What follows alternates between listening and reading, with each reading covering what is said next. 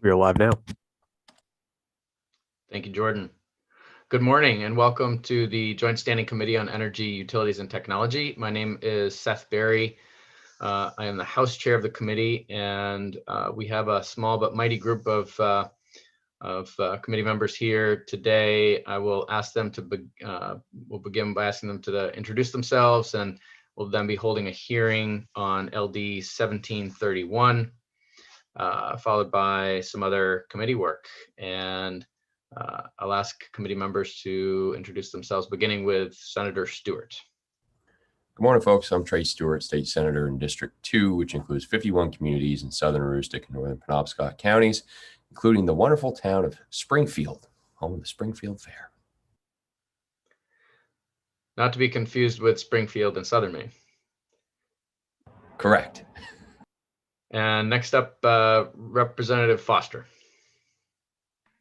Good morning. I'm Steve Foster, representing District 104, which includes the towns of Garland, Charleston, Stetson, Exeter, and Dexter, and looking forward to the Memorial Day celebration and honoring our veterans. Amen. Representative Wood. Good morning. I'm printing out the agenda and it's very loud. I'm Barb Wood, and I'm from House District 38, which is the western end of the peninsula in Portland. Thank you. Representative Ziegler. Good morning, and I should preface this, I'm having a lot of trouble with the internet this morning. You're going in and out, but I'm Representative Paige Ziegler. I represent District 96 in Waldo County, the 7 towns of Belmont, Liberty, Lincolnville, Mountville, Morrill, Palermo, And we'll go next to Representative Cuddy. Good morning. My name is Scott Cuddy. I represent House District 98, which is Winterport, Frankfort, Searsport, and Swanville, and I reside in Winterport. And last but not least, Representative Kessler. Thank you. I am Chris Kessler. I represent District 32, which is part of South Portland and a little smidgen of Cape Elizabeth. And with us, as always, our committee analyst, Deirdre Schneider, when Representative Carlo, truly last and certainly not least. Thank you, Mr. Chair. I am Representative Carlo from House District 16, which is all of Hollis, part of Buxton, and a part of Saco. Good to be with you. Thank you. This may be that kind of day for me, so feel free to prompt me if necessary. I've not had enough coffee. We are going to proceed soon with the hearing on LD 1731, but just want to make sure folks know our committee analyst is Deirdre Schneider, and sometimes she is helped by the other committee analyst, Dan Tartikoff.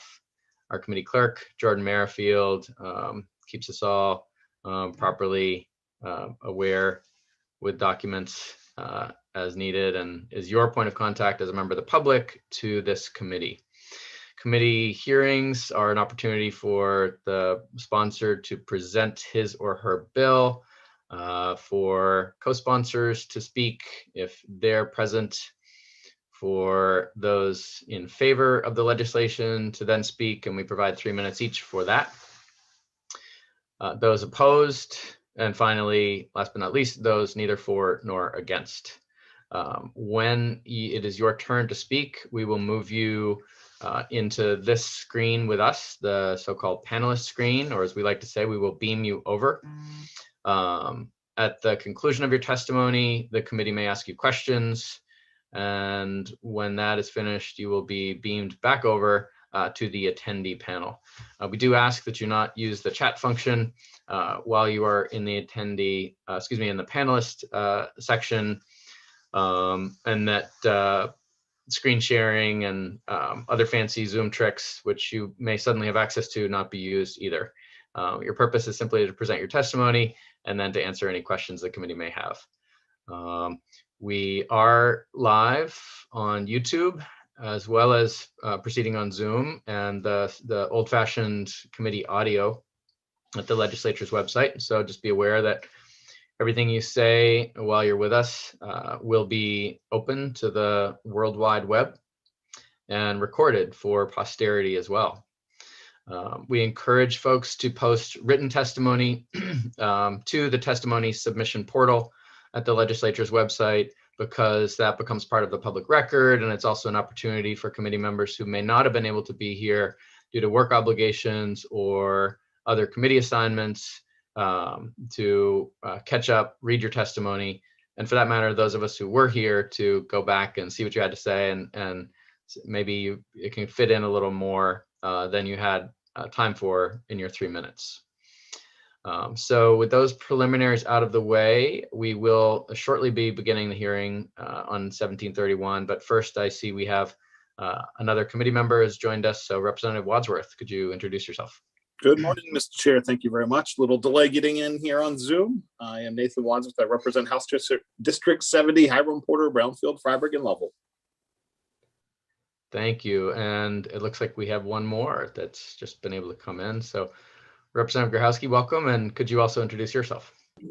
Good morning, all. Happy almost Memorial Day weekend. I am Nicole Grahowski. I'm the state representative for House District 132, the city of Ellsworth, and the town of Trenton. Thank you very much. And I think I neglected to say my own district, which is 55, Bowdoin, Bowdenham, most of Richmond, and Swan Island. So with that, the chair will now open the hearing on LD 1731 regarding the Belgrade Water District. Its sponsor is Representative Daniel Newman, and he's now being beamed over to present his bill. Welcome, Representative Newman, and the floor is yours. Good morning, Mr. Chair. Good morning to the distinguished members of the Joint Standing Committee on Energy, Utilities, and Technology. I'm Dan Newman. I represent District 76, which is Belgrade, Rome, Vienna, Mount Vernon, Fayette, Vienna, and Wayne.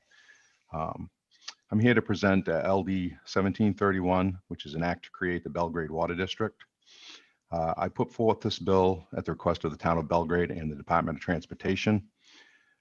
It's part of a pending resolution to salt contamination that has affected the wells of currently 13 residents in our town.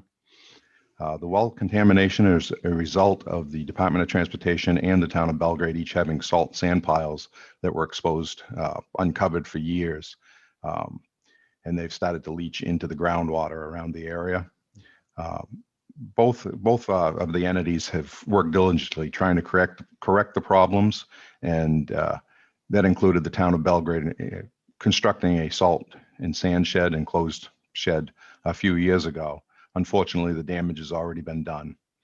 The contamination of these particular wells became apparent back in 2016 while the town and the state were working on another contamination of water wells to the north of this site.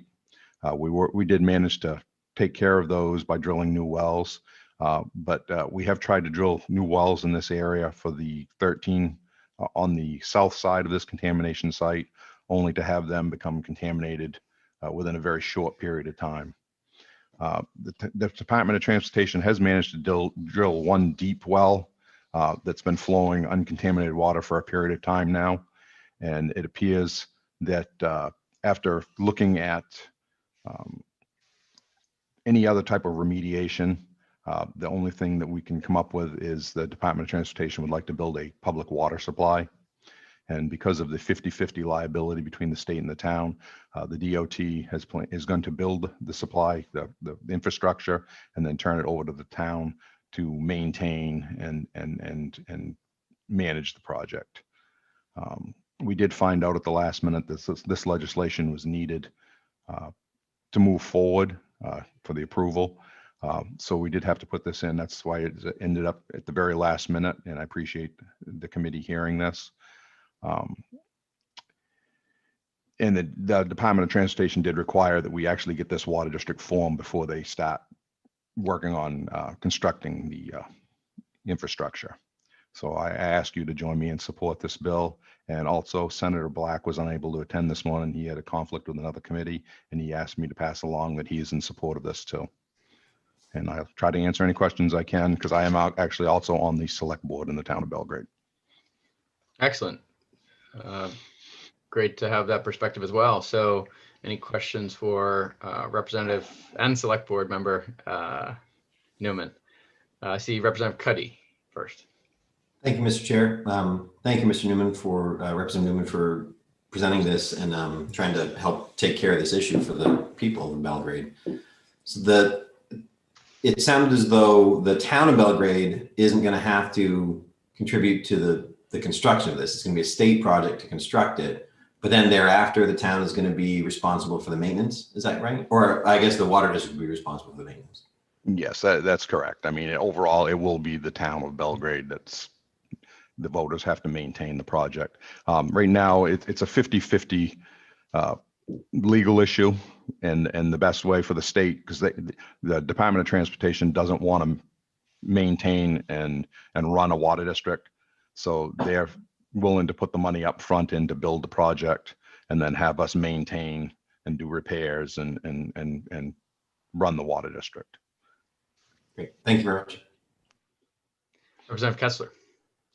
Thank you, Mr. Chair. Good morning, Representative Newman. I was wondering, my first question is, where is the site specifically? Is there like an address that you might be able to tell me that I can punch in on Google Maps? Well, if you can, I don't have the address with me. I know the town manager is going to speak and testify after me. If he can give you the address of the town office is right in the middle of this triangle where all the contamination is. So the town office is also a building that's going to have to be hooked into this water supply, because right now we have an RO water system because the well water was so bad, and it costs you use salt to purify the water, and then you end up dumping the salt back into the ground out of this RO system. So we'd want to get hooked into this also so that we stop dumping salt back into the ground, just adding to the contamination. May I ask a follow-up question? You may. Do you know if there's anybody from the DOT or the DEP to testify today as well that can answer questions? That I do not know. I believe they probably will be. I just found out about this hearing late yesterday afternoon. Okay. So I wasn't even aware. I thought it was going to be next week or like Tuesday. We do have Brian Byrne from the Maine DOT prepared to testify. Okay. All right. Thank you. Great. Seeing no further questions or hands, Representative Newman, thank you very much. No, thank you all very much too. And we'll go next to proponents, those speaking in favor of the bill. We customarily do limit folks to a 3-minute timer, but may have questions for you. And with that, I welcome Anthony Wilson from the town of Belgrade. And the floor is yours. Thank you, Representative Berry and distinguished members of the Joint Standing Committee on Energy, Utilities, and Technology. As Representative Berry said, I am Anthony Wilson, and I am the Belgrade Town Manager, and I very much appreciate the opportunity to speak in support of LD 1731, an act to create the Belgrade Water District. And I wish to make 4 quick points. Number 1, the citizens who have been impacted by this salt well contamination desperately need our help. They've been very patient, they've been very gracious, but they've been dealing with this for 5 years now. So we studied all the possible solutions to this. And in that time, they've suffered from corroded appliances and fixtures. And they are very eager to have potable water again, and we're very eager to be able to provide that to them. Number 2, there is no doubt that this is the best and only solution to remediating this issue. The town of Belgrade, in all frankness, was initially resistant to building a public water supply simply because we did not want to have to incur the ongoing perpetual expense of operating that system. And so we studied the possibility of RO systems for all of these properties. We studied drilling new wells, both shallow and deep. We thought about purchasing the properties, but each one of those solutions was problematic in its own particular way. And so we reached the same conclusion that the DOT had, that the best way to remediate this issue was to build a small public water system. Number 3, we are going to do this right. We've had a very cooperative and collaborative partnership with the DOT as we've studied all the potential solutions. We've relied upon the expertise of the Maine Rural Water Association and the Maine Drinking Water Program, both of which have resolved to be an ongoing resource to us. We studied a nearby water system that is very similar to what we hope to build and operate in the town of Reedfield, and those folks were very helpful to us. And we have at our disposal the resources of the Maine Municipal Association and the town's law firm, Bernstein Schurer, which, as you know, is one of the best law firms in the state. And then lastly, the town of Belgrade supports this proposal. The select board is unanimous in its support for creating a water district and building the water system. We had a citizen committee that studied all the options that I mentioned earlier, and they recommended to the select board that we proceed with building a public water system and having a water district as part of that process. I, as the town manager, am thoroughly convinced this is the only way that we're going to be able to remediate this issue for these folks. And ultimately, our voters will get their chance to have their say in the issue. But we do think that our electorate, our legislative body, will support this proposal. So with that, I respectfully ask for your support to move this effort forward, and obviously happy to answer any questions you may have. Thank you, Mr. Wilson. And there is a question from Representative Foster. Thank you, Mr. Chair, and thank you, Manager Wilson, for being here this morning. I have two questions, if I may. One, how many residents will actually be, or how many, if you will, buildings will actually be a part of this system? And also, what percentage of the town residency does that represent? So this would be a very small system, Representative Foster. Only 13 properties would at least initially be served. Now, we don't know that the salt plume that's in the aquifer might migrate and contaminate other wells. And the DOT does say that this could serve up to 25 residences or properties. But initially it would serve only 13. And as Representative Newman mentioned earlier, one of those would be the town office. And if you want to see where this site is, the town office, as Representative Newman said, is smack dab in the middle of this geographic area. Our address is 990 Augusta Road. And it's a small triangular shape of land that is bounded by Route 27, Route 8 and 11, and Route 135. So with only 13 properties, Representative Foster, that is a very, very small niche of our community, whose population is approximately 3,200 full-time residents. Any follow-up, Representative Foster? Yes, thank you. And Mr. Wilson, approximately how many miles of road frontage would be within this district? I assume that it's not building lot beside building lot that are currently occupied. And obviously in the future, there may be more buildings, but do you have any idea how much road frontage is involved? We are a very rural community. And so with 13 properties that are impacted, this is fairly sparsely populated area. I have not measured the road frontage, but if I had to guess, sir, I would say it's probably less than 2 miles total among those 3 different routes. Thank you. Great. And Representative Kessler. Thank you. Good morning, Mr. Wilson. I'm just personally curious about some of the details. So I'm just looking at the map and the triangle. Are the homes that are affected over on Pinewood Road, and is this like leaching towards the lake, or which homes are directly affected by this? So none of the homes in that Pinewood subdivision are currently impacted. We are allowing for the possibility that some could, and so this water district would include some of the homes on that.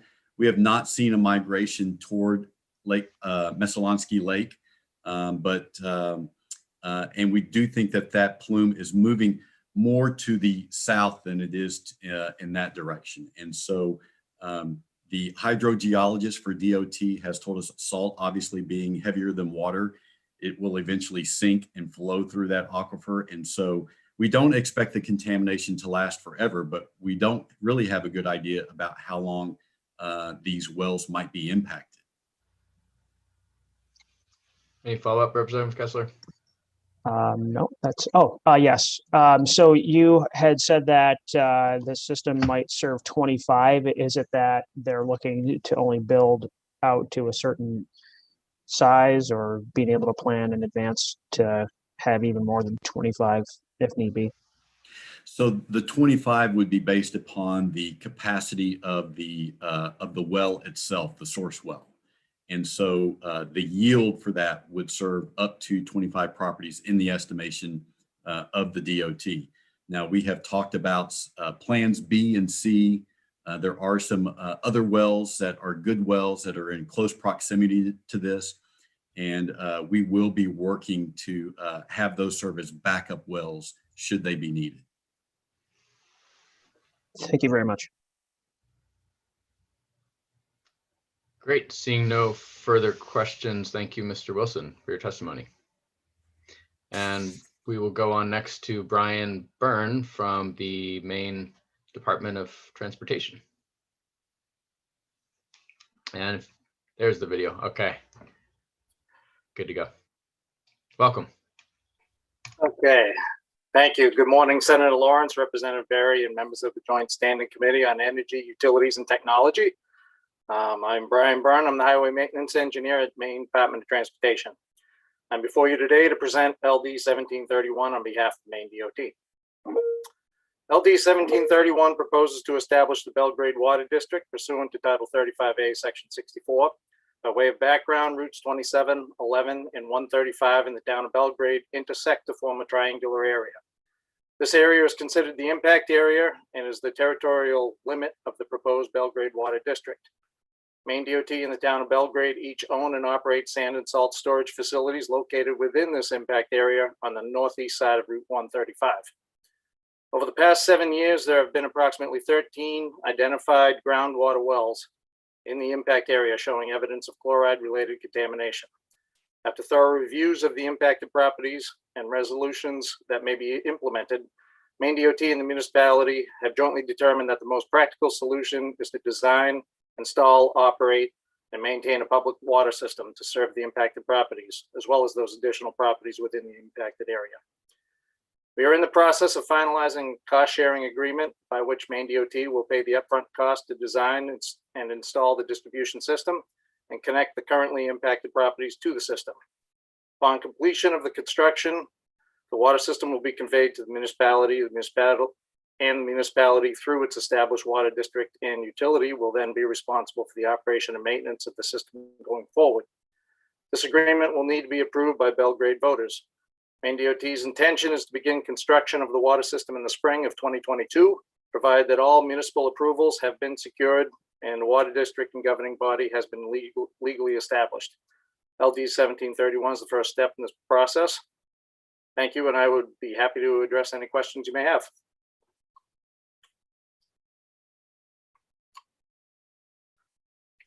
Sorry about that. I was muted. Thank you for your testimony. We'll start with Representative Foster. Thank you, Mr. Chair. Thank you, Mr. Byrne, for being here. I'm wondering if you could tell us if there's an estimate for what the cost of this will be, and also whether it's already included in the DOT budget. Thank you. It is not already included in the budget. And I don't know the cost off the top of my head. I do not have that estimate, but I can get that for you. Any follow-up, Representative Foster? What's that? All right, Representative Kessler, I believe, was next. Thank you, Mr. Chair. Good morning, Mr. Byrne. Just for clarification, is the actual site where the salt is like right next to the town office, or is it that site north of the Pine Grove Cemetery? Where is that exactly? The actual source. So the source was taken to be the location of the two maintenance facilities owned by Maine DOT and by the town. So that was on the north side hold on just a second here. Yeah, that's on the north side of 135. North side of, all right. Northeast side, yeah. May I ask a quick follow-up question? Sure. You may. When did the state realize to cover the sand? Like, how long when did this become a policy statewide that you realize you need to protect the sand and salt? Sure. Salt was used to treat roads. I believe it was starting back in the 30s or 40s, and sand mixed with salt was the primary strategy right up until around the year 2000 for Maine DOT. But it was somewhere in the 90s that states started to really become aware of it in a widespread manner and started to look at different practices. And it was right around the year 2000 that Maine DOT had transferred its entire program to what's called an anti-icing strategy, where the trucks have computers that meter out very specific amounts of salt, and storage started to go indoors with all of the salt at that point. And then we started eliminating the sand salt piles that were outdoors at the time. At this point in time, back when we were spreading sand like that, it was about 150 facilities statewide. Now I think there's maybe less than a dozen statewide where we're still actively looking to build facilities and get those things eliminated. And getting back to the earlier question, the estimated cost is 2.2 million. Thank you. That's helpful. Representative Cuddy. Thank you. And Mr. Byrne, you may not be the right person to answer this, but I'm just curious if once this is constructed and goes in, I mean, we vote this through, there's a referendum, permitting is done, you construct it. Would the town have the ability, as this law is currently constructed, to increase the size of the water district if they so chose down the road?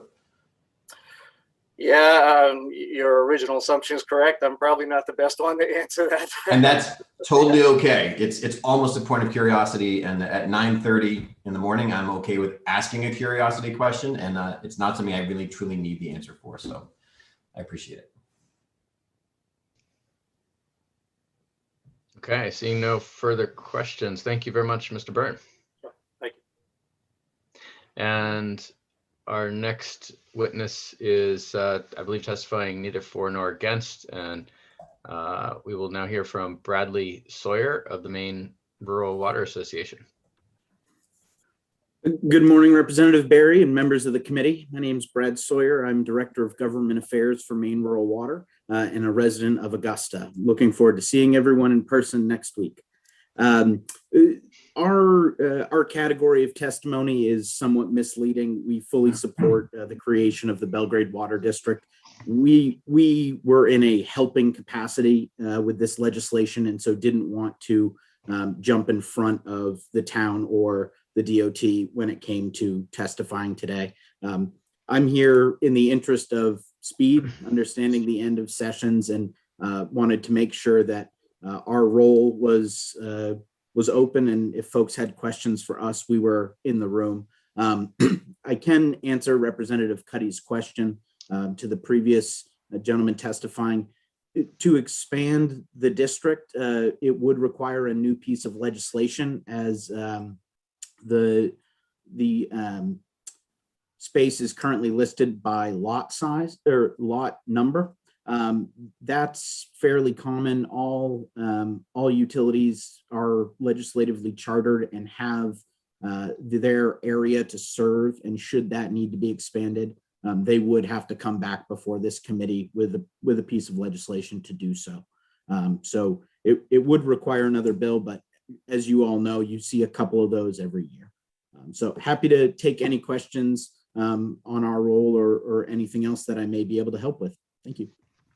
Great, thank you, Mr. Sawyer. And are there questions? Representative Foster.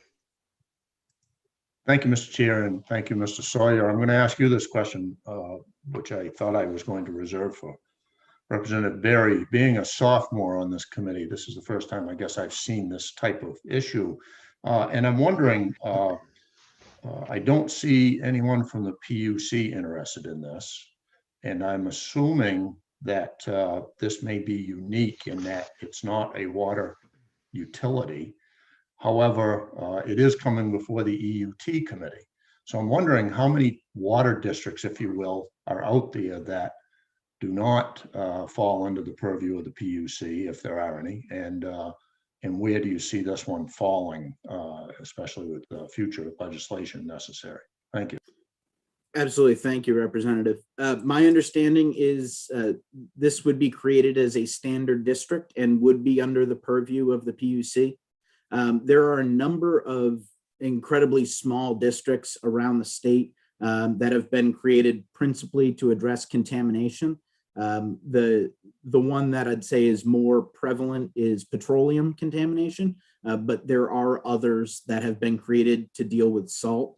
The early 90s saw, I'd say, half or a dozen to 18 or 20 of them created for petroleum, and they are sprinkled around the state. So this would have oversight through the normal channels, and have all the criteria to meet that a standard district does.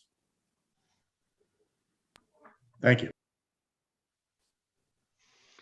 Excellent. Seeing no further questions, thank you, Mr. Sawyer. And I believe that concludes testimony on LD 1731. Jordan, do we have anyone else last minute? Not that I see, no. Unless there's someone in the attendees list.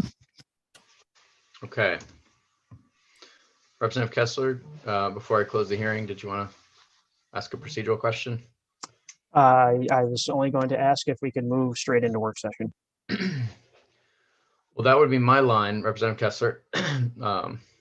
But let me first close the hearing, and the hearing is now officially closed.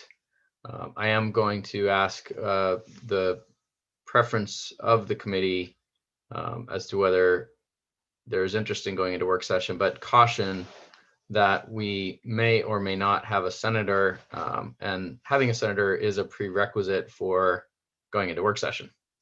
Oh, we do have a senator. Okay, so that piece is settled.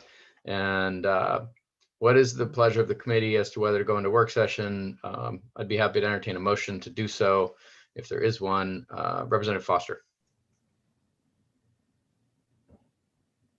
Thank you, Mr. Chair. I would feel comfortable about moving into a work session on this. I thought it's fairly straightforward. However, I do wonder the issue that I just brought up about the PUC not being here. I would take your seniority and your long standing on this committee to ask if you think that there are any issues that we would want to discuss with them. If not, I think I would be comfortable with moving to a work session, but I certainly would like to hear what others have to say. Thank you. Thank you, Representative Foster. So I would be happy to discuss that, perhaps best in a work session, and just to make sure that we're keeping things in the proper order. But I think we can have some substantive discussion, and it also is always possible to table an item during a work session. So why don't we see if there is a motion to go into work session at this time? Representative Cuddy? I would make a motion to go into work session this time to work LD 1731 and act to create the Belgrade Water District. Okay, and is there a second? I'll second. Seconded by Representative Foster. And I'll just ask for a show of hands. All those in favor of moving into work session? And it is unanimous of those present. So we are now in work session on LD 1731. And Representative Foster, I want to ask you to restate your question. Just for the purpose of moving the discussion along, my sense is that this is within reason and would be regulated by the PUC, and that their lack of testimony here today indicates that they are comfortable. However, I do see Representative Mr. Corbin from the PUC who may be able to take a question if you'd like to ask him one. And let me acknowledge Representative Foster first, and then Ms. Schneider. Yes, Mr. Chair. I think if the PUC could speak to this, that would make things very clear to us. Thank you. Great. And while he's coming over, Deirdre. I just wanted to note it isn't uncommon in my experience for the PUC not to comment on the creation of water districts in general. I haven't seen them actually comment a lot on bills that were creating new districts.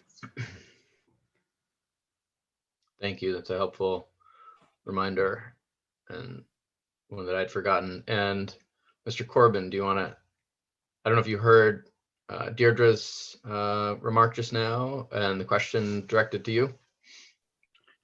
Thank you. Good morning, Representative Berry, Senator Lawrence, members of the committee. Thanks for the question. I have heard the beaming over worked pretty well, and I think I heard what Deirdre said. I also heard you briefly promote me to representative, so thank you. That's correct, that we do not typically tend to comment on creation of districts, and we chose not to testify on this because we in keeping with that, but also because we did not see any particular issues that jumped out at us. And you're correct. I think we would have if we did. That said, I can go back and triple check that if there's time. If not, I think that we stand by our at least initial observation that we had no testimony for this bill. Great, Representative Foster. Thank you, Mr. Chair. Thank you, Mr. Corbin. So would you, is it your opinion that any water district or water utility district in the state of Maine, no matter how small, falls under the PUC's purview? That's a good question. I think under current statute, if they're set up appropriately, if that's the right word, yes, they would. But it's entirely possible that one would be created and placed under some other jurisdiction, I guess, and I could do a little research and double check, but I think by and large, for the most part, if not entirely, that's correct. I think Ms. Schneider can also shed a little light here. Deirdre? Yeah, I mean, the language within the bill specifically specifies that it's a standard water district and refers to the standard water district statutory provisions. And so that in itself would make it subject to whatever regulations a standard water district, regardless of the size, because it's a standard water district. So if there's 3 people or 50 or 500 people, it would be regulated by the PUC under those terms. Thank you. Any further questions for Mr. Corbin? All right, seeing none, we will beam him back over. Thank you for joining us and being available. And Ms. Schneider? I do have just 2 quick things I would want to point out before you go further. It's not problematic that it couldn't be enacted like this, but it is odd for the territorial limits to be using the tax maps as a description. Usually there's meets and bounds and things of that nature. So, I mean, it may say that if those things change in the future, they will have to come in to change their district territorial limits if those numbers and lots change and it doesn't actually reflect the district boundaries. I don't think you couldn't go forward with it, but it's just something that's a little bit different and may require more amendments in the future. And I would just second what Mr. Bradley said to Representative Cuddy's question. They could expand the district boundaries by changing those territorial limits within their charter. And then the last piece that may be something to consider, and again, I don't think this stops it from going forward, but I do think there might be additional legislation needed in order for the DOT to transfer the district over to the municipality, because usually a state can't just take over a state created water district. And so there may be, once that process is in place, additional legislation needed to sort of effectuate that transfer of the district property to the municipality in order to run it. Got it. Representative Grochowski.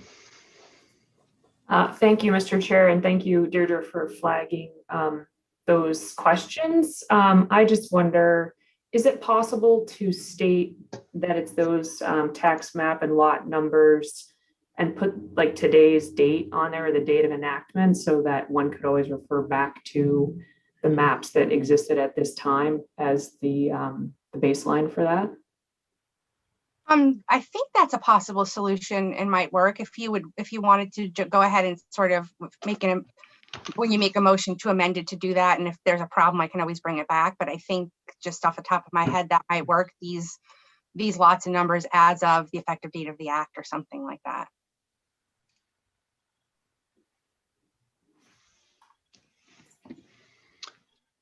and I seem to have a computer issue. Can folks hear me? Yep. Great. And I do have my hand up if you're frozen. Thank you. Representative Cuddy. Thank you. Along the same lines of Representative Grahowski's question, Deirdre, would it make sense for us to put something into the record to demonstrate that when the committee voted on this, we understood that that was the intent down the road, so that when the next piece of necessary legislation for the state to transfer, like, we don't want to try to put that legislation in place today, but I do want to have some, I'd like it if there was something in the legislation or the record that would indicate to a future EUT that we did intend for them to be able to transfer this. We just didn't put it in the legislation. Ms. Schneider? Yeah, I'm trying to like think about that, because this is technically, the legislation is a private special law, which is the district charter, and not necessarily on the books in the same manner like a, you know, an act would be in statute. I can check on that, and if it's, you can sort of include that concept if you make a motion, and I'll think about it some more, maybe like run it by some other folks just to get, I don't want to say no, but I don't want to say yes either. Or, I mean, you can't bind a future legislature either. So it's just sort of an intent piece and a flowery piece to sort of say, we think this is great, but it doesn't necessarily preclude that process from still going forward and requiring a vote of the legislature in a future time to effectuate that transfer. So that's kind of on the fly, my guess. Yeah, I'm just thinking, you know, half of us will probably be term limited out by the time the transfer actually needs to take place, and I would like to make sure that those people, whoever they are, know that we thought this was a good idea at the time. I wonder if there's something that we could put in like just the emergency preamble itself to express something like that, since it's descriptive and it just gives a notice that we could maybe adjust that in some way to say, and, you know, whereas this would need to be built and transferred in the legislature, it's something, because that's usually sort of the area where you can have a lot of flexibility to be a little bit more creative. That might be an option too, but like I said, it would just be more of a, like, we think this is great, but doesn't mean that that's gonna change or influence the decision of a future legislature. Representative Cuddy? Any further comment? Or? I think that sounds good. I mean, if we can, I would like to have something like that included in the motion, and then at language review, we can look at it and make sure that we're comfortable. Great. Any further discussion or a motion? Representative Kessler. I would like to motion to pass as amended with 2 amendments that I just discussed. It's been moved ought to pass as amended with the 2 amendments just discussed, one from as discussed by Representative Grahowski, another by Representative Cuddy. And is there a second? Seconded by Representative Cuddy and Representative Foster. And is there any further discussion before we go to a vote? Okay, seeing none, we will ask the committee clerk to call the roll. Jordan. All right, so the motion was ought to pass as amended for LD 1731. And I just beamed Senator Lawrence over, but if Senator Lawrence is there, he's up first. Senator Lawrence.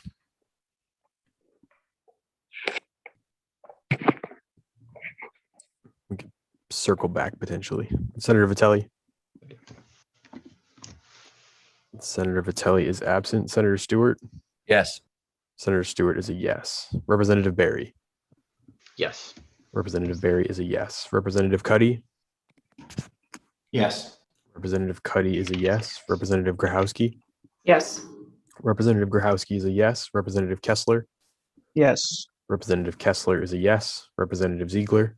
Yes. Representative Ziegler is a yes. Representative Wood. Representative Wood. Representative Wood is absent. Representative Wadsworth. Yes. Representative Wadsworth is a yes. Representative Grignan. Representative Grignan is absent. Representative Foster. Yes. Representative Foster is a yes. And Representative Carlo. Yes. Representative Carlo is a yes. It looks like Senator Lawrence has dropped off the call, so I will mark him as absent for this vote. And that is 9 in favor with none opposed and 4 absences. Excellent. So the motion prevails. Those who have not yet voted will be voting shortly electronically, and that will conclude the work session on LD 1731. We have a number of other bills before us that we need to take care of before our committee work has concluded, and we hope to take up as many bills as possible today. There are some bills that I think there may be interest in carrying over, and we'd like to vote on as many items as possible substantively as well. I think what we'll do now is hear from Ms. Schneider regarding bills that may be ready to present with respect to analyses and or language reviews. We will then just take a 15-minute break and come back to commence some of that work. Okay. So present analysis on, I mean, I have done one on 101, which we never voted. I have an analysis completed on 1619, which also relates to offshore wind. Yep. I have one on LD 1708, the Consumer Power Company. Great. I believe I did one on 1682. I'd have to go back and check. Other than that, because it was unclear what we would be taking up or not taking up, or what you might be carrying over and killing, I don't know if I have analysis for much other of those pieces, but I think are in a position for most bills to at least be able to provide a summary and help the committee with those questions. Perfect, thank you. And are there language reviews that you or Dan would like to get out of the way right now before we go? I have one that I can do right now. Dan has just finished up an ENR. He just messaged me and may be on in a little bit, so I can start mine. And if he's here, he can do his. Let me just let him know that. That's great. All right. So, and let me just send out the email with the language. So my language review is for LD 1666. It's actually not a language review because you voted on the amendment at the work session, but I do have the fiscal note for that. I'll pull that up here. Hold on one second. And you should have gotten that in your email just now. And so this bill, as a reminder, was regarding the statewide multi-use online data platform. It's Representative Kessler's bill. It is a divided report. It replaced the bill, change it into a resolve, and requires the PUC to issue a request for information on the feasibility of a data platform. Again, this language was all distributed within the amendment when the committee voted on the bill. So the only thing new for your knowledge today is there's a fiscal note, and it's a minor cost increase from other special revenues. And basically the cost for the PUC to do this request for information is anticipated to be minor and can be absorbed within existing budgeted resources. So that one is all set to go if the committee is fine with it, and if there's no questions on that. Great. Any questions for Deirdre about that?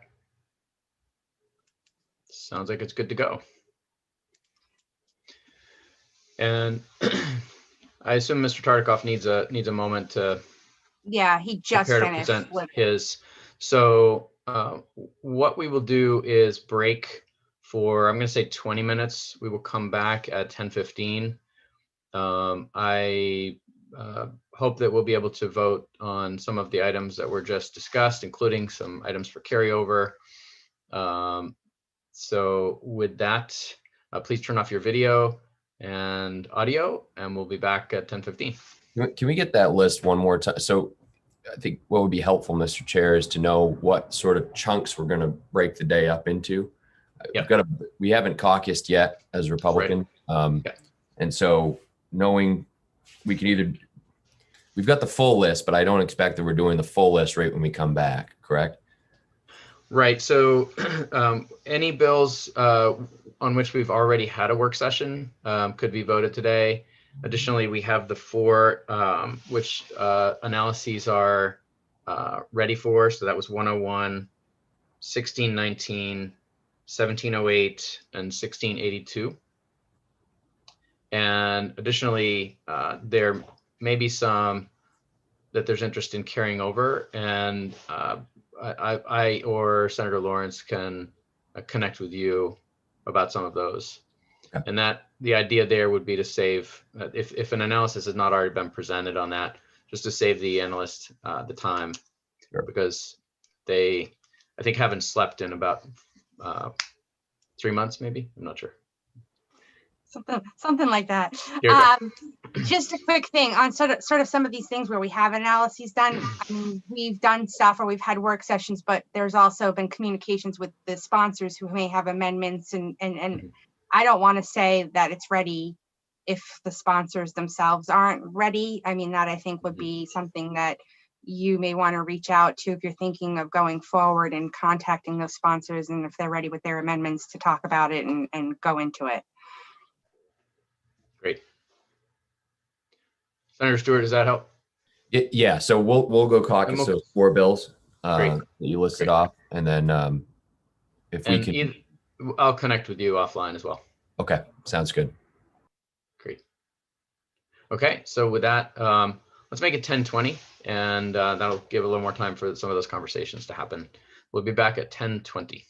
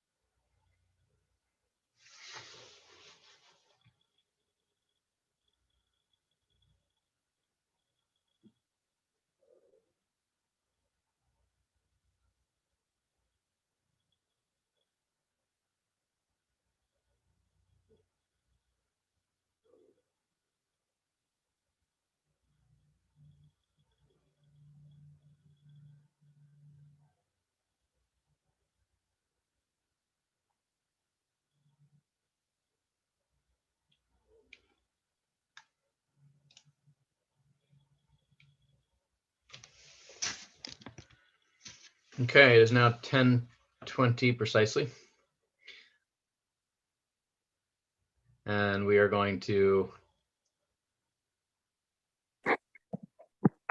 proceed with some additional work. We have 1, 2, 3, 4, 5, 6. And I think people will trickle back in as we go here. There have been some discussions among chairs and leads and caucuses, and where we expect to go in the next hour or so is as follows. We will be voting a number of bills as carryover requests to add to the list for the presiding officers. We then have a language review or two with Mr. Tartikoff. I'll be asking for a slight amendment to the amendment on the single poll administrator bill. We'll take that up as well. And we'll then proceed to some more substantive work on the green bank or accelerator bill. The two bills, I should say, Representative Ziegler's and Senator Carney's. And we may then, if there's time, get to an additional work session specifically on LD 1682. I think that's probably what we will do before lunch, but we're going to see what we can accomplish, and who knows, maybe we can do even more than that.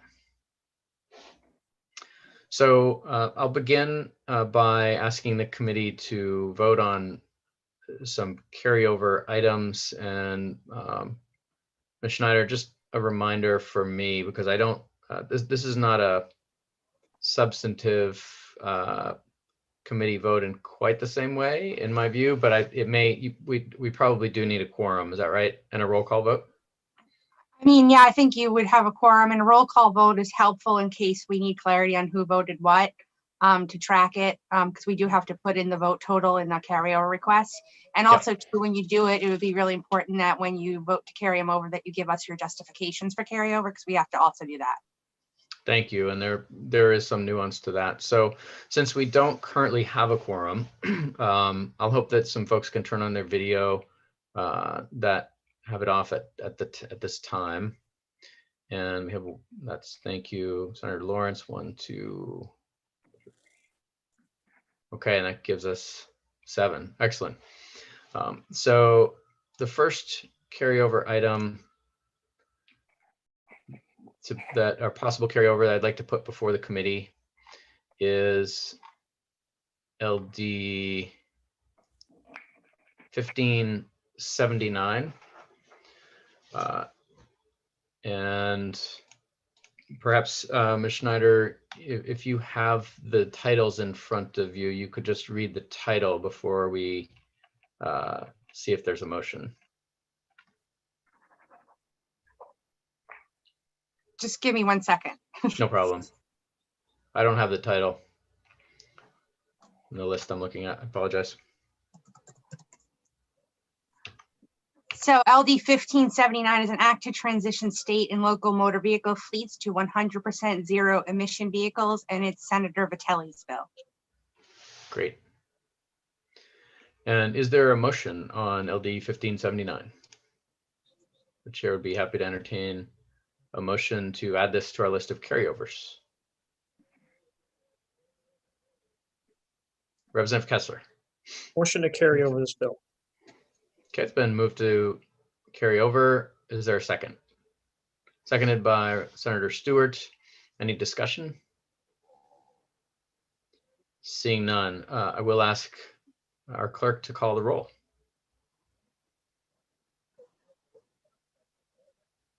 All right, so there was a motion to carry over LD 1579, and we'll start with Senator Lawrence.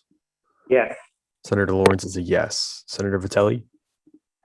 Yes. Senator Vitelli is a yes. Senator Stewart? Yes. Senator Stewart is a yes. Representative Barry? Yes. Representative Barry is a yes. Representative Cuddy? Yes.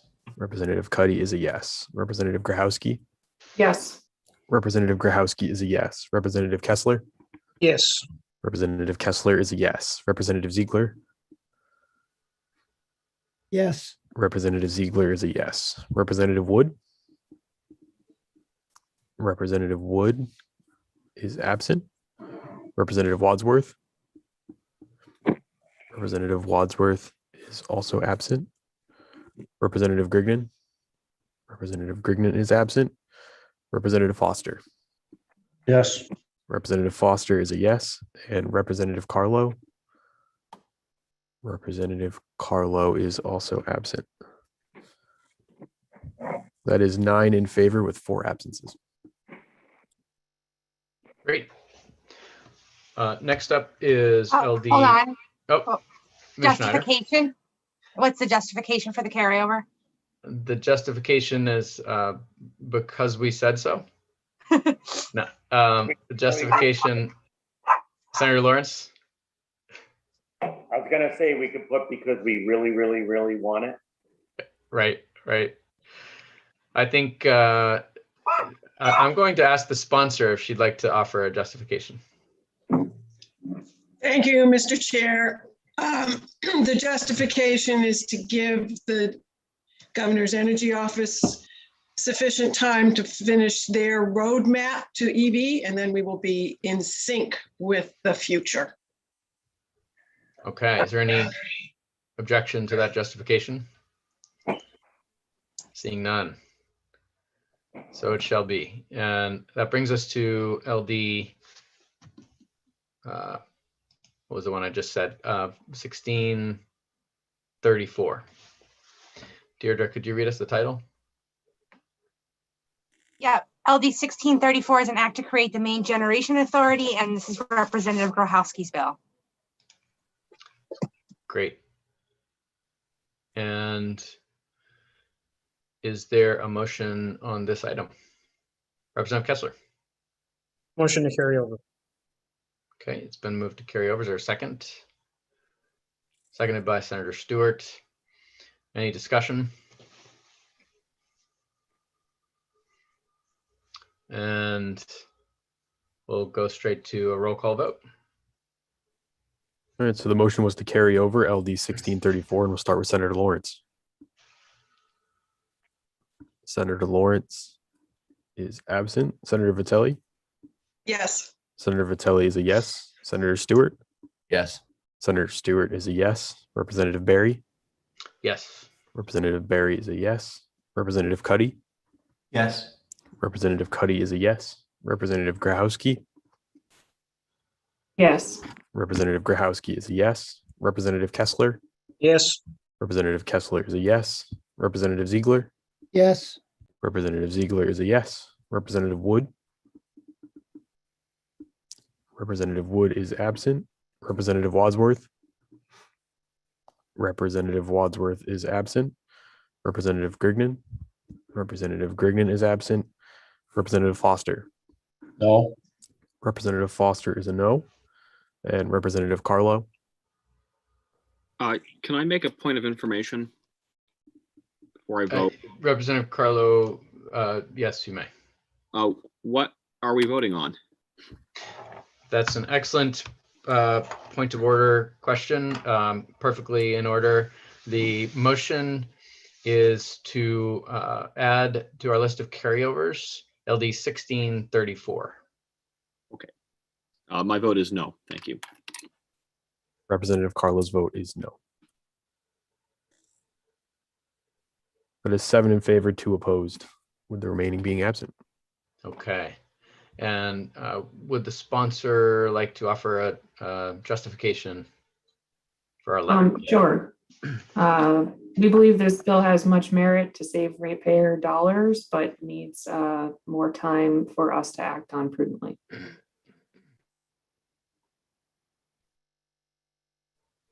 Great. Ms. Schneider, does that satisfy? Okay. We will next go on to take up LD 1202. And This is an act to establish a wood-fired combined heat and power program, and this is Representative Wadsworth's bill. Great. And Representative Wadsworth is not with us. It's my understanding that he does prefer that it be carried over. If the committee is not prepared to pass it at this time, I think the committee is not prepared to pass it at this time. So is there a motion on LD 1202? Representative Kessler. Motion to carry over. It's been moved to carry over. Is there a second? Seconded by Senator Stewart. Any discussion? Seeing none, we'll go to a vote. The motion is to carry over LD 1202. I will start with Senator Lawrence. Yeah. Senator Lawrence, could you turn your video on, perhaps? I thought it was on. There it is. Sorry. Senator Lawrence is a yes. Senator Vitelli. Yes. Senator Vitelli is a yes. Senator Stewart. Yes. Senator Stewart is a yes. Representative Barry. Yes. Representative Barry is a yes. Representative Cuddy. Yes. Representative Cuddy is a yes. Representative Grahowski. Yes. Representative Grahowski is a yes. Representative Kessler. Yep. Representative Kessler is a yes. Representative Ziegler. Yes. Representative Ziegler is a yes. Representative Wood.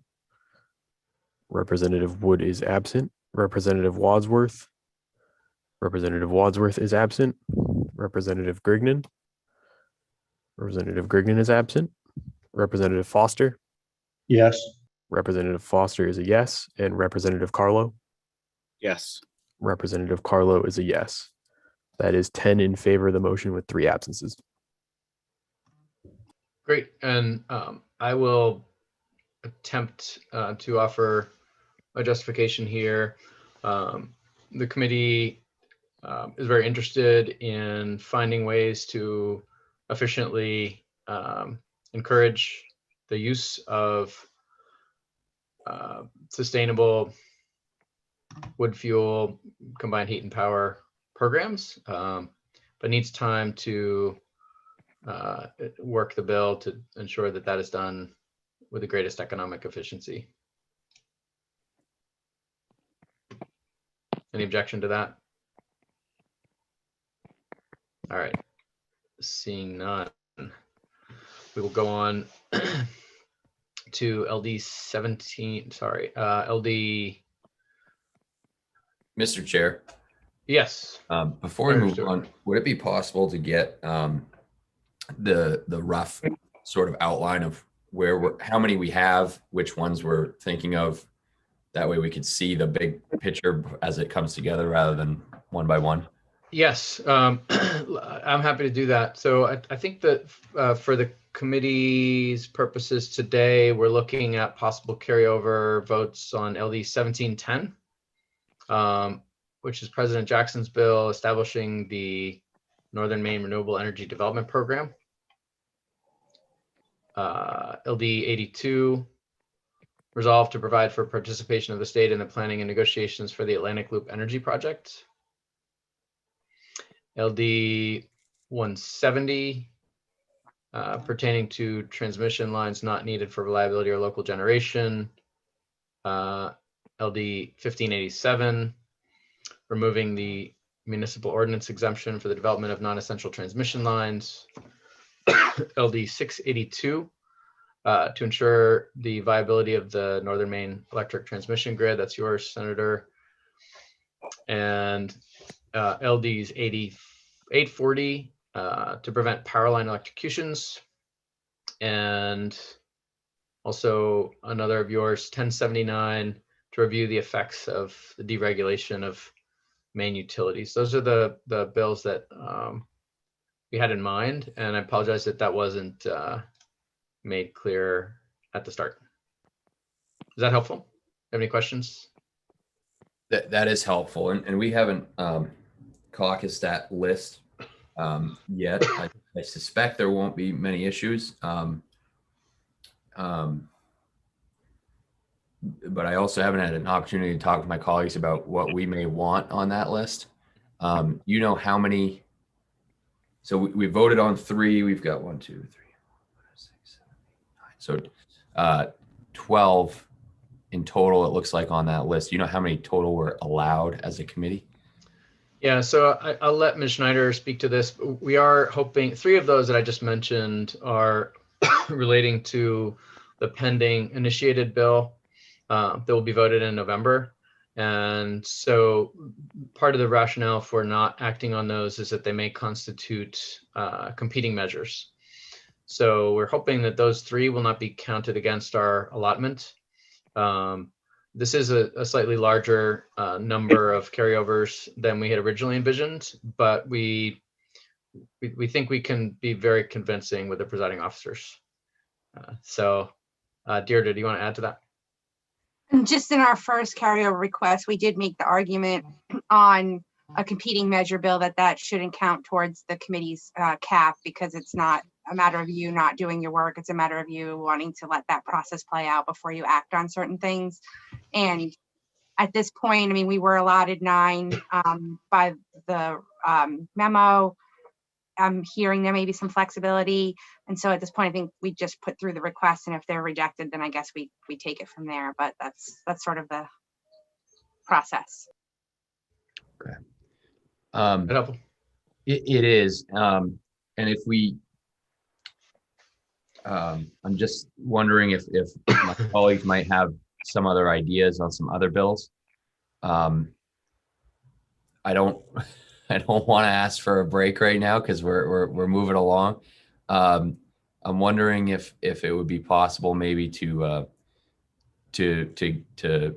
maybe get through this list and then revisit carryovers generally after lunch, if that would be possible.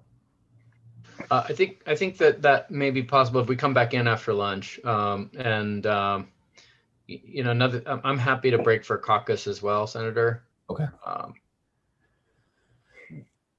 How about this? Would you like to stop work on the carryovers at this time, and we could come back after the language review that we're about to have? Sure, that would be fine. Okay. Yep. I just need to check that Mr. Tartikoff is available for that. Senator Lawrence. Yeah, I just wanted to say, to remind Senator Stewart, we have net energy billing at 1. So coming back after lunch may not be an option. And with respect to carryovers, I can only speak for my end of the chamber, but the winds look very good to be at our back on getting what we want on carryovers. Okay, that is helpful. So is the plan after net energy billing, we're sort of done for the day and we'll come back for whatever's left at that point, at some point next week? I think it depends upon what the committee feels, and if we have something we can do after net energy billing. My expectation, net energy billing is going to last about an hour to maybe 2 hours. So I guess I'd ask Seth to maybe poll people right now and see if who wants to come back after 3 if we have something concrete to do. And I'll speak for myself in saying that I think we do have some additional work that we could accomplish today, and I think it would be great if we could try to make that happen. But I will be polling members on our side just to see who's available at 3 or later. So. And Seth, have you kind of advised people that Tuesday is looking more and more like a work day for us? Yep. And okay. I think that's been made clear, but if not, it was just repeated. And potentially Friday, just so you know, we have a lot to do. That's right. And we would just need to get permission. Obviously, it'll probably be fine, but we haven't sought that permission yet. So that would have to go in today as well. Okay. That's right. And I think Senator Lawrence is exactly right. The presiding officers, I think it seems like on both sides understand this committee has a lot of incredibly complex, important, and intertwining proposals before it. And for that reason, may need some additional carryover allotments. Representative Foster. Yeah, thank you, Mr. Chair. So a question for you. If we continue with this process that we're in right now, and then our caucus should find that we have bills that were not on this list that we would want to carry over, is it possible to revisit carryovers or the votes on carryovers if there were a substitution necessary to get what few bills we might have missed on the list? I think so, Senator Lawrence. Yeah, and I'll just say, Representative Foster, I'd be very amenable to that, and I'd be very amenable to working with your side to carry over what you guys want to carry over. You've been very generous to us in what we wanted to carry over, and I think the realization is for this year, this committee just has too many huge subjects that are consuming our time to try to reasonably think we can do a good job on a lot of things. So if there are things that your side wants to carry over, I'd be very open and supportive of that. Yep, I think for the most part, I feel the same way. So we will go now to the language review that Mr. Tartikoff has available. And then we'll come back to the carryovers just to provide a little more time to check. And Mr. Tartikoff. So I sent some out just a minute ago, but I'll screen share. So the first one is LD 487. This is an act regarding certain employees of and to allow supplemental funding for the public advocate. This was an OPA bill.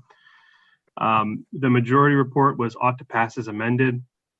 We've talked about this quite a bit. The changes were to add a filing fee to OPA for a reorganization that is 3/100% of the total transaction value of the reorganization, and then also to increase for the high voltage transmission lines the fee for OPA from 2/100% to 3/100%. The fiscal note is a potential future biennium revenue increase, other special revenue funds at the OPA.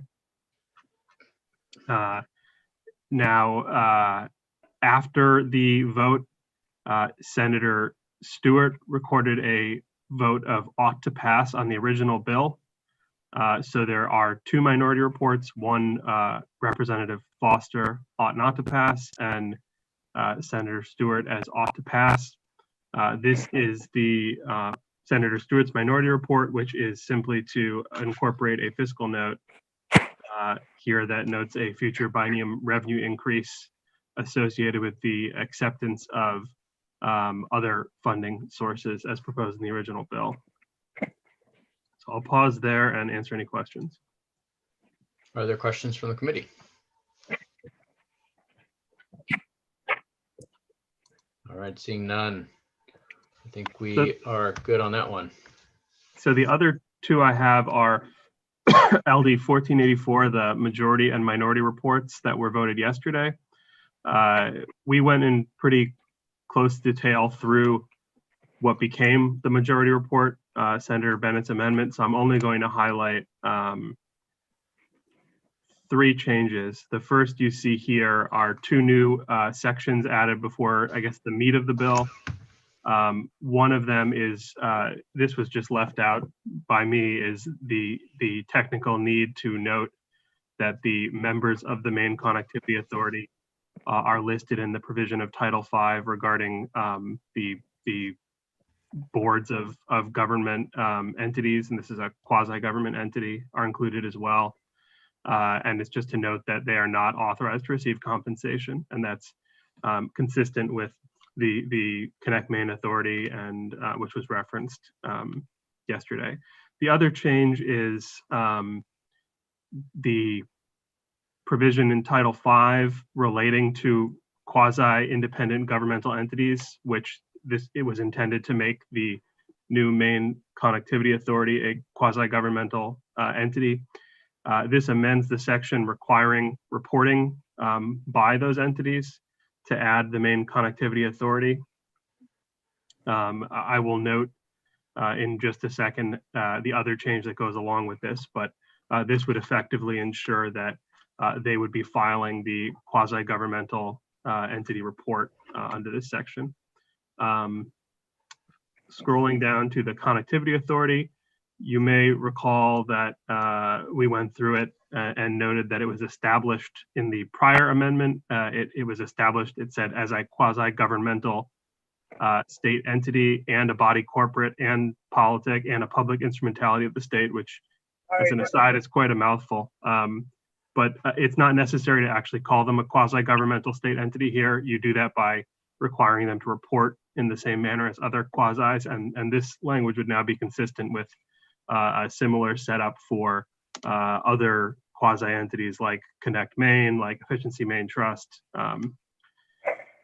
The other changes right here, this was changes to better flesh out the 7 voting members appointed by the governor that would be that would constitute this new Maine Connectivity Authority, consistent with Commissioner Johnson's description.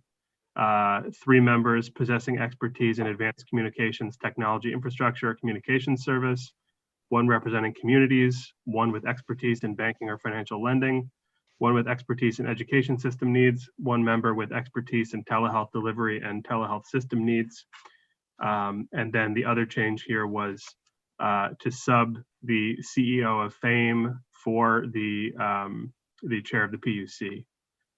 So the rest of this is, I believe, unchanged, and this still needs to go through processing, but this is more of an FYI. There was a minority report, which we didn't have language on, and I followed up with the members on that report conceptually, and here's what I came up with. I ended up sort of crowdsourcing in my office how to figure out how people are figuring out how to get workarounds to the fact that we don't yet have the ARPA funds. And interestingly, well, interesting to me at least, is you cannot appropriate money that you don't have, but you can allocate money that you don't have. And so that is the workaround here. So this essentially directs the legislature to allocate to the Municipal Gigabit Broadband Network Access Fund, which is where Connect Maine makes grants out of, a maximum of $150 million in funding derived from the American Rescue Plan Act, to the extent those funds are eligible for the purposes of that fund. And then the second section here basically gives Connect Maine blanket authority to expend those funds to provide grants and engage in any other activities designed to expand broadband infrastructure and broadband access in rural areas of the state that are unserved or underserved, to be identified by the Connect Maine Authority. So that's the workaround I came up with. I can answer any questions about either of those reports. Great. Any questions? Representative Foster. Yes, thank you, Mr. Chair. Dan, I think you got rid of that just before I had a chance to catch it, but did I see that you changed the title of the bill on the amended, I mean, on the minority report? Yes, so it is probably better framed as a resolve, since this is a one-time designation of funding, and it didn't seem necessary to put that in statute, and so I changed it into a resolve. And I changed it to be a little clearer. I mean, if you have a different suggestion for a title, I'm all ears. This was just a placeholder, really. No, I'm fine with that. I was just paying attention to the language below it and missed the title, so that's okay. Fine.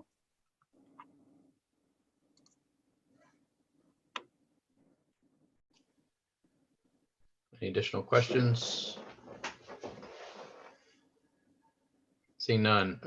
Dan, are there other reviews? That's all I have right now. Okay, great. So I think just to save time for stakeholders, especially those who've been listening in, hoping for us to move on some of the substantive bills, I'm going to just move the carryovers to after we work the bills that I mentioned. And Deirdre, that will mean that we give you a little bit of a break right now and ask you to come back for those carryover lists a little bit later. So we'll continue with Dan and move into work session on the accelerator bill, which is Representative Ziegler's. And I don't have the LD number in front of me. Maybe someone can. 1659. Thank you, 1659. So, Dan, I believe you've already presented your analysis on this. Is that right? I didn't have one. Okay. We do have an amendment. I believe the sponsor has an amendment to present today. Representative Ziegler, is that right? That's correct. And Dan, you have those amendments, correct? Were you good with, did you review the last draft I sent you? Yes. Yes, I am. Okay. Great. So Representative Ziegler, would you prefer to go over the amendment yourself, or to ask Mr. Tartikoff to do it? I think Dan's a much better presenter than I'll ever be. Okay, so Mr. Tartikoff, could you walk us through the amendment? Sure. So I just sent it to you, but I'm sharing it now, obviously. One of the changes in the amendment is to remove as a qualified project, an eligible project for funding under the accelerator, climate resilient infrastructure projects. And then the first change you saw here was a deletion of that definition. Then there are a number of changes made, other changes made to the definition of qualified projects that are eligible for financing and investment from the accelerator. There's a change made to small scale hydropower projects to require that the project provide 95% or greater efficiency for upstream and downstream passage for diadromous fish species present downstream of the project. There is a change to the description of essentially biomass and anaerobic digestion. This is consistent with how those are described in, I think in 3210 in the renewables provision of 35A. There is a consultation authorization for agriculture projects that reduce net greenhouse gas emissions. The accelerator may consult with the Department of Agriculture, Conservation and Forestry. And then there's that deletion of climate resilient infrastructure projects. And then there is a clarification in a later funding provision in the accelerator bill regarding the payment of prevailing wages to construction workers. And this simply clarifies that, as it was in the bill, any project exceeding $100,000 in total cost that the accelerator finances, those prevailing wage requirements are only required for work done on those portions of the project that are funded by the accelerator. So essentially, if it's a larger project that's only partially funded, the prevailing wage requirement only applies to those portions of the project that the accelerator funds. I can stop my share now, and I guess I would just also add, had I prepared an analysis for this, I would have noted that there are a number of, I guess I would almost call them structural technical issues with the bill. You know, for example, there are some substantive provisions that are included in the definitions, which is not something that we would normally want. And so there's a couple of technical changes that I would recommend that I could bring back for language review. If everyone's okay with that, the intent would obviously not be to affect the substance, but just to have the law flow and read a little better.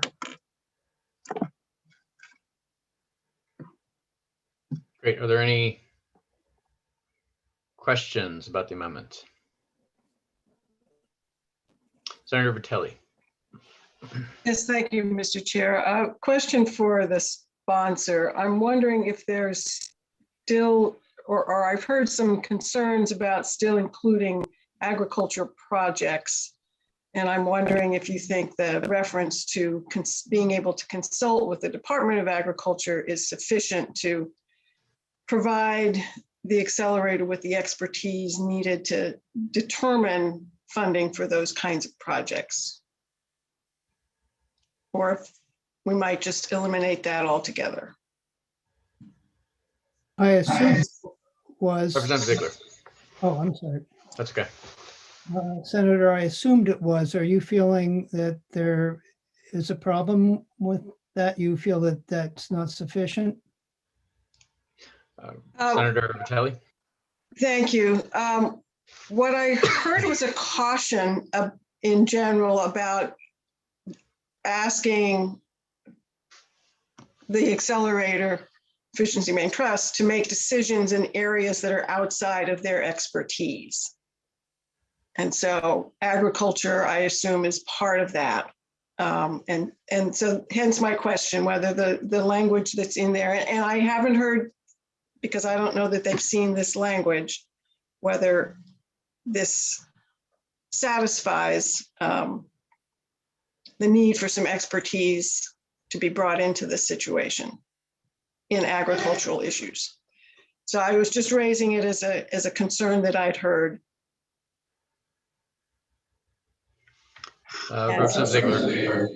Michael Stoddard, I assume he's available. Should we ask him if he feels that's sufficient? Sure, I believe he's available, and I'll ask if Jordan can double check and bring him over if he is. Mr. Stoddard, welcome. Did you hear the question or the discussion? I did. And can you comment? Yeah, it's a great question, and spot on, consideration that I think should be made whenever you all are considering these kinds of assignments. I can tell you that if this assignment is given to us, we will pay particular attention to consultation with issue experts if it's an issue that's outside our normal comfort zone. And so I would, I would imagine that we would work to do that, but it's a fair observation that this is not agriculture is not something that we have expertise in currently. So it's a little bit speculative to imagine what the process would be like for providing financing that where you're asking somebody, like if you would go to a bank and ask for a loan for something, you need to be able to present them with the case for why the thing you're borrowing the money for is something that's going to be a good investment. And that puts us in a pretty awkward position right now at the trust as we're currently configured, because you're asking us about a subject that we wouldn't have expertise in. So I do think it would be cleaner. The place where we feel on solid ground is on energy matters. That won't surprise you. And that's what almost everything is that's in this bill, but not everything. And so personally, I'd feel more comfortable if this wasn't in it. Then I would know that I could say to you, we have good confidence that we would be able to do a strong, competent job. We'd have the expertise to, we'd know the right questions to ask. We'd know the right experts to work with. I think we could make it work, but I'd feel more comfortable if we had a cleaner assignment and the scope of work was consistent with what we currently do. Representative Ziegler, what do you think? You have a comment? Well, I really want to make sure that I have Efficiency Maine's support in this. And if they're feeling uncomfortable with that particular language, at this point, I I would like to go with what they would like. That said, as any bill going forward, that maybe we can, resolve this in the future. So I assume that the senator is adding this as a friendly amendment.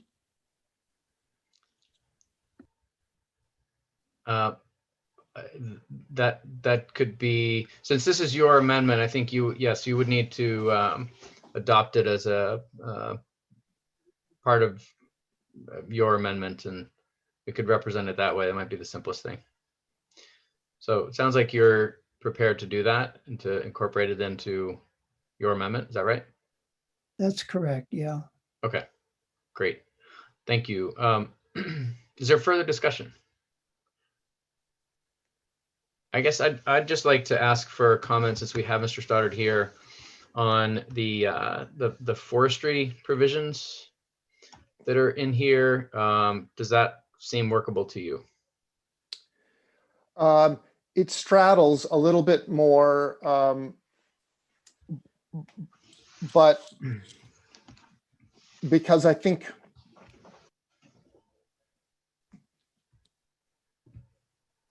as I read the bill, it's looking for greenhouse gas reductions.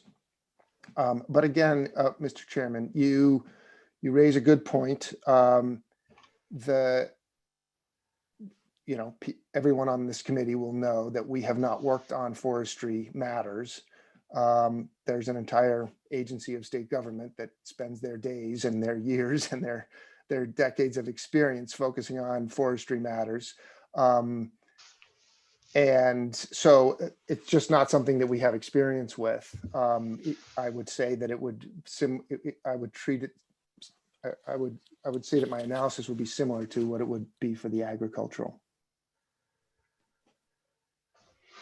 You'd have a similar concern there. Okay. Representative Foster.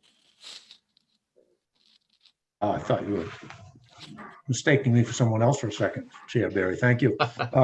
Mr. Stoddard, thank you. I think I raised this question or this subject matter with you. I don't remember if it was this bill or another one, but I believe you told us that your group has had to deal with requirements in the past dealing with prevailing wage. I'm wondering if you could explain how you determine what the prevailing wage is. Thank you. Well, it's been about a decade since I remember dealing with this, which this provision applied to all of the federal funds that we received back in the ARRA, federal stimulus from 2009, 10, 11. And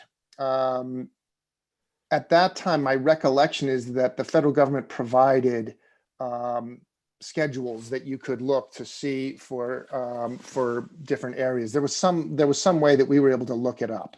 I don't remember what the source was, but we then required for the project to which it was applicable, we required that they make a demonstration. They had to fill out a form and sign something indicating, and I think we even had to look at wage schedules of who was on, it was on the invoices. So it was laborious, but we had a paper trail that we used to cross check the wage with what the prevailing wage in the area was. Is that helpful? Representative Foster, no further questions. Representative Ziegler.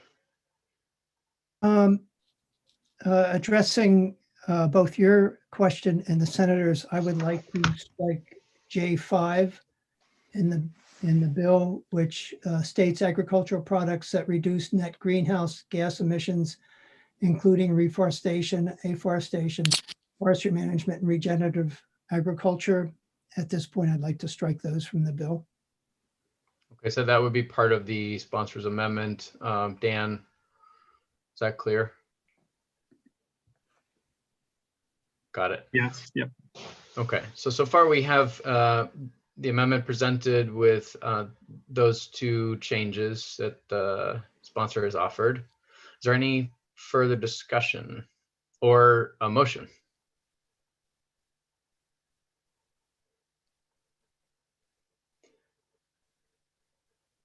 And we do not, what we have is an amendment. There has been no motion made. If you want to support the sponsor's amendment, the motion will be ought to pass as amended. Other motions are also in order at this time. Representative Grochowski. Thank you. I would like to move ought to pass as amended. Okay, it's been moved ought to pass as amended, and I see a second from Senator Vitelli. Any further discussion? All right, seeing none, we'll ask the committee clerk to call the roll. The motion was ought to pass as amended for LD 1659. Start with Senator Lawrence. Senator Lawrence is absent. Start my video. Oh, sorry. Senator Lawrence. Senator Lawrence. Does he need help to, are you able to start his video, Jordan? I can ask him to start it, but I do believe he's also He has to do it. Okay. on the road. I thought maybe you could as host. So, yep, let's call him absent for now. Senator Lawrence is absent. Senator Vitelli. Yes. Senator Vitelli is a yes. Senator Stewart. No. Senator Stewart is a no. Representative Barry. Yes. Representative Barry is a yes. Representative Cuddy. Yes. Representative Cuddy is a yes. Representative Grochowski. Yes. Representative Grochowski is a yes. Representative Kessler. Yes. I'm sorry. Representative Kessler is a yes. Representative Ziegler. Yes. Representative Ziegler is a yes. Representative Wood. Yes. Representative Wood is a yes. Representative Wadsworth. Representative Wadsworth is absent. Representative Grignan. Representative Grignan is absent. Representative Foster. No. Representative Foster is a no. And Representative Carlo. No. Representative Carlo is a no. Is there a motion to go along with the opposition? Ought not to pass.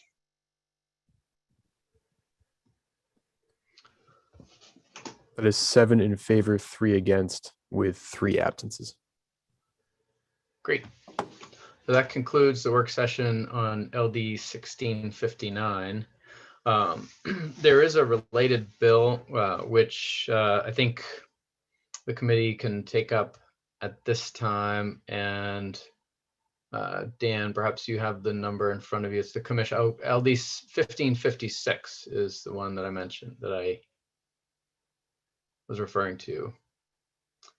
So LD 1556 is now before the committee for work session.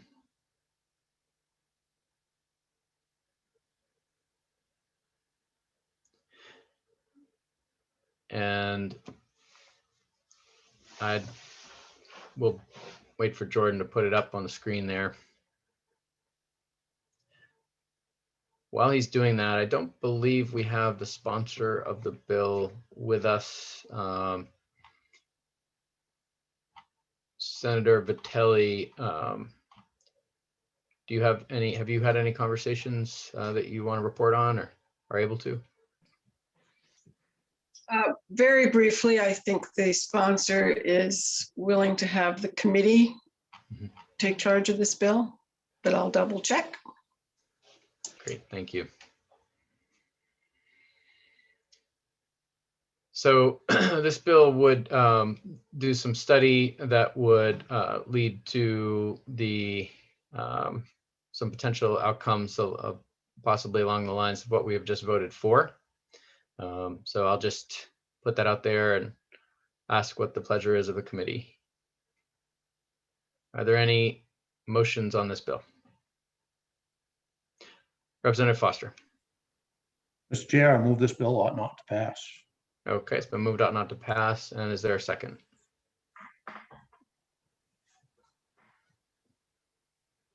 I see a second from Representative Grochowski. Any discussion? All right, seeing none, we'll proceed to a vote. And I'll ask Jordan to call the roll. Motion was ought not to pass for LD 1556, and we'll start with Senator Lawrence. Let me make sure he's not in the attendees list. Senator Lawrence is absent. Senator Vitelli. Yes. Senator Vitelli is a yes. Senator Stewart. Yes. Senator Stewart is a yes. Representative Barry. Yes. Representative Barry is a yes. Representative Cuddy. Yes. Representative Cuddy is a yes. Representative Grahowski. Yes. Representative Grahowski is a yes. Representative Kessler. Yes. Representative Kessler is a yes. Representative Ziegler. Yes. Representative Ziegler is a yes. Representative Wood. Yes. Representative Wood is a yes. Representative Wadsworth. Representative Wadsworth is absent. Representative Grignan. Representative Grignan is absent. Representative Foster. Yes. Representative Foster is a yes. And Representative Carlo. Yes. Representative Carlo is a yes. That is 10 in favor with 3 absences and none opposed. Okay. So that will conclude the work session on LD 1556, and we will shortly be taking up I think the final bill of the morning, which is LD 1682. I think the sponsor is going to join us momentarily. And LD 1682 is sponsored by Representative Dudera, formerly of the committee, and the analyst for this bill was Deirdre. Deirdre, can you remind us the title? Sure, just one second. I'm trying to pull it up. I had it up and I accidentally closed it. Yep. So 1682 is slowly loading. So I think I have another list up here. Hold on a second. An act to require consideration of climate and equity impacts by the Public Utilities Commission. Okay, thank you. And Jordan, can you please send Representative Dudera the link to join us? Do that right now. Thank you very much. Deirdre, did we have an amendment, the analysis presented already? We have not. Okay. So why don't we begin with that, and we'll then proceed to what I think may be a sponsor's amendment. Yeah, I mean, my analysis was based on the bill as drafted, and the amendment is a bit different, but I'm fine going through that if you want me to go through it. Why don't you just go through it very lightly, Okay. just, light touch. You don't need to go into too much detail, but that will refresh our memory, and then we can dive into the amendment. Okay, I just gotta wait for that to open. Yep.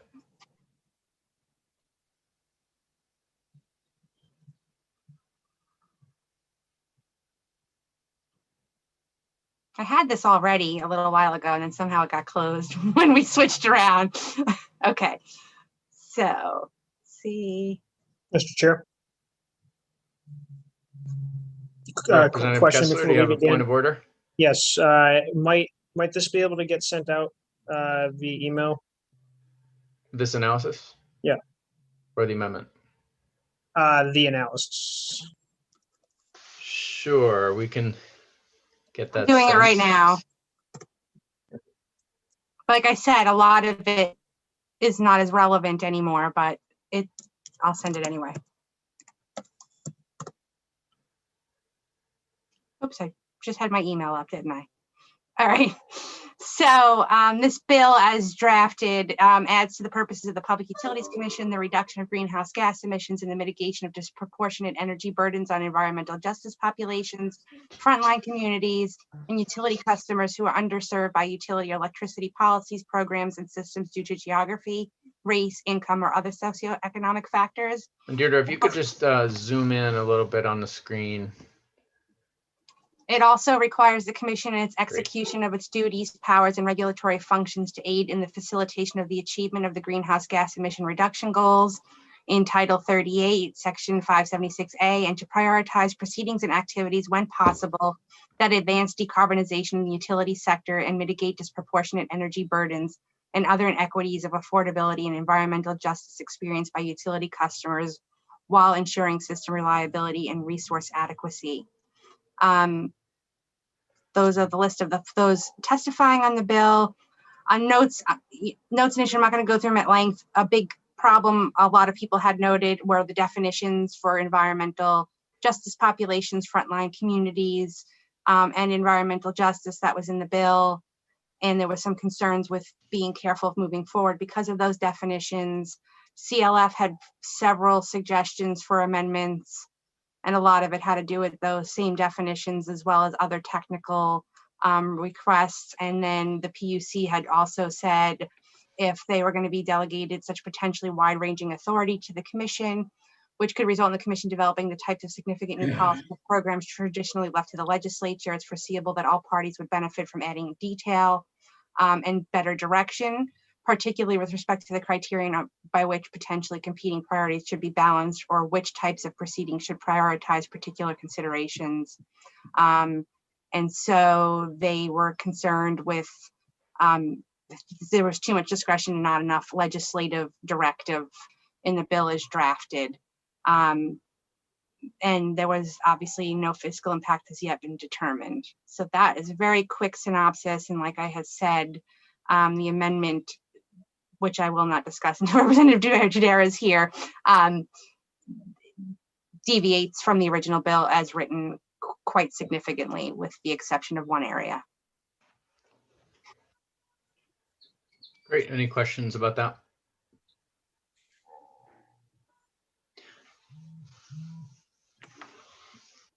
Okay, and we now have perfect timing. Representative Dudera, glad you're able to log in. I had a little glitch myself logging in today, and thanks for joining us on such short notice. So it's my understanding that you have an amendment that you or Deirdre can present to us. Is that correct? Yes, exactly. Thank you guys for having me on short notice. Nice to be here. So in a nutshell, what the bill does is it retains the greenhouse gas emission requirement that the original bill had, but it removes the equity requirement. The public hearing on this was actually very, very helpful because a number of government agencies as well as stakeholder groups brought up that the equity language we had included wasn't quite right and needed to be worked on. So we now have a method for working on that language. We will be directing GOPIF to start a public stakeholder process to define the key terms, such as equity, environmental justice, and how they would apply to state government decision-making. And then we've asked GOPIF to report back to this committee and also to ENR by February of 2022. And this committee and ENR would be authorized to report out bills with definitions that could be used across many state agencies. And I feel like I know this would be extremely critical because we've heard at least one bill in ENR that we're carrying over that requires these definitions of environmental justice and equity. And it's quite, it's quite complicated to come up with these definitions. And I think this is going to be a really worthwhile process. So that's basically what happens. We're taking away the requirement from the PUC to formulate those definitions and having GOPIF do it with input from the PUC, the DEP, and other organizations that they choose to call on. And I think I'm very, very happy with the way this developed. I think it's actually much stronger than what we originally proposed and is going to go a long way, both towards cutting the emissions, having that be part of the PUC's decision-making, but also addressing this really important piece of coming up with these critical definitions. And, I really want to thank the folks who've helped me out this last week, especially Director Pingree, Chair Bartlett from the PUC, the Energy Office, the Subcommittee on Equity from the Climate Council, Jeff Marks at the Acadia Center, and the Environmental Priorities Coalition, and of course, Deirdre, who has been incredibly helpful. So that's about it. I'm happy to answer any questions, or Deirdre can answer any questions. Thank you very much, Representative Dudera. And Deirdre, do you want to add anything before we go to discussion? I just will add one clarification too, that it does also, it does retain the greenhouse gas piece for PUC, but it does remove the requirement that they prioritize proceedings to advance decarbonization. So that's been taken out. So it's basically just the consideration to meet the greenhouse gas, to facilitate meeting the greenhouse gas reduction goals. Thank you very much. Okay.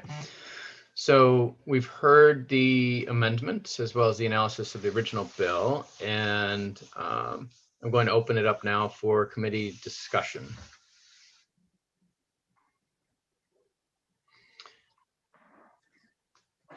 And if there is interest in moving this forward with a motion, that would be fine too. Representative Kessler? Might I be able to request a quick caucus on this? Yep. Why don't we have just a little more discussion, and then we can certainly break for a caucus, Representative Kessler. I'll go to Representative Cuddy next. Thank you. Thank you, Representative Dodera, for the your amendment to this bill. I think this, this concept of having something in the state that we can refer to when we are, this concept has come up time and time again in different pieces of legislation in front of different committees. And there really isn't something in statute that we can point to as this is what we mean when we're talking about equity and those things. So I think it's a fantastic idea, and the group of people you've brought together to discuss it is a really good group, and I'm glad that you've got so much agreement on it. So that's really all the comment I have on it. Great. Other discussion or motion? I think for me, it would be helpful to hear from the commission directly, just to get their general reaction to the amendment. Representative Dodera, I think you said that they've seen this. Is that right? Or yes. Did I? Yes, Chair Bartlett has seen it. Yep, and Excellent. he signed off on it. Outstanding. Mr. Corbin is with us, and I see Commissioner Bartlett's hand, so I'm going to ask Jordan that you bring him over.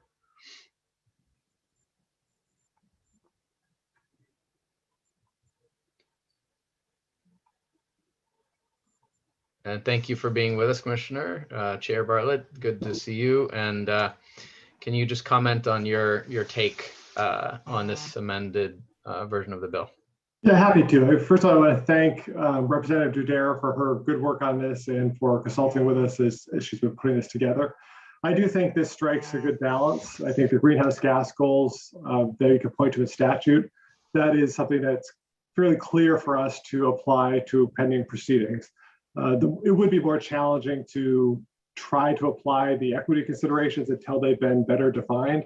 And so I think having the Governor's Office of Policy Innovation in the future work on this, and we're happy to be a resource and help facilitate that process. And then we can come back and figure out how best to put it in our statute. So I think this is a good step forward. Great. A question I have, Chair Bartlett, is in looking at the greenhouse gas questions, would you generally be looking at the global impact? So, one resource might offset another, or the consumption of natural gas for the purpose of generation, there's a natural gas greenhouse gas profile in the burning of the fuel, but there's also sort of a larger analysis that's sometimes done from the wellhead, right? So we've discussed this before in this committee, but how globally do you think the PUC would look at greenhouse gas impact of various choices that come before it? I think it's going to depend very much on the context of the proceeding, and this will be open for the parties to litigate exactly what they mean. I think when it comes to electricity generation, it's not quite as likely to be an issue because we already have a renewable portfolio standard that we're pointing to and working to achieve.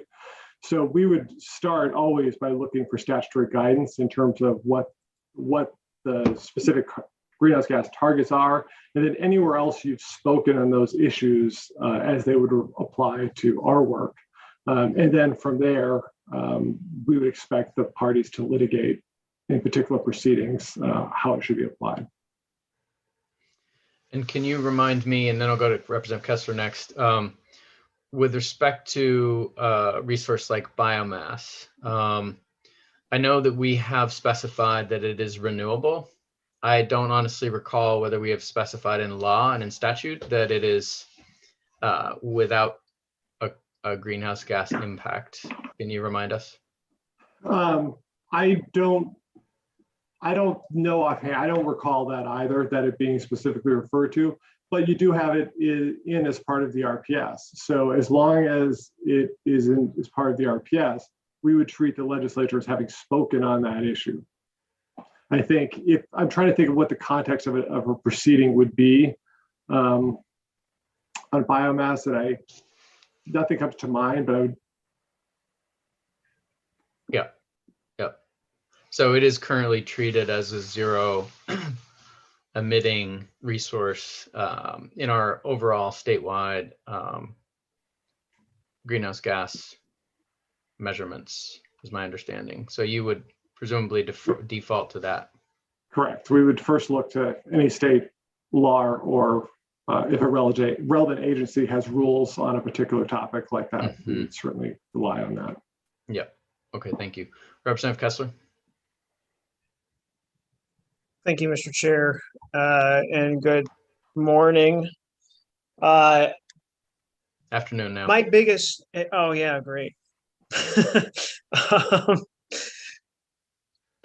My biggest concern and what I wanted to see accomplished out of this legislation is how this interacts with the maximum achievable cost effectiveness test, and how that interplays with efficiency main in funding programs that not just reduce energy costs at the most cost effective way possible, but also factoring in those greenhouse gas reductions, which will have those external costs that are currently not considered by the PUC. And I wanted to understand how this amendment might address that, if it does at all. Would you be able to respond to that? Chair Bartlett. I'm not sure I'm entirely clear what you mean. In the context of efficiency made trust, I mean, our review is really whether the plan they're putting forward is consistent with their governing statute first and foremost. So that's how we would approach. I mean, that's how we approach it. I think it's worth noting that I don't think that putting the greenhouse gas provision in our statute is a dramatic change in law, because we already are required to consider other laws and policies that touch on our work. So I think having it there adds some clarity, and I would expect that there to be some litigation around how it should be interpreted in particular proceedings.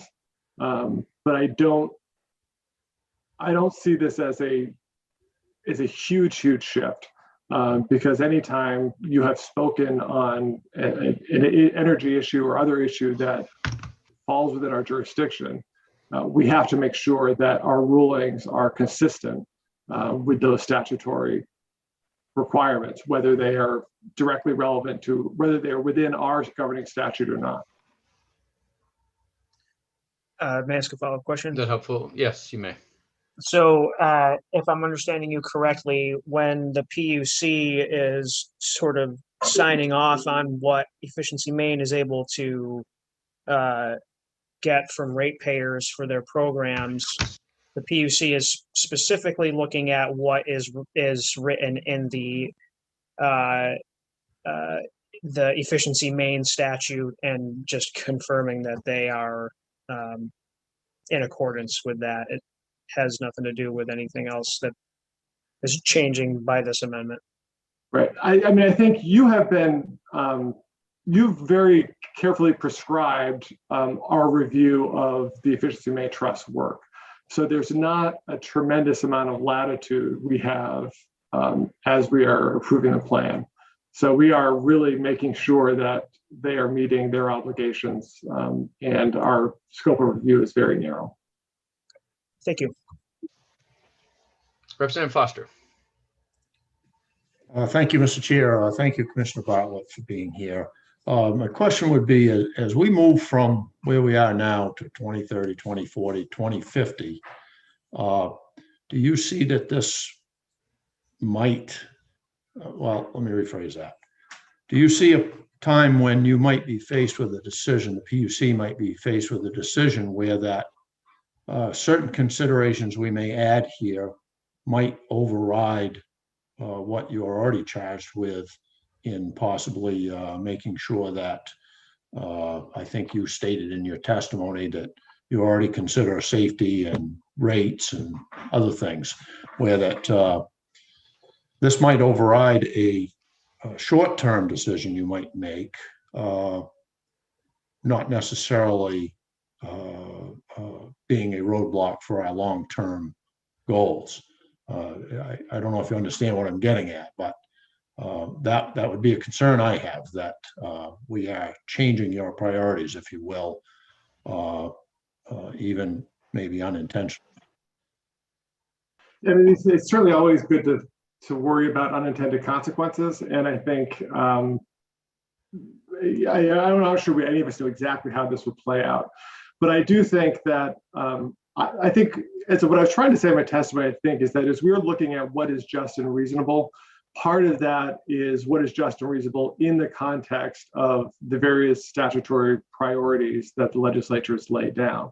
So the legislature has set these greenhouse gas emission goals. They are in law, and we have to take that into account. I mean, it would not be just and reasonable to approve something that is contrary to an existing law, right? So in that way, I don't think it's necessarily a dramatic departure. I do think there could be some litigation around how this plays out. For example, if we're reviewing some natural gas proposal that's squarely in front of us, I think this issue will be raised, and I think it would be raised whether or not this change is made to our governing statute, but now it clearly and squarely will be raised in a proceeding like that. So I think that's where you might see some changes. And the other thing to note is that this does refer to other statutory provisions. So if there are any changes in that other provision, that will automatically flow through to this, to our governing statute. If I may, Mr. Chair. Yep. Thank you, Commissioner. And so I guess I would ask a question. Do you think that there are any present or future decisions or investigations or inquiries or decisions the PUC would make where that you would ignore greenhouse gas emissions, how they affect or are looked at in those decisions? No, not if it's an issue in that proceeding. I mean, unless it just doesn't matter in the context of the proceeding in front of us. And I would just note that I think, as I testified, these greenhouse gas reduction goals and your renewable energy goals are already factoring into our work. So we already have open proceedings that are looking at how do we get the grid ready to deal with the clean energy transition. How do we incentivize utilities to meet a variety of environmental policy goals that relate to energy? So I think we're already moving down this direction. I think this provides a clear support for that work. Thank you. Any further discussion? So it's my understanding that the caucus request has been retracted, and if there is no further discussion, I intend to ask for a vote soon. Representative Kessler. Yes, thank you, Mr. Chair. I just wanted to say I retract my West to caucus and would motion ought to pass as amended. Okay, it's been moved out to pass as amended by Representative Kessler with a second by Representative Ziegler. Is there further discussion on the bill? Seeing none, we'll ask the clerk to call the committee roll.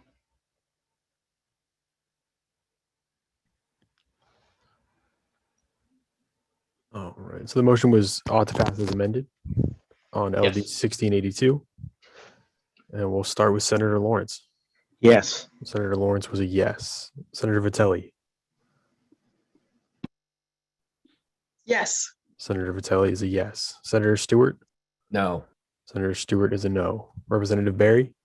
Yes. Representative Barry is a yes. Representative Cuddy. Yes. Representative Cuddy is a yes. Representative Grahowski. Yes. Representative Grahowski is a yes. Representative Kessler. Yes. Representative Kessler is a yes. Representative Ziegler. Yes. Representative Ziegler is a yes. Representative Wood.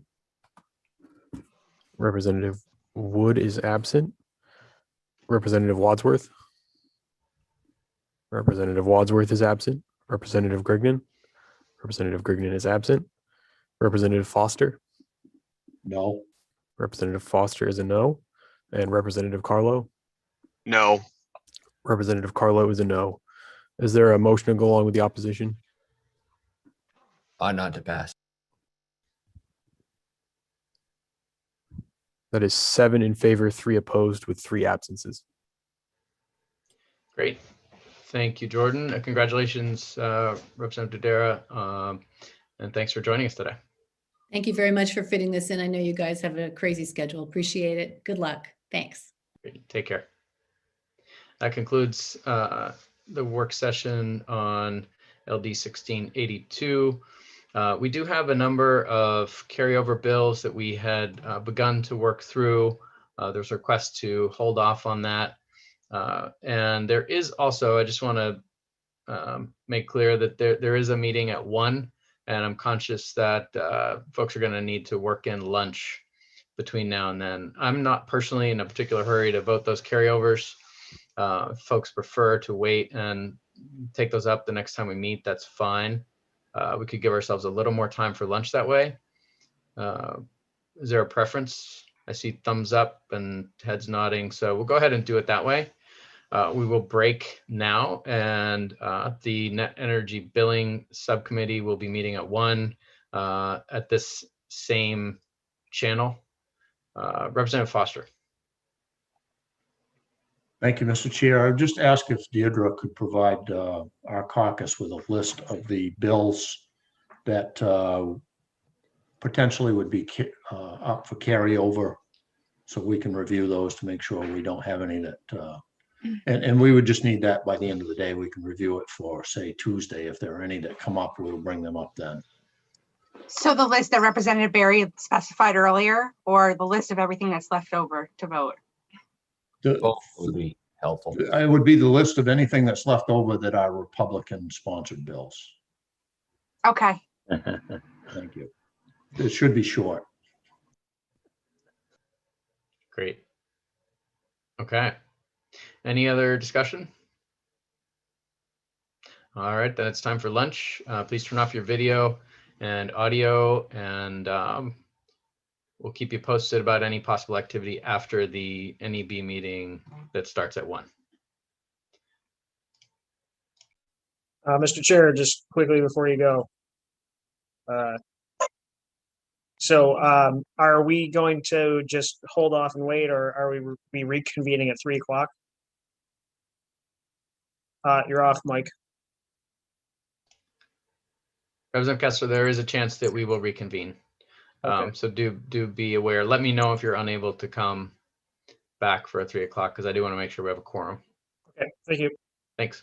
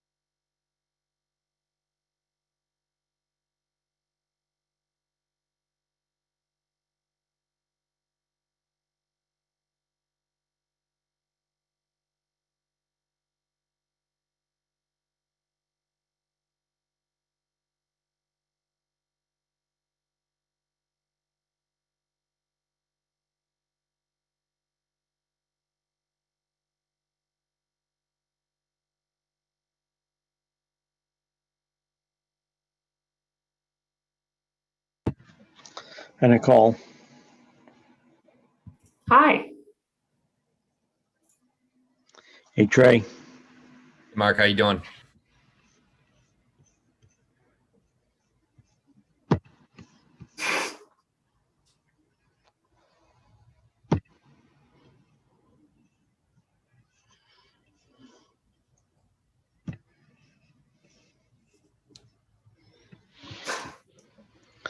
Deirdre, are you on?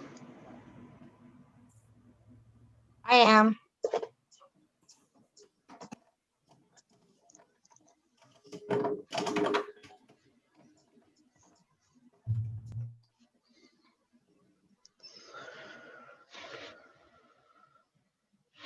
Great. So it looks like we got all the subcommittee here. And looks like Jordan is on. Jordan, do you have a way to bump off the or demote the people who aren't in the subcommittee? I can move them all back to attendees for the time being. That would be great. Thank you. Because they aren't as special as us.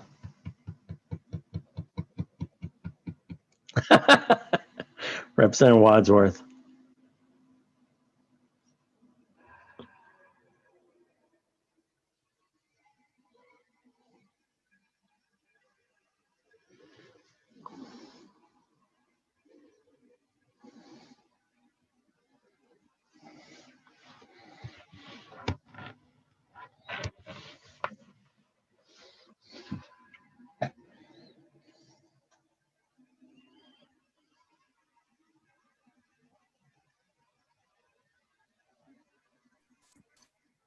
Deirdre, who should I move over? Or are you working on it?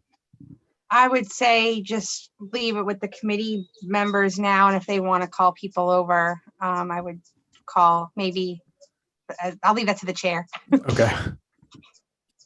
Yeah, I was going to leave it to you, Deirdre. Okay, well, my decision is we call nobody over, and you guys have 2 proposals, and they're all ironed out. We vote on them this afternoon. Who is this Dan Tartikoff guy? Should we beam him back?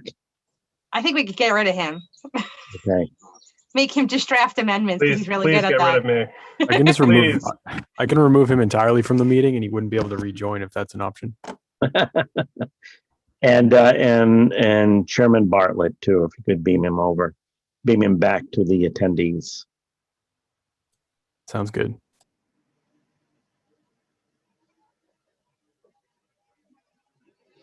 And then it's just the 6 of us, and we rule the world. So.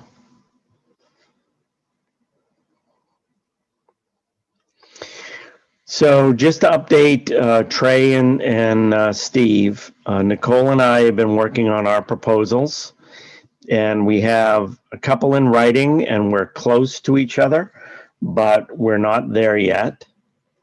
Do you guys have your proposal in writing? Funny you should ask. We just talked about this on the phone. I think Steve might have some notes from last time, but when we presented our proposal last time, I just did it off the top of my head. So unless there were notes or something taken from that last meeting, nothing in writing. I think Deirdre probably has those notes. I can type something up fairly quickly, but basically that was our proposal that we had both come up with. So it's And somewhere. have you guys, the documents that Nicole and I shared with Deirdre, have they been sent to interested parties and shared with Trey and Steve? Yeah, I emailed them this morning to, let me just make sure I put everybody on there. I think I put everybody that's been participating in this process. Let me double check and make sure I don't speak incorrectly.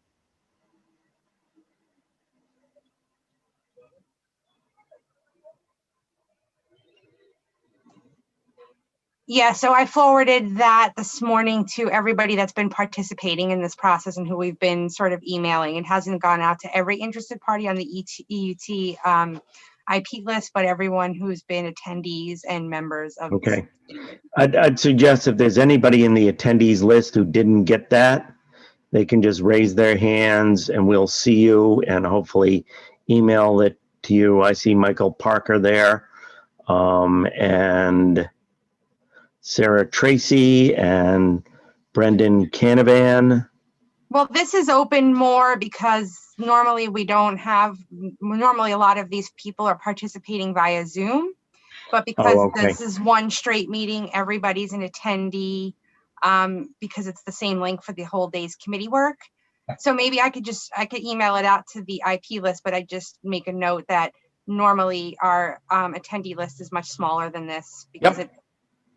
Well, I only see Michael Parker who's asking for it.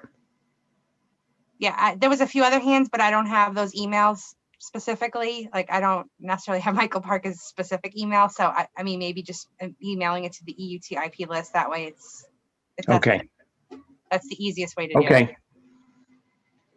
And assuming he's one of those people. Correct. If he's not, then he'll have to find somebody else or sign up to get on that list or email me his email address if he doesn't get it. Okay. Okay. Well, Nicole, I guess it's for you and I to proceed. And I don't know if we can do a screen share. This is going to be really, really technically challenging, but a screen share with a side-by-side of Nicole and my proposals. Can you do that, Nicole? I do have them both up on a screen side by side. So if you'd like me to, I can. That would be great. And I think you and I can just walk through and talk what we're thinking about and where in the final details and where our differences lie. Okay, let's see how this works. Can you see that? Yes, we can. I don't know that I can make them that much bigger though. That's fine. I brought it up on my screen, so unless Representative Foster says he, like me, has challenges with seeing. I can read it. I have both documents in front of me as well, so. Okay, that's because you're so much younger than me, Representative I doubt that very much.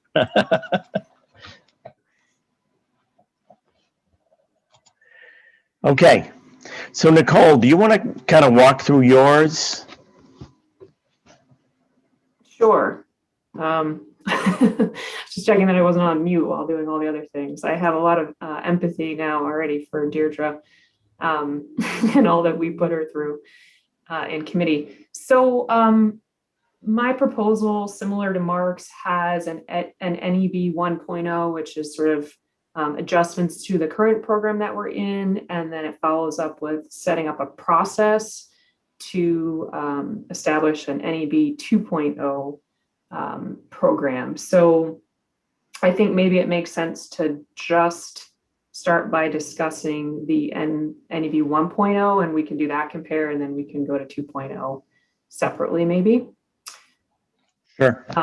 So for 1.0, I have started, the first sort of framing is setting an ending date for that program for projects that are in operation as of December 31st, 2024, with the opportunity for the PUC to extend that date for good cause if necessary. And that would be, a case that would be made to them by the developer. Secondly, the projects are divided into two categories. Small projects are under 2 megawatts, large projects 2 to 5 megawatts, and that's based on the different levels that they need to apply in for the interconnections. Thirdly, and this is just for large NEB projects now, so those that are over 2 megawatts, if they have been quote unquote in the pipeline as of December 31st, 2020, They are safe harbored if they satisfy one of the following: that they either have a signed interconnection services agreement, or they have an NEB agreement approval between the project developer and the utility. And there's a little clarification about that there. The next step is that I would set what I'm calling a target of 750 megawatts for those large NEB projects in the NEB 1.0 program. And if they're fully, so this ties into NEB 2.0, if there end up being more than 750 megawatts that are fully operational by the end of the program in December 31st, 2024, fix that. Anything over that would be subtracted from the goals of the NEB 2.0 program. So it's not a cap so much as it is, we're looking at an overall cap that would be determined at a later point in time through the NEB program. Anything over this 750 target would sort of roll over into the allowable amount in NEB 2.0. Just to make it clear, I added that the small NEB projects are exempted from that target of 750. I would indefinitely suspend the distributed generation competitive procurement program that's currently in statute per 1711. The reason I chose to just do an indefinite suspension is that I think that program at some point could have value as we change the way that the whole program is working. So it wouldn't be operational, but we would keep the language written because that way, if it was deemed appropriate to use in the future, it's sort of there as a reminder. A little bit like what Representative Cuddy was saying earlier, like, can we send ourselves, our future selves, or whoever sits in these seats, a reminder of things that have been contemplated in the past, but it would not be operational until reactivated. And then the last bit was determining that there would be a stakeholder process to discuss NEB 2.0 that would involve the Governor's Energy Office and the Public Utilities Commission. So that's what I have as the 1.0 framework. And I'm going to suggest, Nicole, that before we go on to the 2.0, we go over my 1.0, and I can tell people kind of where the differences are between you and I, and see if we can get some input and some feedback from people, interested parties, and the GEO and the Public Utilities Commission, so you and I can then butt heads and see how we're going to reach an agreement on our side. So on my 1.0, and that's essentially sections 1 and 2 in my proposal, it's similar in setting the benchmark as December 31st, 2024, that those who have fully 2022, I'm sorry, let me try this again. Setting the benchmark of December 31st, 2020 as those who had a net energy agreement, net energy billing agreement in place by then, and possibly an exception for fully executed net energy billing agreement by April 30, based upon a demonstration of a fully executed contract with named customers totaling not less than 90% of capacity. And the PUC, or the Dan Burgess, had given me an estimate of the first part of that is about 1,051 megawatts. The second part of that is about 150. And that's the area where Nicole and I disagree, is kind of where those benchmarks are. She has hers set slightly different than mine, so we're going to have to work them out. Projects of less than 1 megawatts are exempt, and that's a difference between Nicole and I, that she has 2 and I have 1. And I have the legislature repeals the requirement for reopening the unsuccessful distributed generation procurement, which is different than her language that she says is indefinitely postpones it. I don't know if that's just semantics, or I'm sure we can wordsmith that so we both can come to an agreement. And then the legislature instructs the PUC to conduct proceedings needed to implement these directives. I have some development milestones, which is not in Nicole's plan. And my development milestones are projects must have fully executed interconnection service agreements no later than December 31st, 2021. Projects must receive all necessary municipal permits and certify as such to the PUC no later than December 31st, 2021. And projects must reach commercial operation by the date specified in their net energy billing agreement, notwithstanding any allowable modifications to that date. The project must reach commercial operation no later than December 31st, 2023. And then the fourth paragraph allows the PUC to make adjustments if the reason why they didn't reach those goals was not the fault of the developer. So let me just address a couple of things in mine. I'm comfortable with going with Nicole's date of December 31st, 2024, which would change subsection 2(3) to be 2024. We have not yet reached an agreement on whether the 1 or 2 should be used. I think, Nicole, am I fair in saying you're open to my development milestone requirements?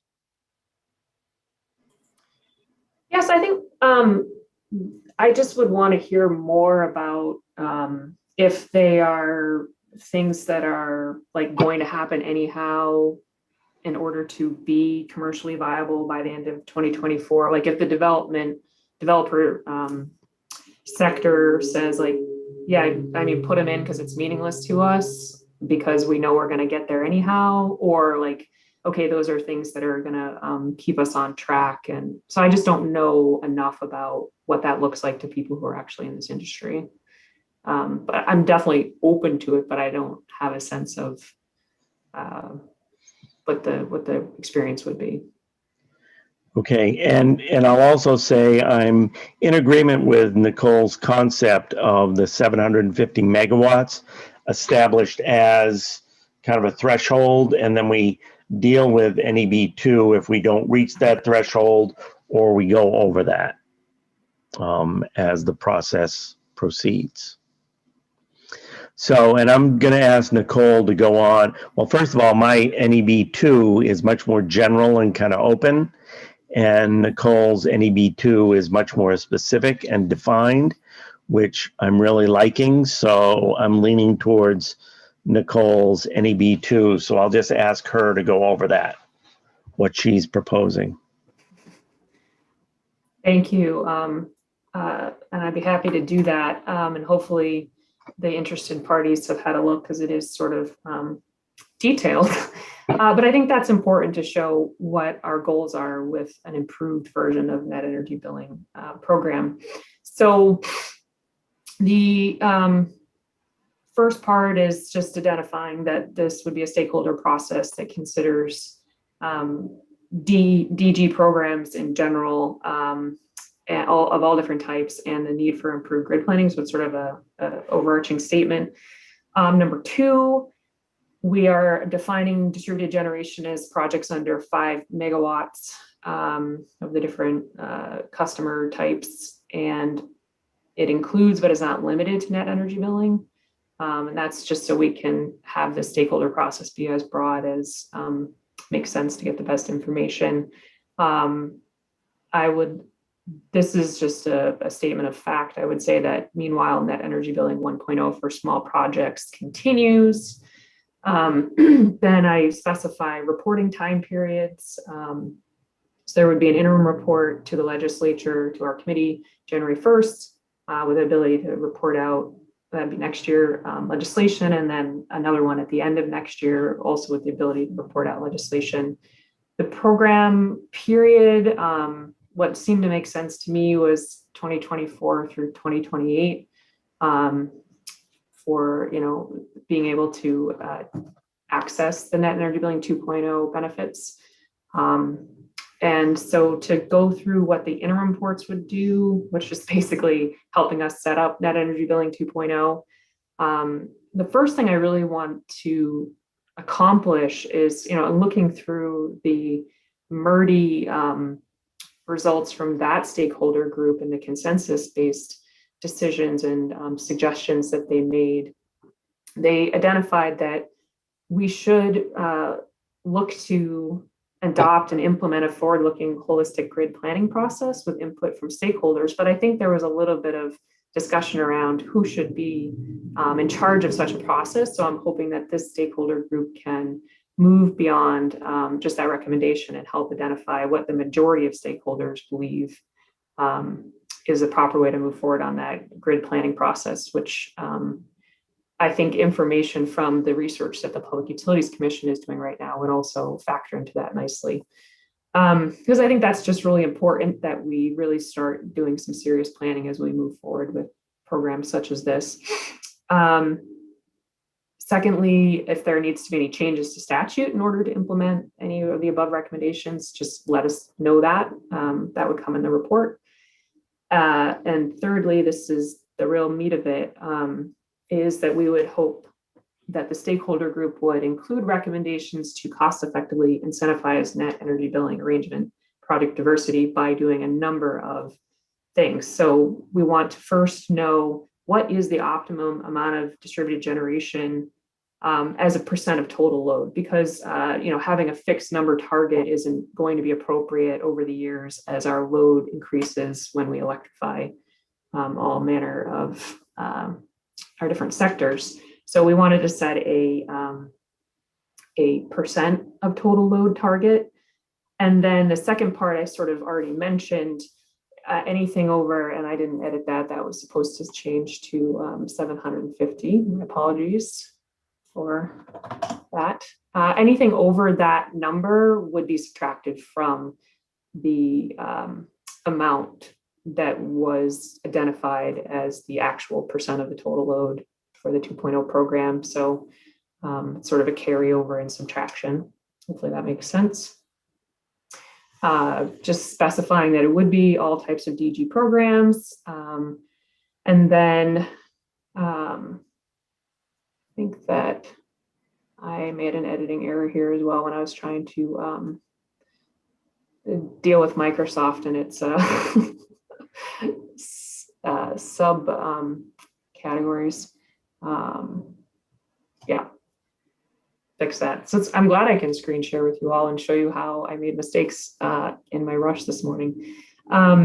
So the next part is we want to prioritize projects that meet certain siting criteria, which would be brownfield sites, closed landfills, impervious surfaces, or other developed or previously disturbed areas, to serve loads within low to moderate income communities, to directly serve a customer load, or to optimize grid performance or serve a non-wires alternative function. I think these are all pieces of feedback we've received from stakeholders and I believe would really bring value to the program. So that to me is like one of the most important parts of this section. And then finally, that's where I had that language choice to recommend how information from the grid planning process could be included to improve the program until its conclusion. Because, we should set up the program, but if we're finding out from our planning process that there should be changes, that there should be sort of an iterative improvement allowance. So that's the interim report. That was sort of long. And that would be what it would be due next year to the legislature to act on. The final report is tackling some of the larger issues that are indeed issues, but will be seen farther down the road. And this one is very important to me, to estimate the ratepayer impacts expected as a result of net energy billing 1.0. And we'll have a better sense of what those are when we see what projects are actually built and where they are, because that is relevant to the ratepayer impact. And then we want to see some recommendations for how we can balance that impact with load growth so that electricity rates do not increase. And we've seen at least one proposal to that effect, but I would like to hear more options and have report back on that, because, you know, in speaking with some economists, it sounds like, yes, there will be ratepayer impacts, but the quantity of them depends on the load growth, and the timing also depends on not just load growth, but when these projects actually become operational. So this is not a problem we face today so much as a result of this, of the previous legislation, but it is something that I want to have some brilliant minds other than myself work on over the next year and a bit, and get back to us with some options. And then the last couple, they are admittedly more and more detail oriented. And I know there's some folks in the attendees list that could probably help me explain them in more so than where I'm at with this day and this week that we've been through. But these would be other recommendations to improve where we're at, you know, refreshing that analysis of the value of solar to find out, you know, have things changed since the last time that report is done. It doesn't have to be a fully new report, but just take a look at it and see, you know, what are the values we can actually get from distributed generation with our grid where it is today and for the rest of the decade. Look for any kind of innovations to increase the net ratepayer value of distributed generation. So a topic I know that I love and I know is important to Representative Foster and probably others of time differentiated rates, you know, sort of time of use and two-way energy flows. So can we start really thinking about that grid of the future that is here now?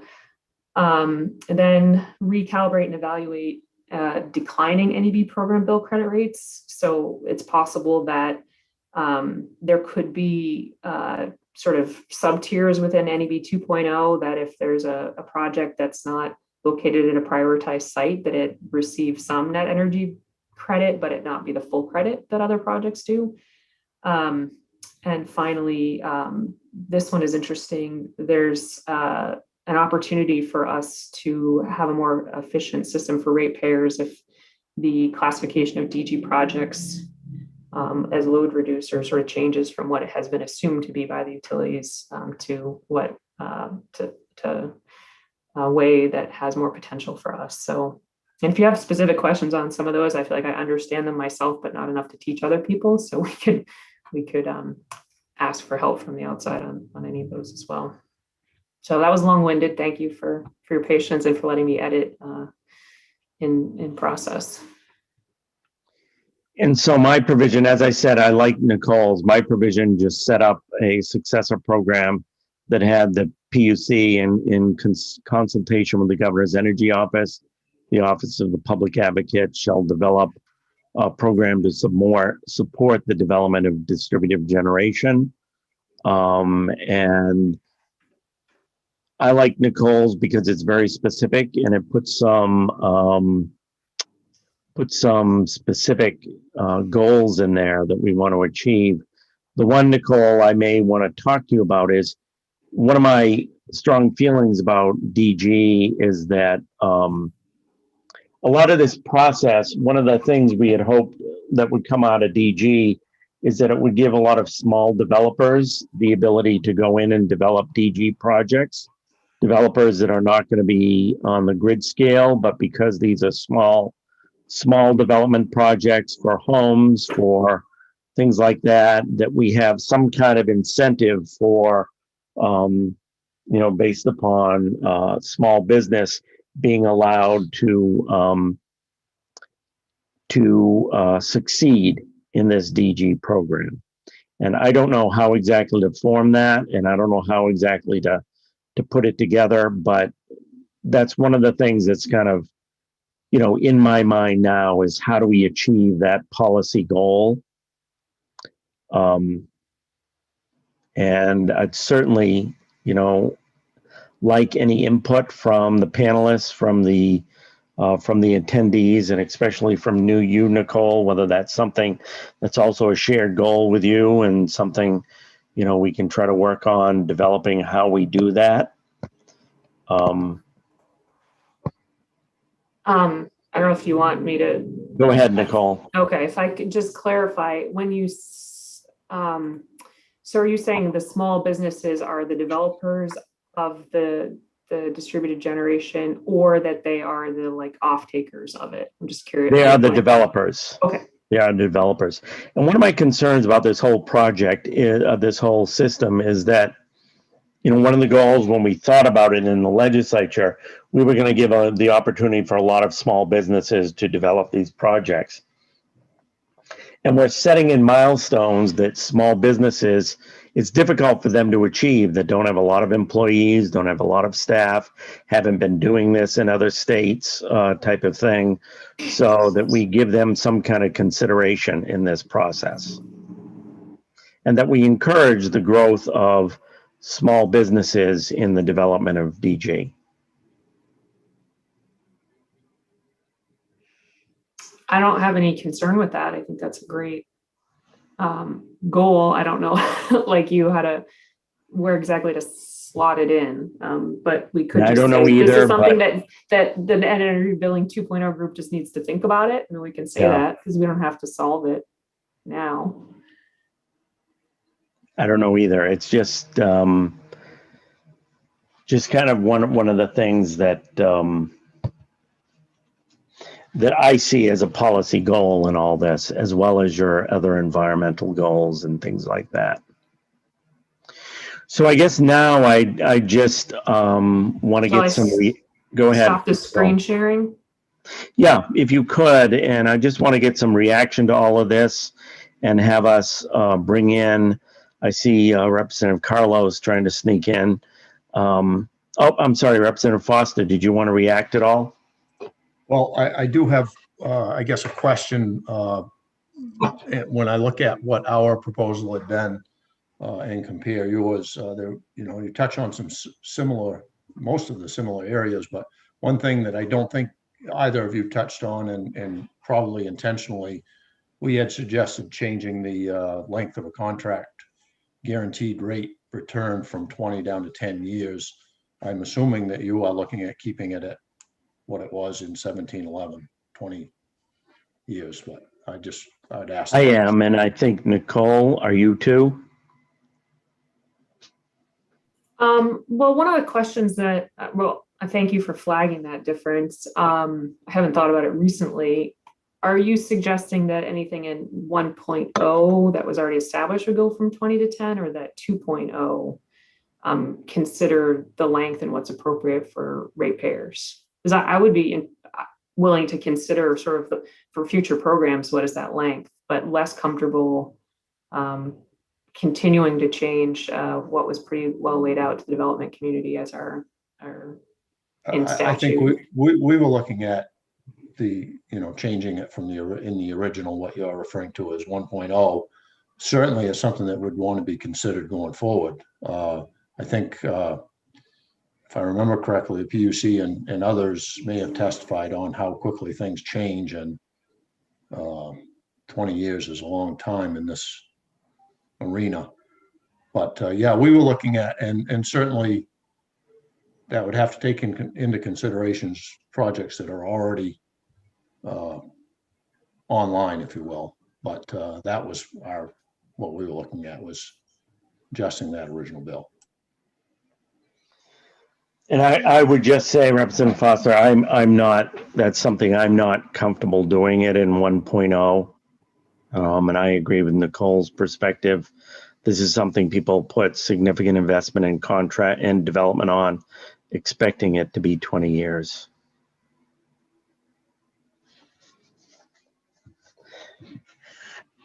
So are we ready to hear some reactions to any of the plans? Why don't we bring in first Dan Burgess and Phil Bartlett?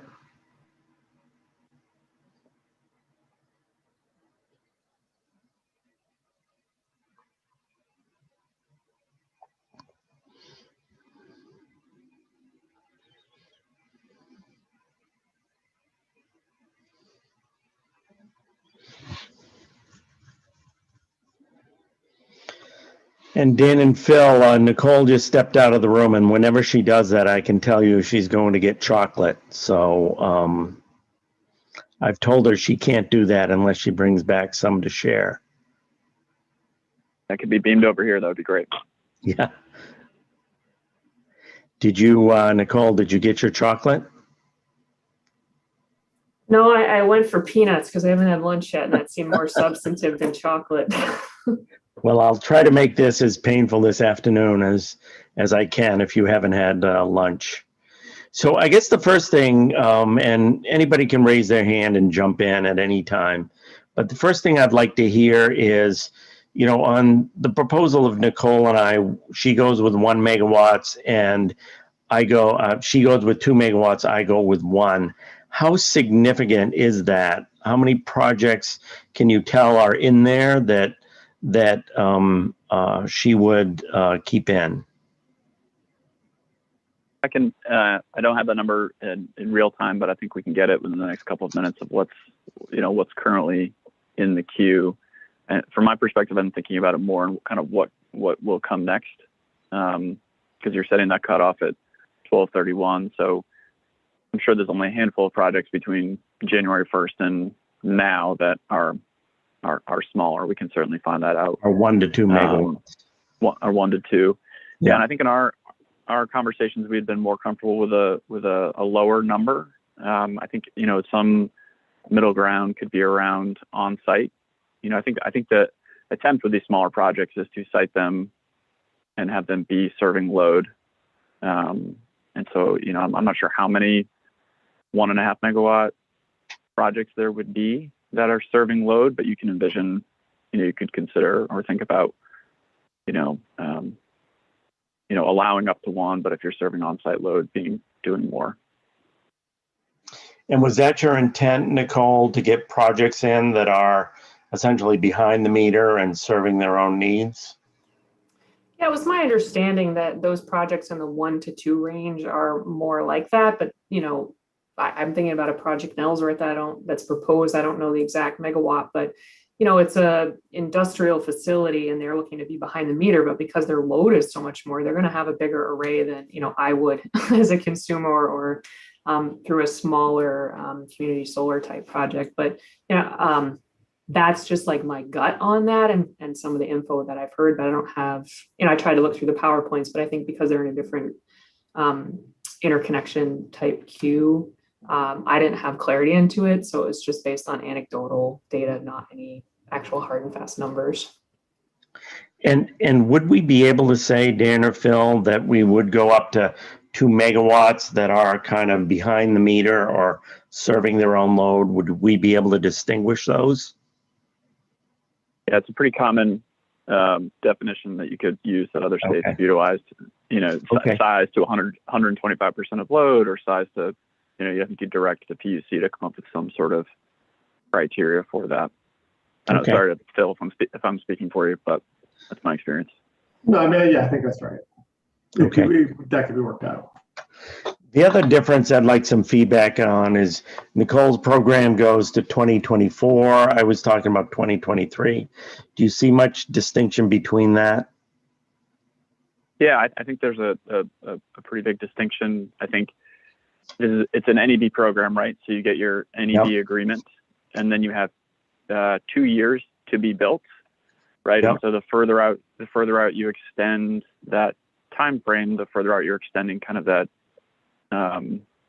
what already exists, right? So if you get an NEB agreement at 12/31, you have 2 years to build, unless there are what you're also putting in as good cause exemptions that are outside the control.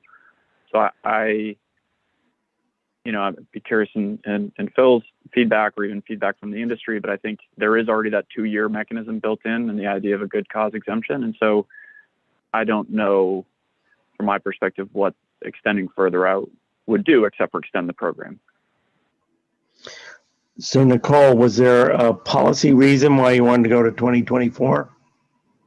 Well, firstly, that was when we asked Jeremy Payne to provide some possible milestones that he felt were reasonable. He flagged that, but in my thinking, if these projects have gone through they're already in because they've met one of those two threshold requirements. And because my program would be a subtractor from net energy billing 2.0, I felt comfortable giving more time, because one of my concerns is that we're seeing sort of a gold rush, and we just don't have the labor capacity here in Maine to build these projects quickly. And so if they get an extra year and it means that they are employing Maine workers and not bringing in people out of state to meet that deadline, that would be my preference. I don't know if that's the actual reality, but that was my gut reaction, is because my program is looking at the cap in a different way. It's sort of accounted for later, that difference. So how would they get that extra time? If the NEB agreement, are you also contemplating sort of a good cause exception? So if they can't get it built, they would come in to us to seek approval, or through some other mechanism? Yeah, so they already get an extra year from what Senator Lawrence's proposal is. And then if they did have some reason that they couldn't meet that was based on utility negligence or something else, that I did have a statement that they could come in for good cause. But in talking to developers, they seem to feel like the end of 2024, there really wouldn't be much that couldn't have been sorted out by that time. So you might get fewer good cause requests than you would a year sooner. That's also a question that I'm trying to understand. You referenced the 750 megawatt target, and I think Senator Lawrence also sort of was willing to adopt that. Is that a hard and fast cap, or is it just okay? So it's just what you think might shake out. Yeah, I think it is. From seeing the numbers and seeing that 50% that was cited, I believe, in the RPS study, and I've heard elsewhere from the industry, I think it could end up being around that number. But the point of saying there's a target, maybe target's not the right word, but it's a number that if it is actually overbuilt, let's say it goes to 900 and there's another 150, that those get subtracted off of 2.0. So it's part of a longer term cap, but because we didn't have a cap in mind early on, I feel like it's an artificial constraint to put on the program right now. But I wanted to say, yeah, that's the target that we would then be looking at 2.0 based on what's actually built.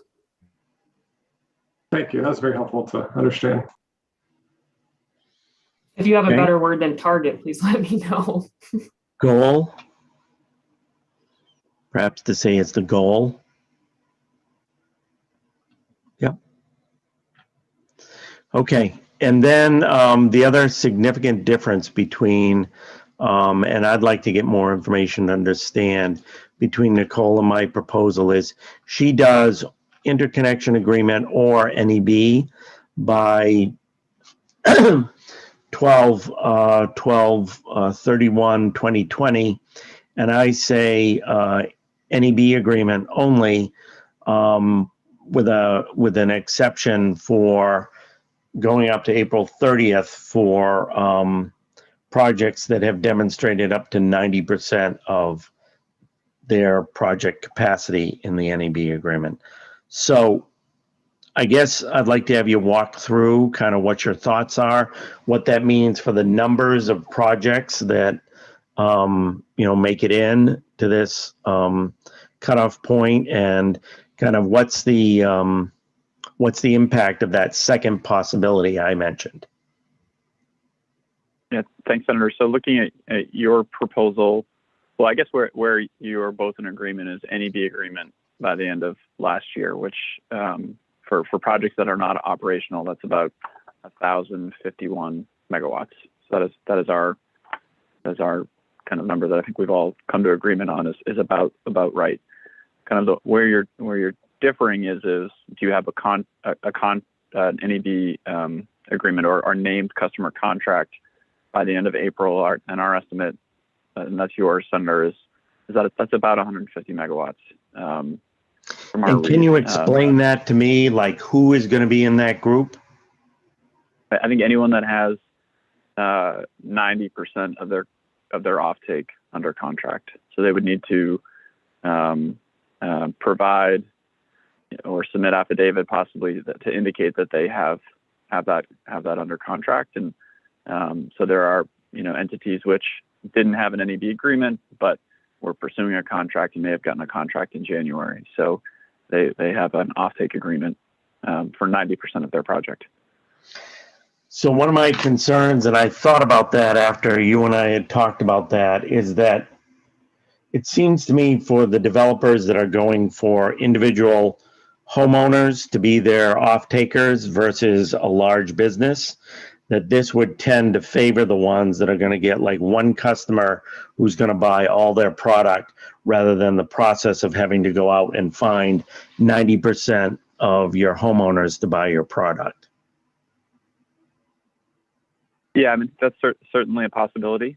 I think that there's two ways to look at it. One is to say what has the 90% agreement, as you've mentioned in your proposal, which may not capture some of the more traditional community shared that you're talking about. I think the other is Representative Krahowski's, which is an agreement on the 1051, but then adds, if you have an ISA by the end of last year, and there's a Venn diagram to that, but they're also, each one is kind of missing pieces of the other. Some will not, some projects that have contracts didn't have an ISA at that time. And so there is some mismatch. I will say we had a quick review of the numbers for Representative Krahowski's. It's 1051. And we think, and then if you add the ISA, we think it's about 1340 that would be safe harbored is our calculation. For a total of 1340? That's our estimate within the last couple of hours. Yeah. Okay. So just to clarify, the Venn diagram there is 1340. Some might have both, or you're saying that ISA is 1340, that NEB is 1050. That's what I couldn't get visibility into. So I was sort of flying blind with the data we had about what does that Venn diagram look like. Yeah, I think it's hard to exactly say. Okay. Because some will not, some have gotten a contract but didn't have an ISA at that time. So they got a contract, let's say 429, but maybe they didn't have an ISA earlier. And then others would, that have an ISA may not have any contract. So it's somewhere in the middle of those. Wish I could be more clear about the data. I don't think we have it. I can ask the team. But. That's okay. I felt comfortable not knowing because of the way that I structured the subtraction off the 2.0.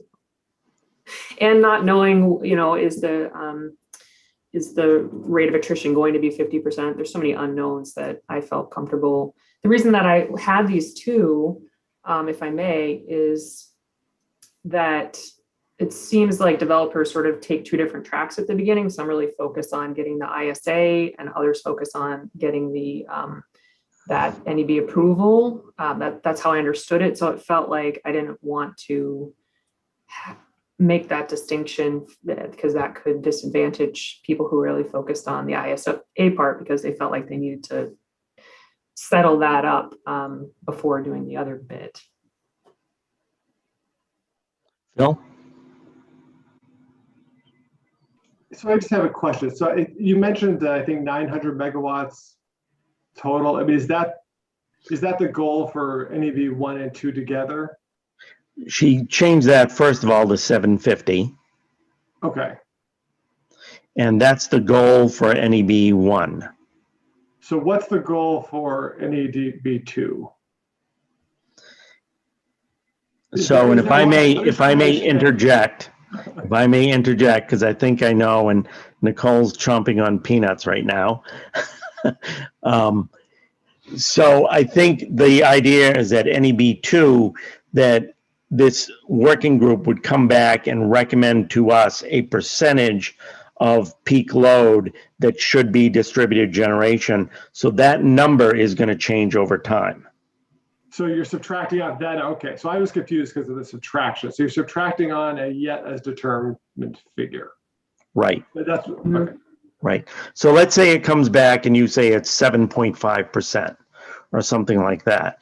And that number comes in at 1,100 or 1,000. What Nicole is saying, okay, if it goes over the first NEB1, then we subtract that out of that, and that's how much more distributive generation we want to stimulate the creation of. And then going forward, if I'm getting this right, we essentially set up a system where that changes from year to year, depending upon how much we're shifting over to the electric grid. Did I get that right, Nicole? It was perfect. Can you throw me a peanut for getting that right? I want you to know that hit you in the forehead. Thank you. Thank you. Any other questions from Dan or Phil on that? I guess I'd like some reaction too. I just have this sneaky feeling that when we set these deadlines, that we have inherently given a preference to larger developers who have the ability to meet these deadlines much quicker and much faster. And that smaller developers, it was much more difficult for them to get their interconnect agreements or their NEB agreements done by those deadlines. And I guess I'd like to ask just for your two reaction on that. Honestly, I have no idea. I'd rely on the developer community for that info. Yeah, I think it's pretty hard to say. I think that there's no doubt that the more experienced development community that is developing here has more experience doing it and knows how to do this. They are, I think well skilled and have learned from other states. And I mean, that doesn't mean they're not utilizing local EPCs and contractors and those benefits of kind of local land engagement and the same stakeholder or folks that you've heard from, that obviously exists.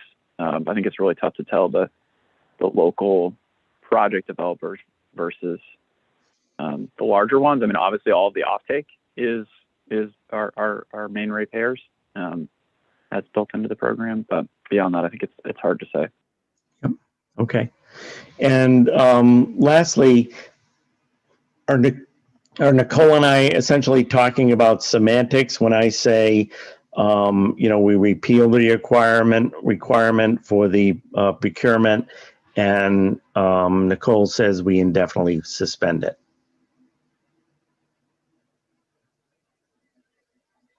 I think so. I think your intent is to not move forward with that. I think it's about if you wanted to keep it on the books as an option for a later date. But I think you're basically saying, PUC, you do not need to do this, and there's no plan to do it again. Okay. At the moment. Okay. Good. And so I'm just going to ask for your reactions to Nicole's NEB2, because I thought it was so much better thought out than mine. So I just like that and have Nicole kind of go through with you kind of what your reactions to that or what your thoughts are about that. So, I think it's helpful. I think having a clear direction of what you want and what the report should include. A couple things that occur to me is that it's a pretty aggressive timeline for what's being asked for in the interim report. So I think the item looking at what's the optimal amount, that may need some very specific study based on the CMP and Versant systems. Like, it's not going to be necessarily a uniform number. So that's something where we, for example, might want to have a consultant either do something or to be directing the utilities to have a study done, or maybe we could work it into the grid modernization proceeding. I don't know. I'd have to go back and look at that. But for example, and I think, so I think we just need to really spend a little time thinking about whether we could accomplish what is being contemplated by January. And also just the big question is, who do you want to do this? Is this a stakeholder group that is run by Dan's office, my office, both? Like, what's the best, or what are you looking for a process, and what kind of stakeholders how broad a group are you looking to have? Nicole, any reaction? Sure. So to the first point, I sort of put that the need for determining what is that that percent of the load. Just trying to get the right doc open here. Hold on one second. I guess we'll go to the second point first, which is I didn't want to presume which group should take it on or if it should be a shared responsibility without speaking with you both first. So that's why it's vague on that front, and would want to hear your perspective on that. I'm just looking for the language about the other one.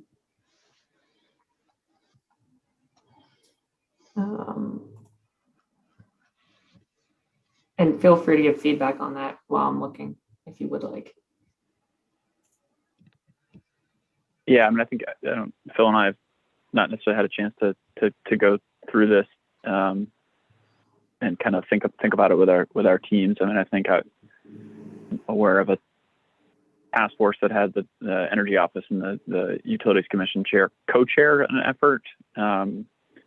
So I think that could be a model. I think would like to think about that a little bit more, as well as the stakeholder work and how if it's left to us to figure out who should be on that, if it's really is kind of come one come all, or if we kind of how that would be set up. I think it'd be good to have some more discussion around. I think it's definitely good to get those folks together, but how and how that's directed is need to think about that. Yeah, I would thank you for that feedback. And I think it's more detailed and definitely doesn't involve more than what Senator Lawrence had shared with you prior. I was thinking about like stakeholder groups, like I know the PUC has managed. I think a great example was like E911, for instance. It seemed like it was sort of come one, come all if you're interested, and we'll try to compile your feedback and identify what are sort of the majority recommendations. There might not be a consensus. It might be, most people said this was the way that we would recommend moving forward, and then the legislature will have to sort that out. I think that is a good process, but I don't know examples. I know the governor's energy office is certainly doing a lot of collaborative work with a lot of stakeholders, but I'm less familiar with like what the structure of that looks like. So I don't know that I need to decide that right now. I don't know if Senator Lawrence would like me to have full clarity, but No, I'm fine. I just kind of wanted to flesh out, what their thoughts and what their reactions were to your NEB2, because I thought it was very carefully thought out, and I'm definitely leaning towards, your language. Thank you. And to your other point, Chair Bartlett, regarding identifying what that percent of total load is, maybe it's possible to have like a check back in about that in terms of there might be a number that we generally think is a good percent right now, but we could add a provision that the final report could change that number if it felt that it was relevant to do so, and that the governor's energy office could, or whomever, on a couple of years sort of rolling basis could change it. I mean, I think we really need to have good clarity for the developers that like a number is not going to like wildly vacillate year to year, because these projects can span many years in terms of the start to the finish. But I, would be willing to consider a mechanism to have that shift, because I hear your point that it might it might be more complex to figure that out in the context of like larger scale energy planning that we should be doing with the state level. Yeah, and it really depends on whether I sort of read optimal to think of it as sort of an engineering optimal, but if it's more of a policy optimal, then that could be, certainly a stakeholder group could offer their best thinking. They could go from there.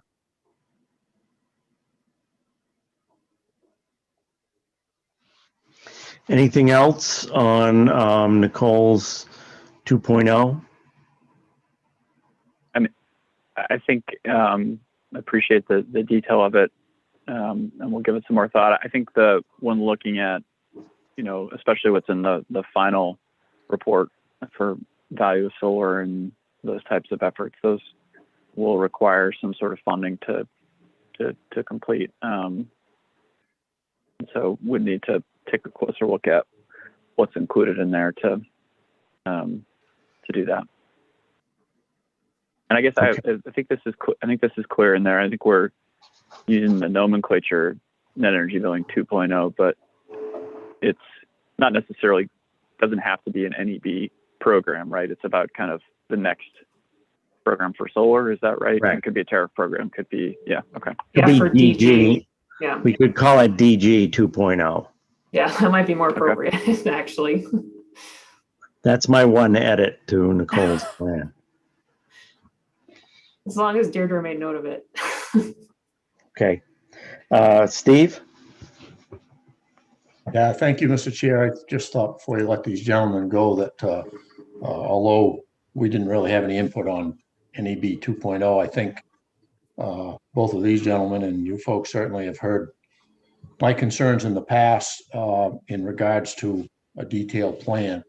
And I think Representative Grahowski in her development has got a good start here. But one thing we need to keep in mind is the overall plan for the next 30 years will probably not, 10 years from now won't look like what we think it does now.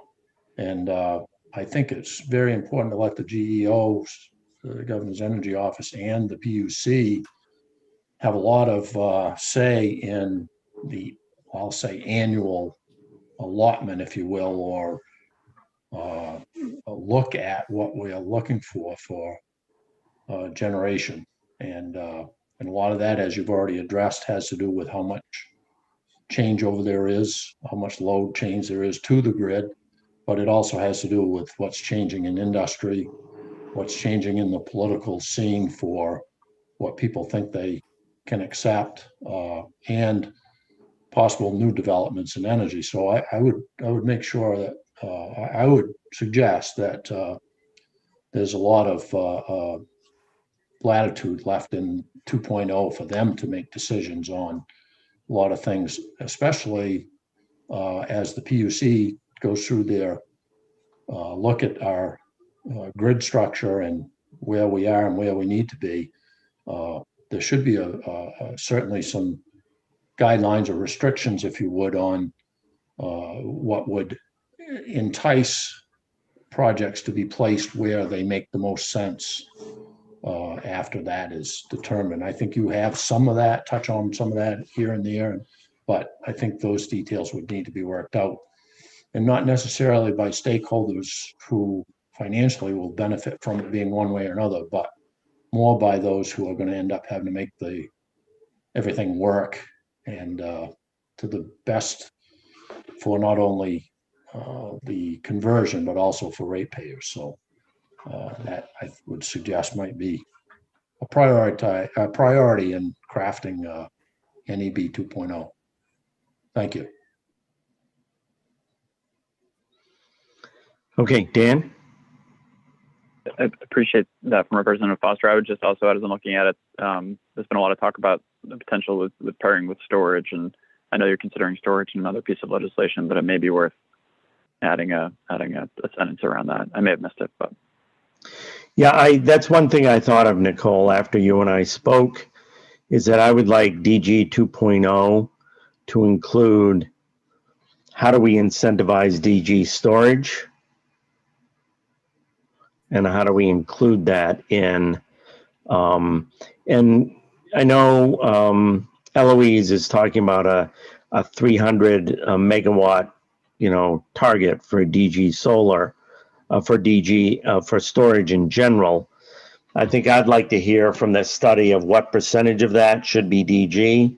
And also, if kind of looking at the whole storage issue, if we want to put storage as a percentage of peak load rather than have a hard number in statute. Yeah, I mean, it was not an accidental omission. I'll fess up to that straight away. I do think that some of what's going on with the storage legislation will be helpful. I have no problem with people considering it. I don't know right now with the way that our grid is being used and where the load growth is and the, what places are constrained, that we have a reason to use ratepayer funds in an essence to really incentivize solar or storage a lot. I think it's a little bit more something that will be needed down the road. So I'm happy to include language to consider it, certainly, but my recent assessment is that some storage is already happening without us interfering and incentivizing it. So I want to think about that more before we continue to. I guess I would just say I'm not sure that adders are needed at this time because we're not quite there with the grid that we're all reaching toward. But I'm happy to put language in to have it considered. There's no reason not to. Okay. Anything else for Phil and Dan before I go over to the attendees? Thank you guys for flying by the seat of your pants with us. Always fun. Thank you. I think it's referred to as retro. Isn't that what Dan said? Retro, yeah. Retro legislating. Okay, I see 3 people right now in the attendees who would like to give some reaction. And so Deirdre, or Jordan, I guess it is, if you could beam across Sam LaValle, Caitlin Kelly O'Neill, and Barbara Alexander. And then we'll see who else may be interested in giving us their thoughts and reactions. I see Jeremy Payne's hand up. I'll get to him in the next round.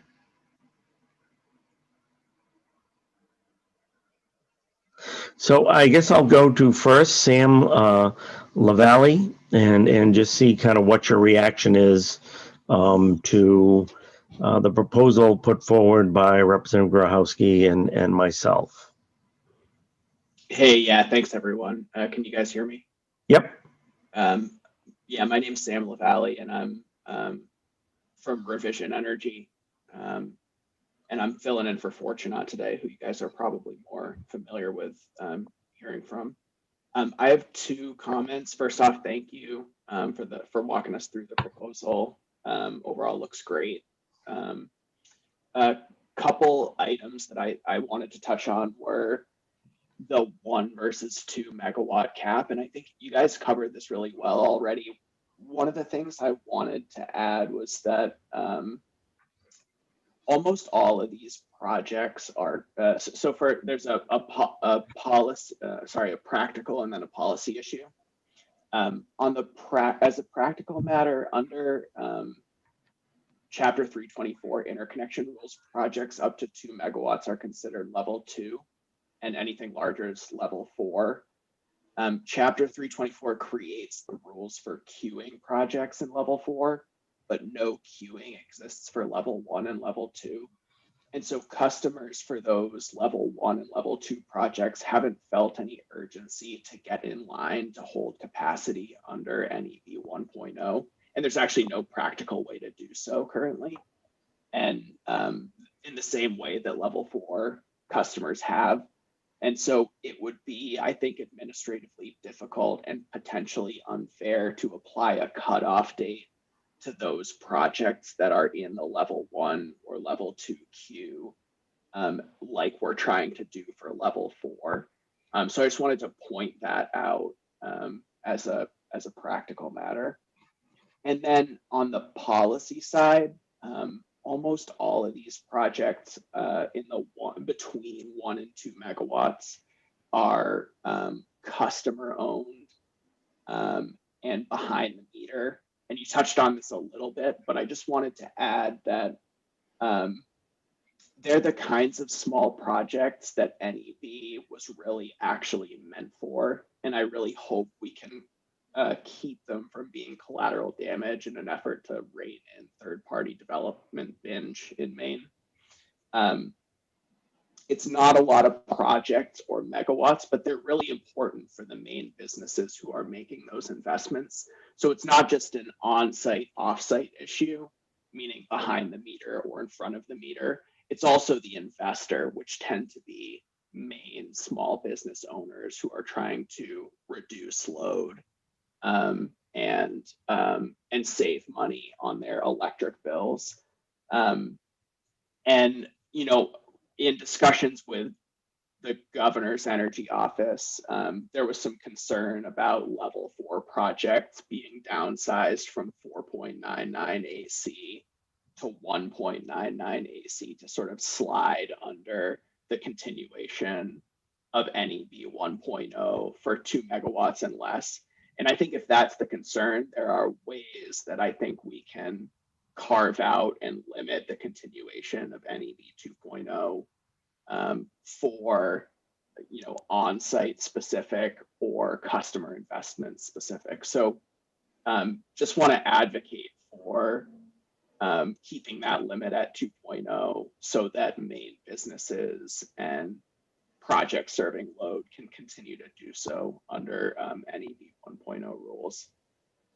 So that's one piece. And then the second piece I wanted to comment on was Senator Lawrence's bill sort of thresholds where or project development milestones, particularly local permitting by 12/31/2021. And so as I understand it, the intention of those additional requirements is to try to weed out projects that aren't moving swiftly toward actually being built or that are relatively immature. And I think that's the right goal, but I think we want to be careful about the unintended consequences. And specifically, I think the requirement is actually mostly unnecessary if you have a 2-year NEB timeline, so 12/31/2023 commercial operation date, like we're talking about here, with only a good cause exemption, as projects that have a real path to getting built are going to be proceeding along those various permitting paths very quickly. If the committee feels it's important for some requirement for year end, as in by 12/31/2021, beginning to call that list, I think we should make that requirement non-ministerial permits. There are some local permits like electrical, building, and driveway permits that you actually can't apply for until you have a full DEP permit approval. And since DEP permit approval review is taking 150 to 200 days at this time, I think it's reasonable to imagine that some projects won't be able to get those permits before year end. And even if they've done everything right and have site plan approvals and the DEP process application is in process. And so I think we want to avoid the situation where 50 developers are beating down the DEP's door this fall to expedite their applications. Otherwise, their projects are going to be at risk. And so if we do want a requirement on permitting here, maybe it should be something like the DEP permit application is in process or sort of accepted as being in review by DEP, and that all local non-ministerial permits are issued. So you've been through site plan review and have a planning board permit. That feels like it captures the intent of what you're getting at, Senator Lawrence, without potentially putting DEP in an untenable situation this fall if they continue to struggle with their timelines. And so, again, the thought is 1 megawatt versus 2 megawatt to make sure that small businesses in Maine can continue to invest in solar, and then maybe refining slightly that permitting by 12/31/2021 so that we can not have some unintended consequences for both DEP and developers who are just subject to long DEP timelines. So that's all. Thank you for your time. Great. Other questions for Sam? Seeing none, thank you, Sam. I'll go up. I'm sorry, Nicole. Sorry, I was slow on the draw there. My question, Sam, I think you said that the milestones there in Senator Lawrence's proposal seemed like, if I heard it correctly, so in his proposal, it's 2023, and my proposal is 2024 for coming into full operation. Do you think that those milestones should be carried? And I think Senator Lawrence said that 2024, he was open to that. Are they important, or should they be adjusted if we think about 2024 as that end result? Just sort of like there's two different possible end dates that were contemplated, and then these are calibrated for a different end date than we're now, I think, talking about. Yeah. So, I think it was framed correctly by you both at the top. And maybe, I think I heard maybe Dan weigh in as well, but really what you're talking about is if you set a 2024 deadline, you'll have fewer good cause exemptions going through the PUC. And if you set it at 23, you will have more good cause exemptions so it's really about the sort of natural tension between those two dates. And the developer community is going to always prefer 2024, especially because what you're seeing with utility I-39 cluster study timelines, those are the primary delays, that and the DEP approval timeline. And so, Revision has a few projects that are already going to be pushing 12/31/2023, just because, the I-39 cluster study deadlines are stretching out. They've been delayed 9 months from their original timeline. And I know the ISO and the utilities are doing their best to work through those as quickly as they can. But only after you get that stuff done can you start the procurement and construction process. And you cited another potential pinch point in the market in labor. So I think the developer community would probably prefer 2024. I was more referring to the permitting deadline for 12/31, where, for example, you might have a lot of developers who don't want to sink the next $50,000 to $100,000 in investment into a project until they've gotten their I-39 approval, and so they want to handle those things serially rather than in parallel. Does that answer your question? Yeah, it definitely provided a lot of clarity for me. I think one of the things I'm contemplating is the need for the development milestones, other than that completion date, to drive attrition versus just drive everyone crazy. Because people are going to have a good cause for not meeting those, and then they're going to have to file paperwork, and the PUC is going to have to determine, was it just cause? Like, basically, is the development community going to mostly hit those milestones without us saying that they need to? But every time they miss, it's for somebody else's cause, and so then it's going to create a lot more paperwork. Or are they really important to actually driving some sort of attrition that is being contemplated? Yeah, I mean, that's a good question. I mean, I don't think the source of the desire for creating attrition earlier in the process is coming from the developer community. Obviously, what I would say is that if you set a 2023 or 2024 COD deadline, it starts to remove the need for those prior attrition deadlines, because projects that are marching towards COD anyway are going to be hitting all those milestones. So you're gonna need to put in place a process for managing exceptions and create a little bit of administrative burden there. Okay, great. Thank you, Sam. We've got Barbara and then Caitlin, and I've got 6 other people, attendees who want to weigh in.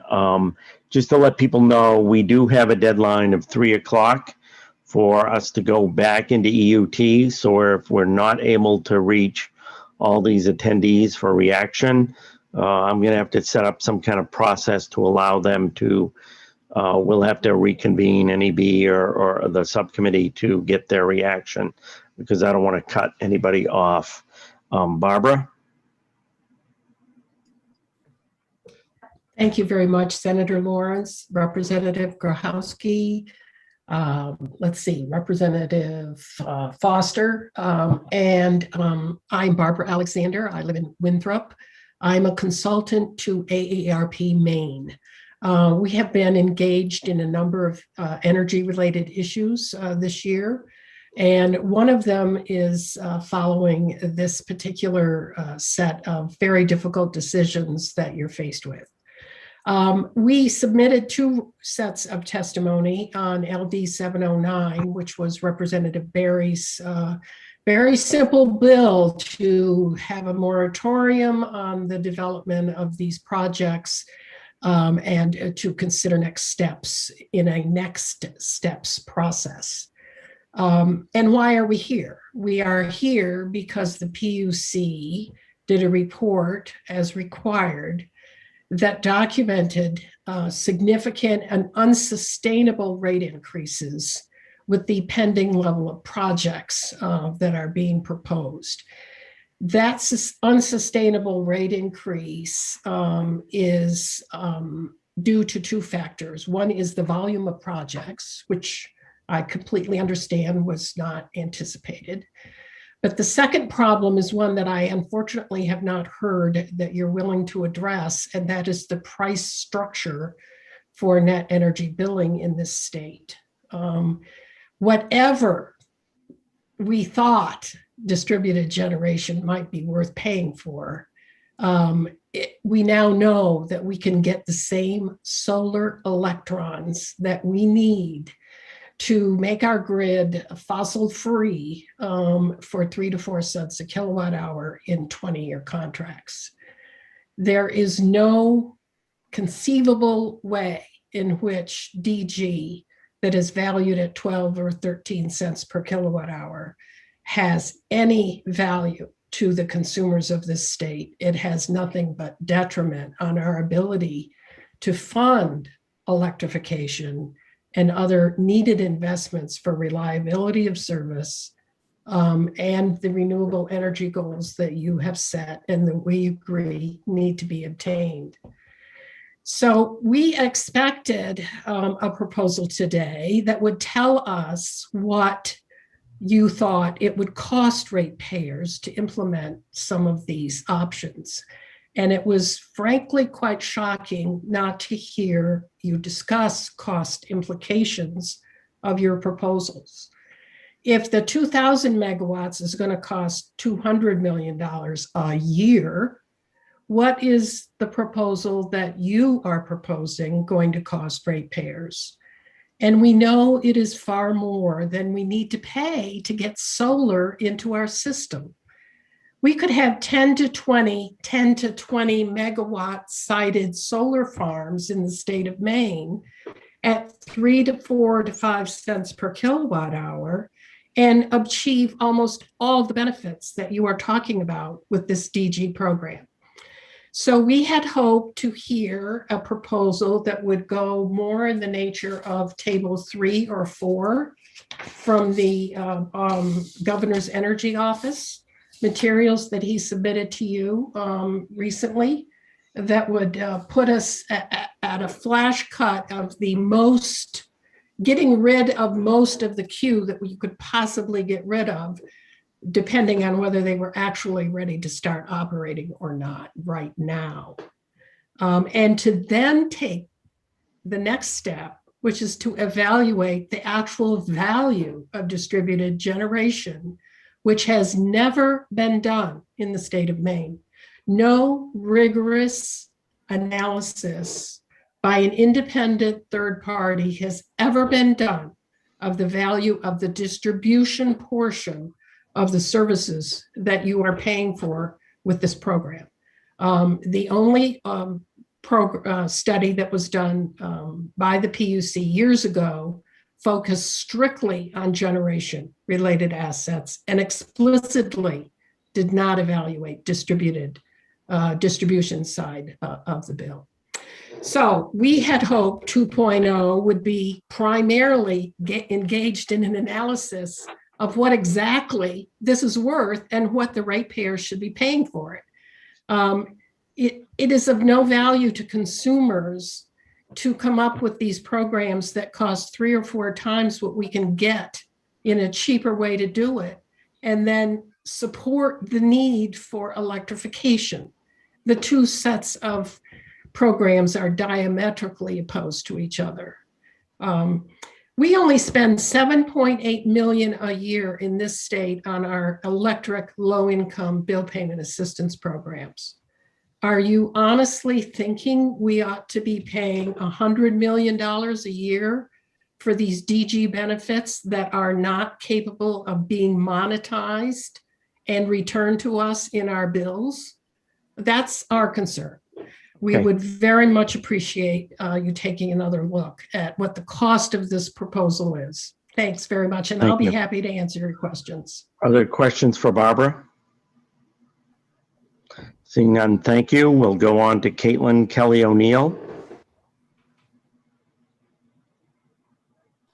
Thank you, Senator, and thank you, Representative, for putting together these proposals. I think I'll just say in response to the previous speaker, we have provided an analysis done by Daymark Energy Advisors on costs and benefits of the net energy billing program. We hope that that continues to provide good data points and references for the ongoing conversation. I just have a couple of quick points to make. Representative Grochowski, first of all, I appreciate the detail that you have put into your 2.0 discussion and proposal.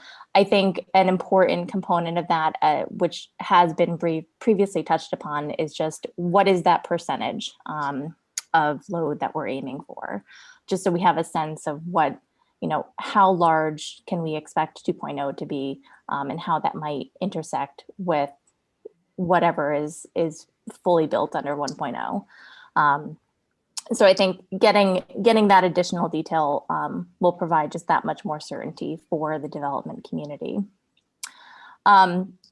Regarding sort of the date thresholds established in either proposal, Senator Lawrence, appreciate your consideration of going out for certain projects out to the end of April, for April 30th in the NEB program. As you know, CCSA advocated for all projects in the NEB queue through that date. So I don't need to reiterate that point. However, in terms of looking at the 12/31 dates in each of your proposals, I do like the fact that Representative Grochowski's proposal considers not just signed NEB agreements, but projects that are in the queue and essentially have obtained the required qualification to obtain an NEB agreement. These are projects that had essentially hit that milestone and that maturity milestone by that date, were it not for the fact that they could have obtained an NEB agreement, essentially had the utility gotten to their application by that deadline. So I'll keep my comments brief, but thank you both for the work that you've done on this. Thank you. Any questions for Caitlin? Nicole? Caitlin, just for clarity, if you don't mind reiterating, you said it would help to have, would it be like a maximum or a minimum percent goal range for NEB 2.0 to consider? You're talking about getting clarity with that number. Yeah, I think either would work. Maybe for the purposes of ensuring cost considerations are addressed, you can look at a maximum. I think just so there is a sense of, how much might be built under 2.0, so that, basically project owners who aren't covered under the 1.0 safe harbor provisions, they know, is there a chance that, what is the runway for 2.0? What is the opportunity for their project to continue to move forward? Any follow-up, Nicole? Okay. Thank you, Caitlin. We'll go on to Jeremy Payne.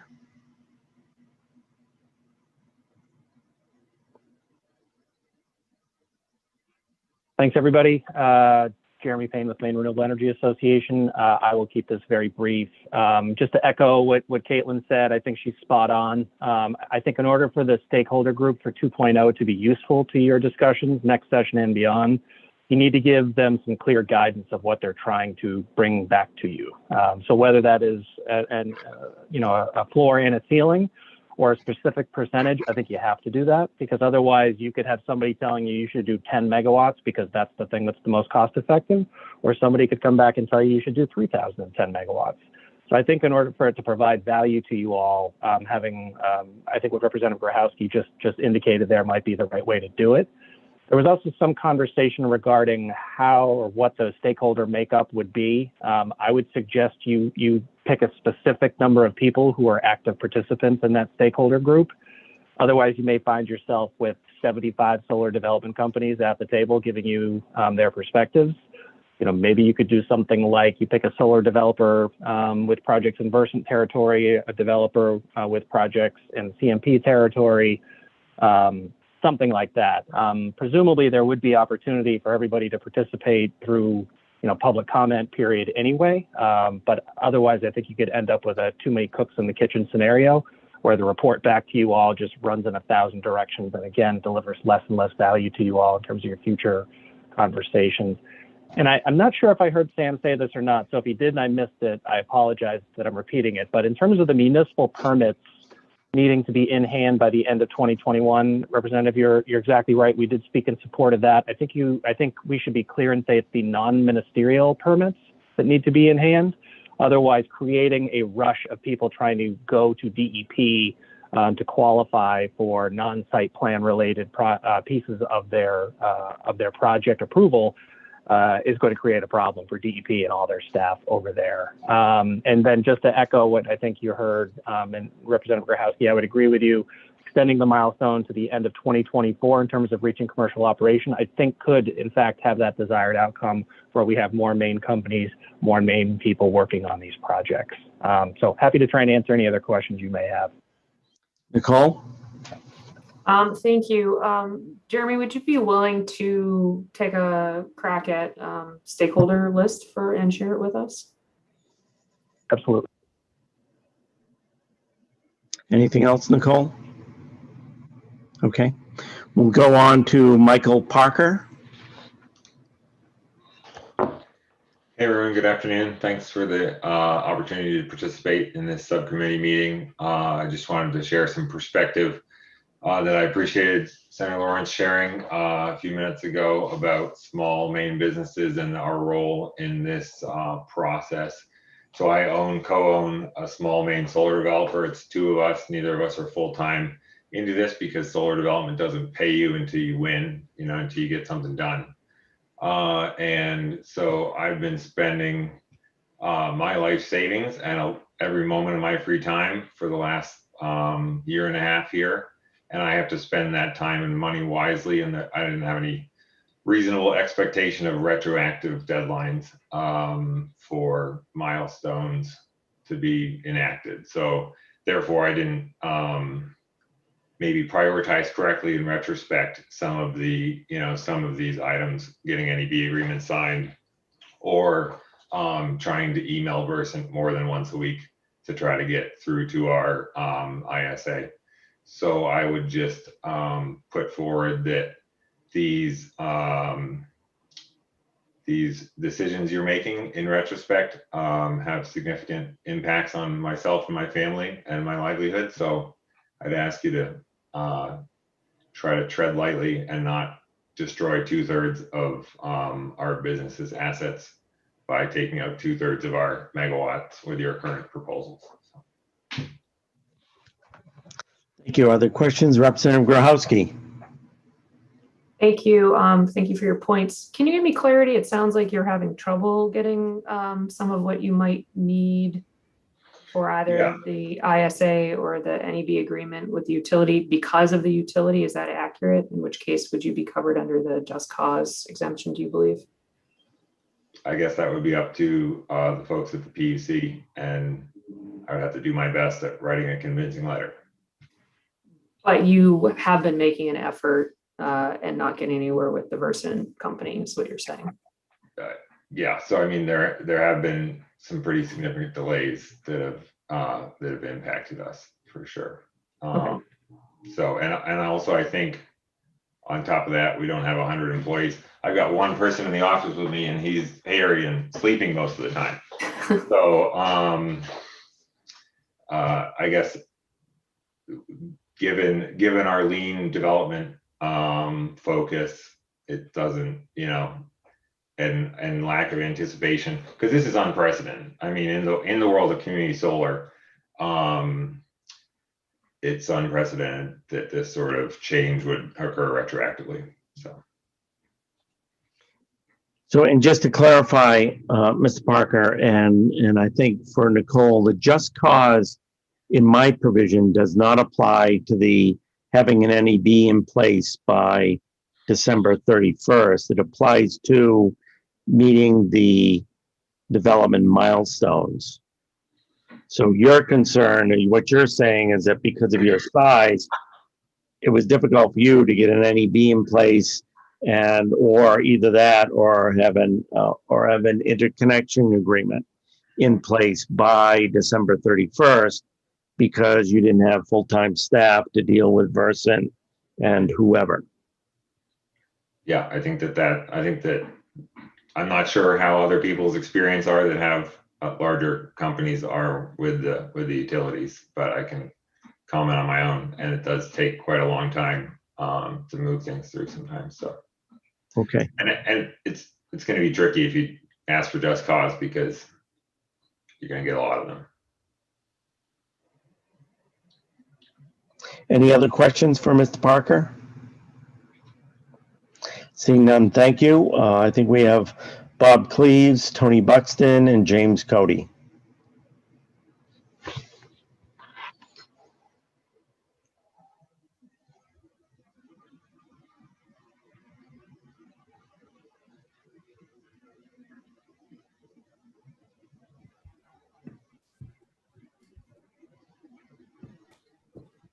Senator Lawrence, can you hear me? Yes, we can. Great. Thank you for your time today and your consideration of these important issues. I have three brief comments. First is more in the nature of a clarification. As I read your proposal and Representative Grochowski's proposal, it's if a project has an NEB agreement by a date certain, then they're grandfathered. I'm hoping that it's not the case that once they have an NEB agreement that they need to actually develop that project or deliver that power to that type of customer versus being able to switch between a tariff customer and a non-tariff customer. And I don't think that should matter from a policy standpoint, because after all, we're talking about grandfathering megawatts, not customers. And to the point that Michael Parker just made, if the legislature is going to start to rewrite the rules, then I think having maximum flexibility between customer bases is important. I know it's important for our company. The second point that I'd like to make is that it's important, we think, to keep your legislative proposal simple. We don't see the need for permitting milestones, because I can assure you that any company that has a line of sight to develop a project, has a queue position, has spent money on studying interconnection, that they are not going to be delayed. They're not going to delay the permitting process. They're going to do everything they can to complete that permitting process. And the only reason that process won't be completed is because of delays beyond their control. So I've always felt that having permitting milestones really just makes your legislation overly complicated. And then finally, I think having a grid scale procurement as part of this legislation is very important. As an industry, we appreciate it, and we think it's an acknowledgement that if the direction of the state is going to change with respect to DG, that the commitment to solar should not change. So with that, I'll answer any questions. Any questions for Mr. Cleaves?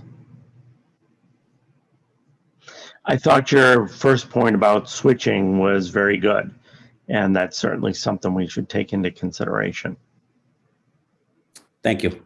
Great, thank you. Appreciate it. So we'll go on to Tony Buxton.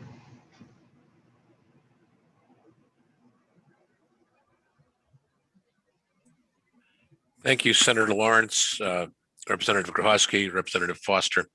I appreciate your hard work and the effort you've made. I'm not going to deliver another speech against the excesses of net energy billing. You've heard that. I do have a constructive suggestion, however. First of all, the just cause provision makes a lot of sense given all that's happened. And your articulation of it, Senator, is correct. We don't know every problem that these folks have had, and they should have a right to protect that and to be held harmless from it. However, we would suggest that you consider adopting a hard cap. It is not in Representative Grohowski's proposal, and I think I understand why, because it's hard to know what the level of attrition will be. But clearly, the proponents of these projects argue for a much higher level of attrition than do the opponents, because we fear the cost implications. So for example, if your target is 750, you might have a hard cap of 1,000 and authorize the commission to enforce that by other means if it had to, because you take the risk that the transmission problems that some people think are intractable are not, and that they cover more projects than they actually do. And that way you'd be able to say you actually limited the rate increase that could come out of this, as opposed to leaving the possibility that it could be 25 to 30% or more. The numbers that the chair of the commission has offered have not been contested. And, I'm quite sure that you folks don't want to take that risk. And the way to not take that risk is to have a hard cap of 300, 400 higher than the 750 target, or have the 750 target be a hard cap. The other comment I would make is I think that none of us have been helped by the absence of information about the actual number of megawatts impaired by transmission limitations. And that's too bad, because it's actually knowable. The utilities could sit you down, or someone you sent to with the utilities, with a map of their service territory and show you where the projects are that have apparent transmission limitations. And that way you'd have an actual number of what was exposed to attrition and what was not. But right now, with all respect, I think we're all fumbling in the dark for that number. And at the price that's being offered for these projects, we would respectfully suggest the attrition rate will be very low. You either will have to have an insolvable transmission problem or trying to place your project in a national park. And it's not a good thing to depend on any of those. Thank you for your time. Appreciate your effort. Other questions for Tony? Representative Foster?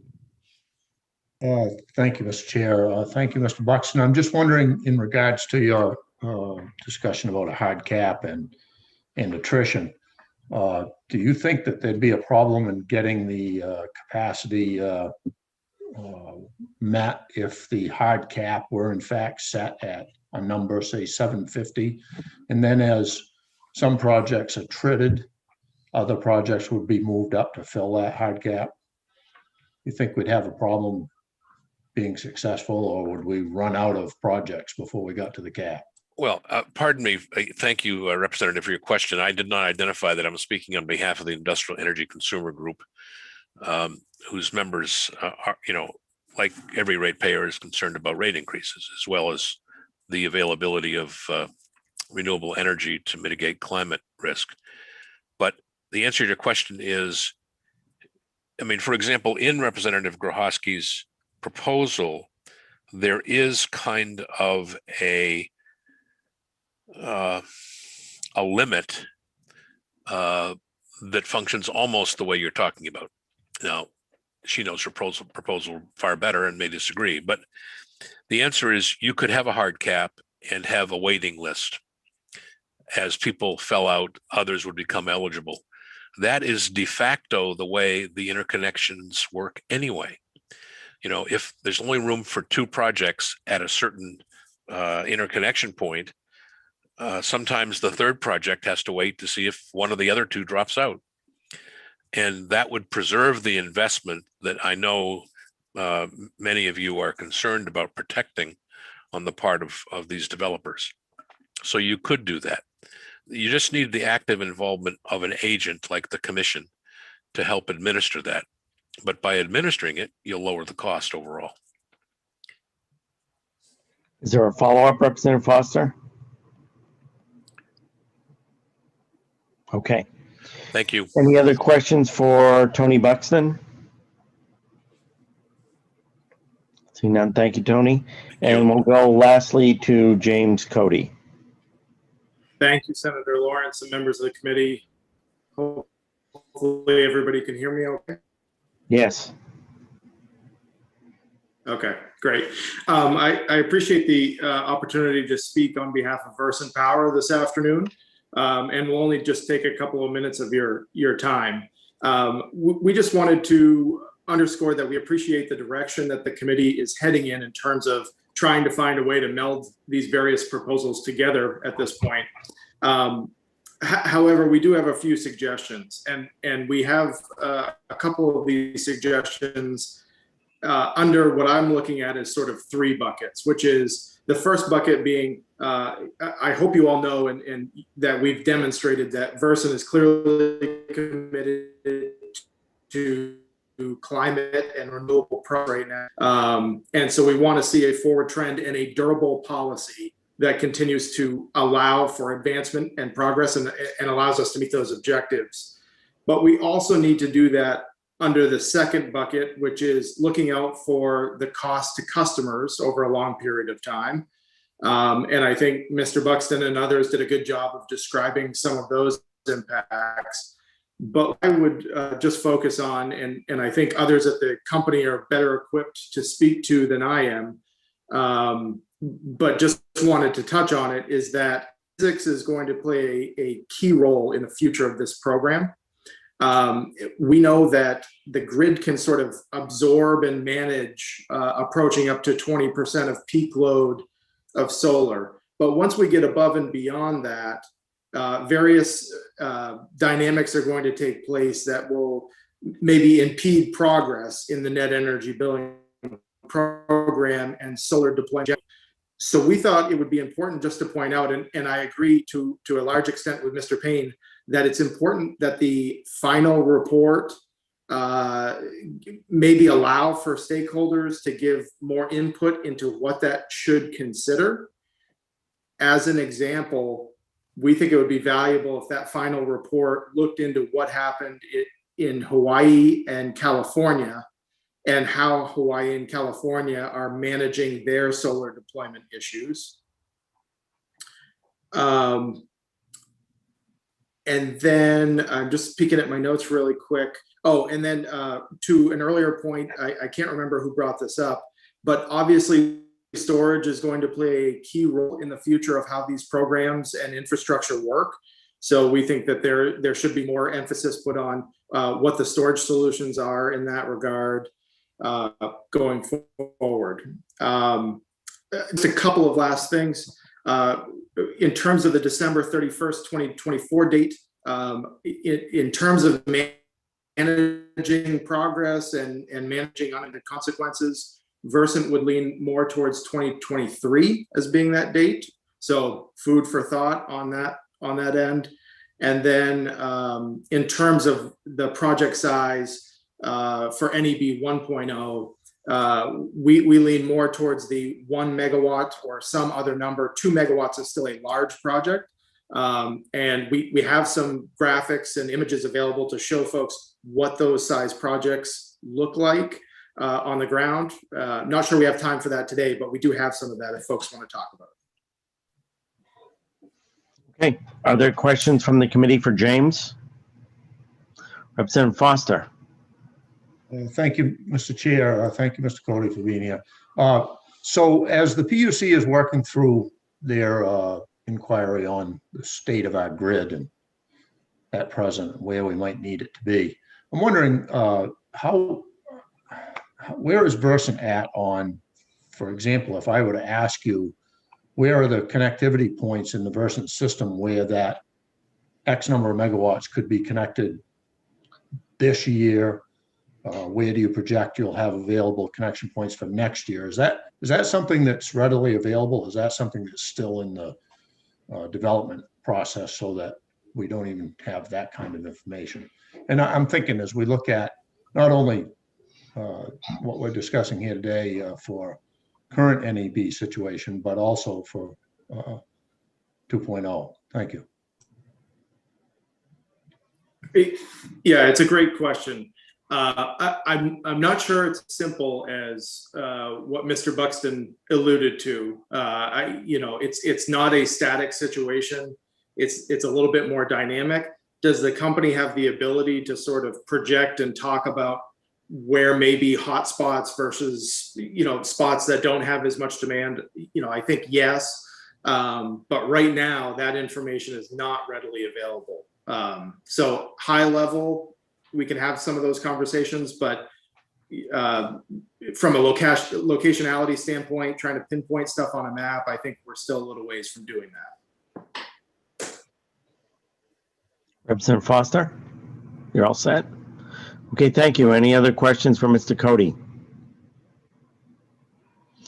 So this wraps us up. I think what Nicole and I are going to have to go back and do is discuss our two proposals between us, see if we can reach an agreement, and then we will report back to the whole committee and allow the whole committee to digest it and see what they want to do. And in an interest of being kind to Deirdre and Jordan, I'm going to ask if Jordan can put up a delay in the start of EUT to be 3:10 to allow you guys to have a 15-minute break.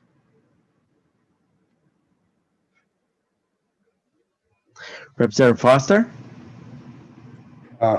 Thank you, Mr. Chair. Senator Stewart had to leave for another engagement, but I will just say, not that you forgot about us, but we will put together a hard copy of our proposal.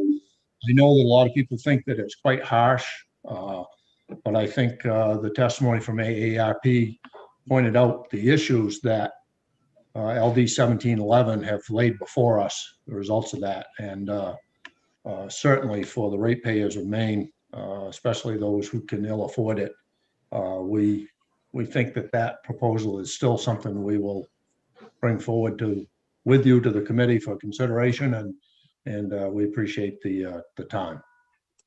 Great, thank you. Okay, so Jordan, if you could put up a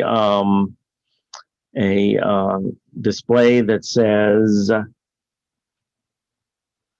3. I'll even give you 5 extra minutes. 3:15. And that's just for Jordan and I. That's just for Jordan and I, and you can put on there that this is solely for Jordan and Deirdre to have a mental health break. So I can stop eating peanuts till dinner time. Yeah, and Nicole to get lunch in 15 minutes. Okay, see you then. Don't forget to mute and stop your video.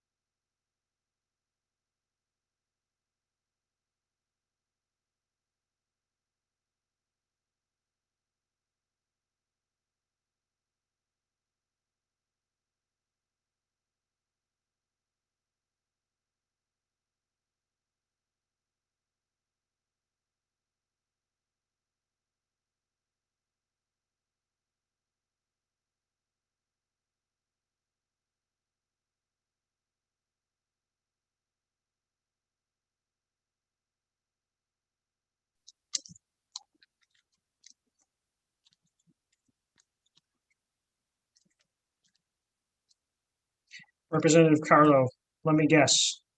The Liberal Cup? Say that again. Let me guess. The Liberal Cup? I'm not quite sure what that Are means. you at the Liberal Cup is what I'm asking you. No, I'm not. He's not quite old. Sorry. Full disclosure, I am 22. We haven't had a chance to get him over there yet, Representative Kessler.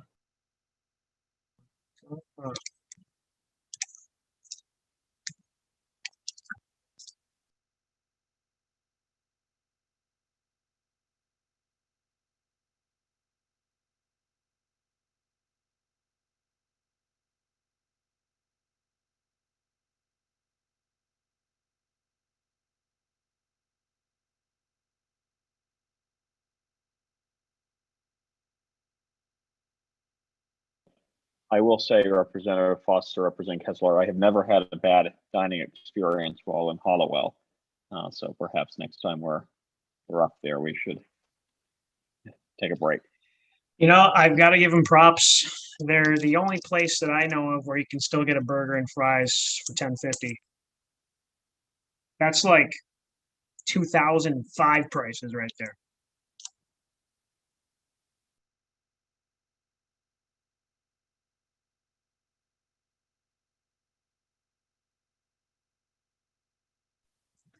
They paid me to say that.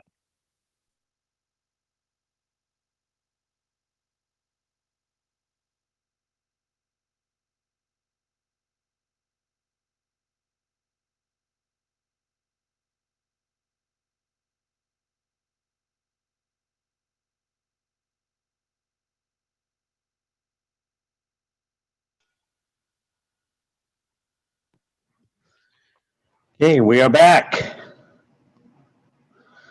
Do we have Deirdre and Jordan? And that 50-minute break, which I actually got you 25 minutes, you're all refreshed and ready to go, right? I took a nap. I'm all good. So this will be kind of not painless, but we'll be able to get out of here fairly quick. What I wanted to do is, I think there's one language review. We've got to go through some carryovers and go through the carryovers and finally decide those so we can clean them off the list. And was there another bill we were going to do, Seth? Yes, I was hoping to do a minor amendment to the single poll administrator bill. Okay, Will Tools bill, yep. Okay. And if we can do that, we can send you all home on, and I guess you are home anyway, but we can get your weekend started kind of early. And we're looking at Tuesday.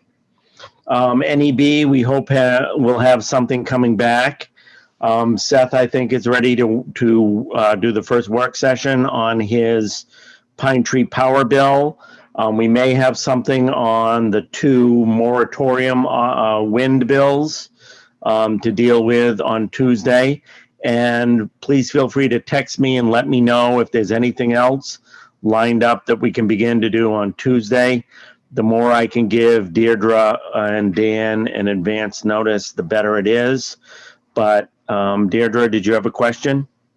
Just a request if there's any amendments that folks are working on for any of those bills and they need them drafted, the sooner we can get them, the better, so that we can make the process go more smoothly. Yep. And then hopefully we'll be able to, once we finish these carryovers, we'll get the list of what's actually left and begin chopping wood and getting these things done. Okay, so carryovers, what do we have left that we're on the list that we're considering carrying over? Steve, did you guys get your list, and have you gone through it and checked it twice? We did get the list. However, Senator Stewart and Representative, Wadsworth? I lost everybody but me, so we haven't had a chance to go over it. Wadsworth and I think Representative Carlo came back, but so what I would propose is let us look at our list. And I think, as I had mentioned before, we will get the information to Deirdre and or Dan if there's anything, and to the chairs, if there's anything that we think we missed that we would like to carry over. Okay. And we'll discuss that Tuesday morning, first thing.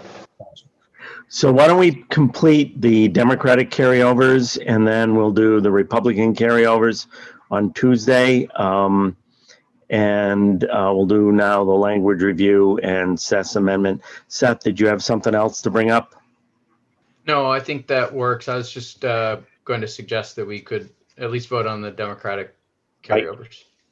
Yep. So Deirdre, do you have a preference of the order we do this?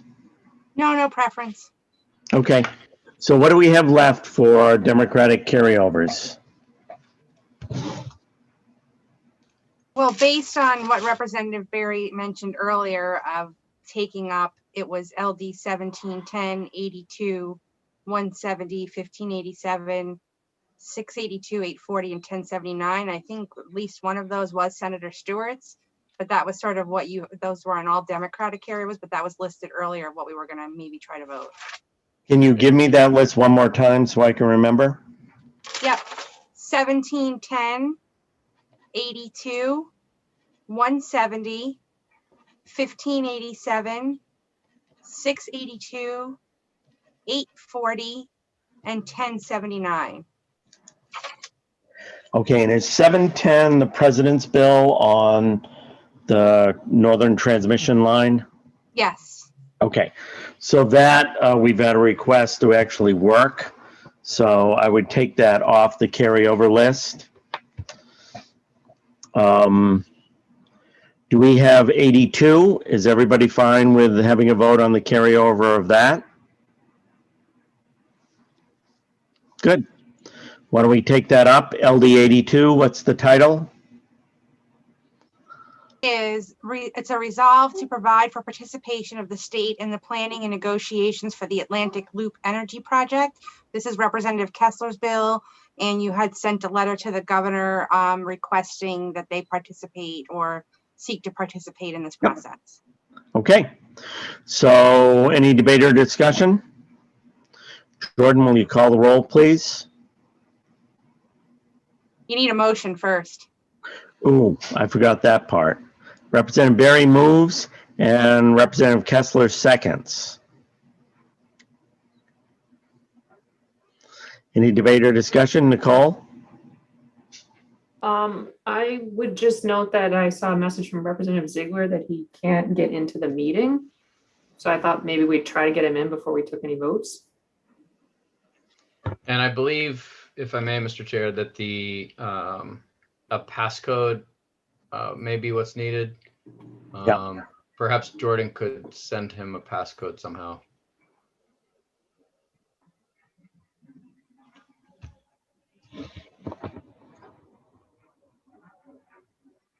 Thank you very much. So we'll wait a second to see if Representative Ziegler can do it.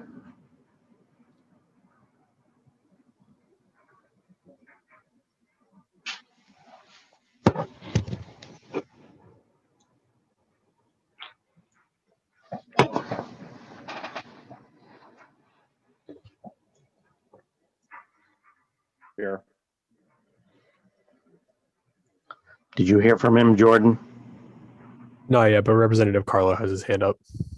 Oh, Representative Carlo. Yeah, I was trying to get your attention. I don't think you heard me. Question is on the adoption of whether or not we're going to carry this forward, correct? Yes. The Atlantic Loop. And I think Representative Kessler has an amendment of required electrocution if people don't get back to him on this. I think that's my bill regarding electrocutions. But we're also carrying that one over. So yeah.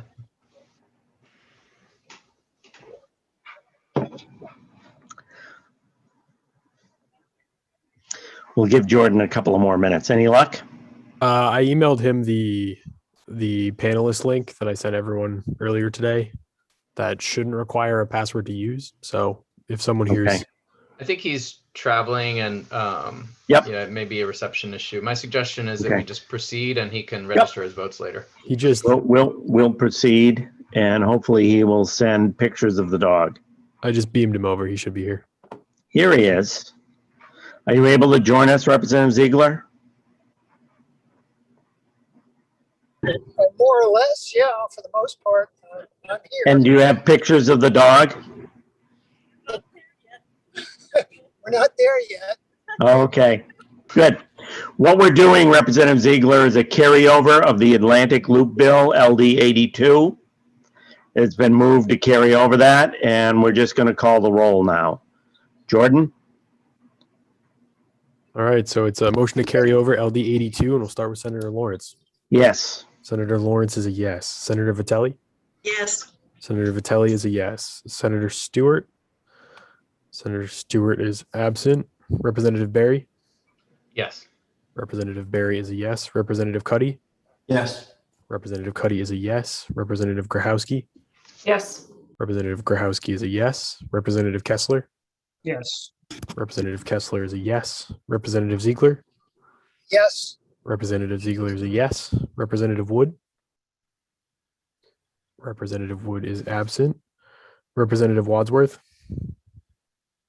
Representative Wadsworth is absent.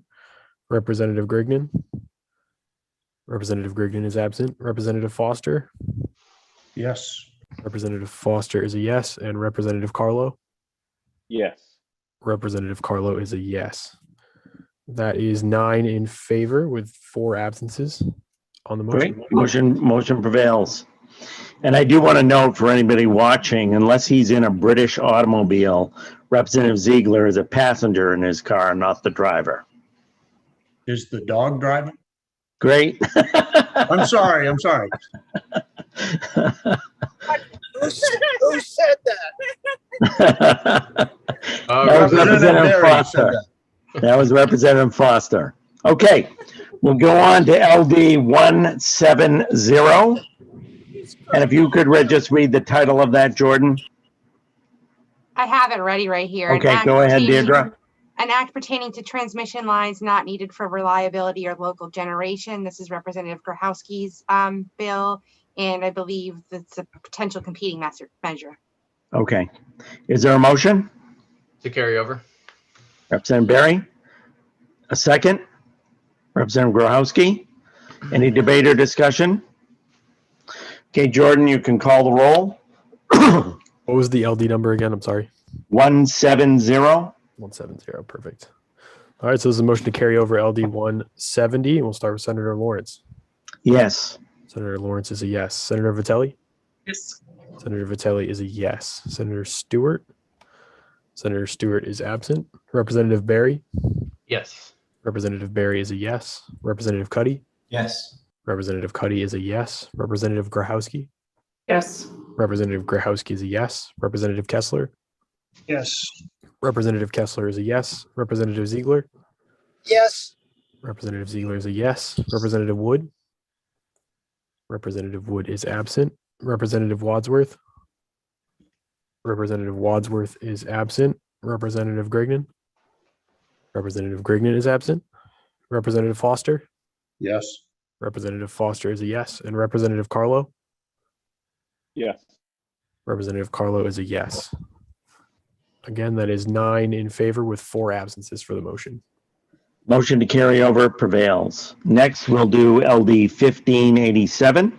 If Deirdre, you could read the title, and then we'll open it up for a motion. Yep, an act to remove the municipal ordinance exemption for the development of non-essential transmission lines. This too is one of those possible competing measure bills that we actually requested information from the AG's office, but haven't heard anything yet. Okay, I'll entertain a motion. Representative Barry moves to carry over. Is there a second? Second. Representative Foster seconds. Debate or discussion? Jordan, if you'd call the roll, please. So the motion is to carry over LD 1587. We'll start with Senator Lawrence. Yes. Senator Lawrence is a yes. Senator Vitelli. Yes. Senator Vitelli is a yes. Senator Stewart. Senator Stewart is absent. Representative Barry. Yes. Representative Barry is a yes. Representative Cuddy. Yes. Representative Cuddy is a yes. Representative Grahowski. Yes. Representative Grahowski is a yes. Representative Kessler. Yes. Representative Kessler is a yes. Representative Ziegler. Yes. Representative Ziegler is a yes. Representative Wood. Representative Wood is absent. Representative Wadsworth. Representative Wadsworth is absent. Representative Grignan. Representative Grignan is absent. Representative Foster. Yes. Representative Foster is a yes. And Representative Carlo. Yes. Representative Carlo is a yes. Again, that is 9 in favor of the motion and 4 absences. Okay, the motion prevails. Next, we'll go on to LD 682. And if you could read the title, Deirdre, please. Yep, an act to ensure the viability of the Northern Maine electric transmission grid. This is Senator Stewart's bill, and I think when he requested carryover at the prior meeting, it was because he was waiting for a report from the governor's energy office. Is there a motion on that? So Representative Foster moves to carry over. Representative Barry seconds.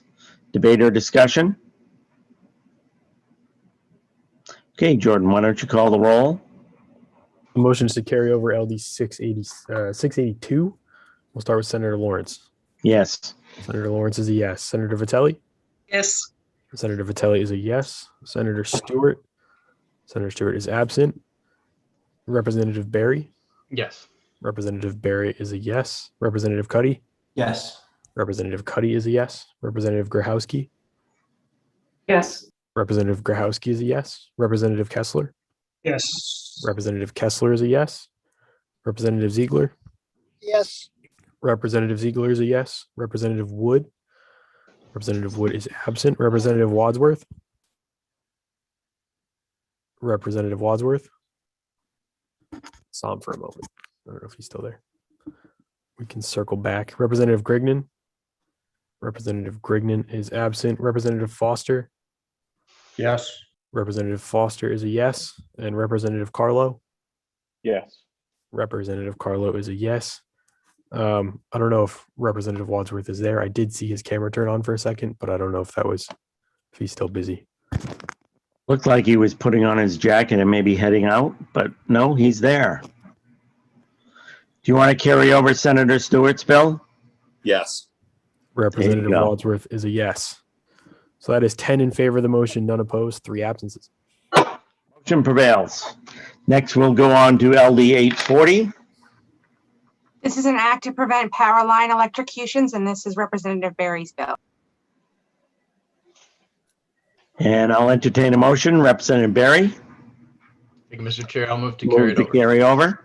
Is there a second? Second. Seconded by Representative Kessler. Debate or discussion? Jordan, call the roll, please. This is a motion to carry over LD 840. Start with Senator Lawrence. Yes. Senator Lawrence is a yes. Senator Vitelli. Yes. Senator Vitelli is a yes. Senator Stewart. Senator Stewart is absent. Representative Barry. Yes. Representative Barry.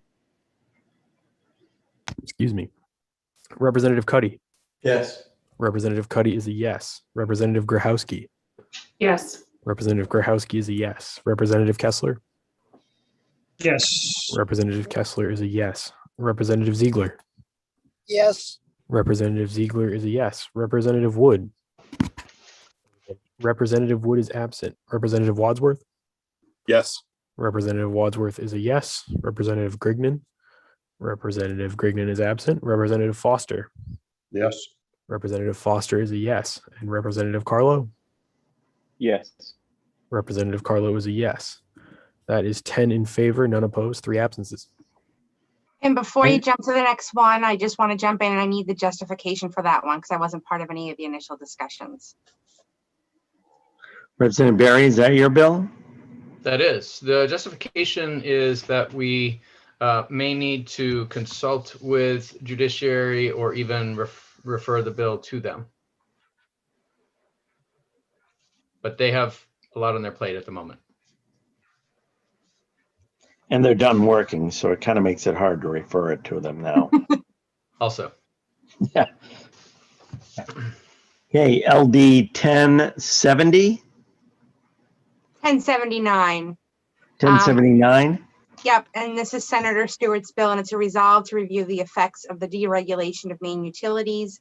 And I think there was some discussion about if we're going to meet in the interim that we may dive into this topic a little bit. That's all I have. Great. That's all I know. So since Representative Ziegler is the only one of us who's actually in motion, I'm just going to recognize him for the purposes of making the motion to carry over. Representative Ziegler? you're muted.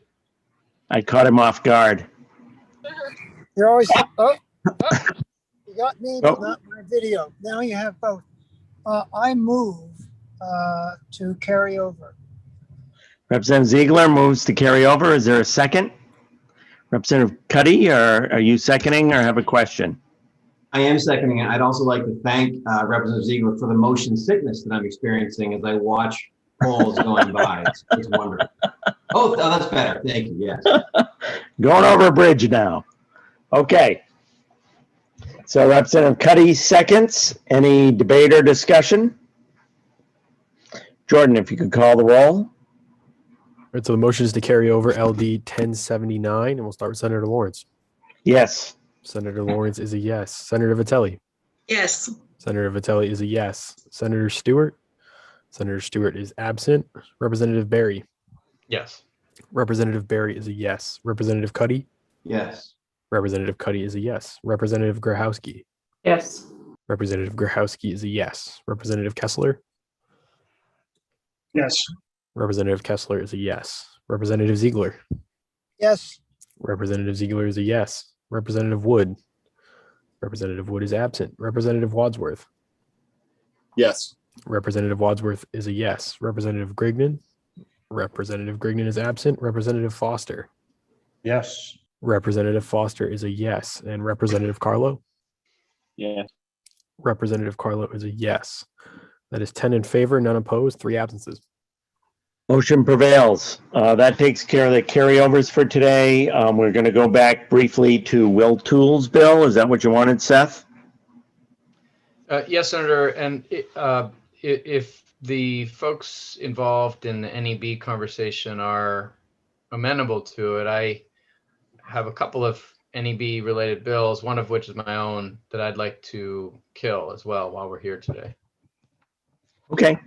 We can go ahead and do that. We still need one vehicle to bring it out of the committee, but we can always find one. Great. So, Mr. Chair, would it be possible to take up LD 709, my bill, in work session? Sure. Let's take up 709. Great. If Jordan, Dan, or Deirdre could read me the title. Yep, 709 is a resolve to provide a brief moratorium on certain new net energy billing arrangements and to examine the costs and benefits of net energy billing. And what's the motion? Representative Berry? Thank you, Mr. Chair. The motion is ought not to pass. Is there a second? Seconded by Representative Wadsworth. Debate or discussion? Okay, Jordan, why don't you call the roll? So the motion is ought not to pass for LD 709. We'll start with Senator Lawrence. Yes. Senator Lawrence is a yes. Senator Vitelli. Yes. Senator Vitelli is a yes. Senator Stewart. Senator Stewart is absent. Representative Berry. Yes. Representative Berry is a yes. Representative Cuddy. Yes. Representative Cuddy is a yes. Representative Grahowski. Yes. Representative Grahowski is a yes. Representative Kessler. Yes. Representative Kessler is a yes. Representative Ziegler. Yes. Representative Ziegler is a yes. Representative Wood. Representative Wood is absent. Representative Wadsworth. Yes. Representative Wadsworth is a yes. Representative Grignon. Representative Grignon is absent. Representative Foster. Yes. Representative Foster is a yes. And Representative Carlo. Yes. Representative Carlo is a yes. That is 10 in favor of the motion, none opposed, 3 absences. Motion prevails. Did you have another one, Seth, or is that it? I do. I was thinking of LD 1596. I have discussed with the sponsor, Representative Chiazzo, that the Democrats would like to dispatch this one as well. And he was Okay. fine with that. Great. So LD 1596, if you could read the title, Deirdre.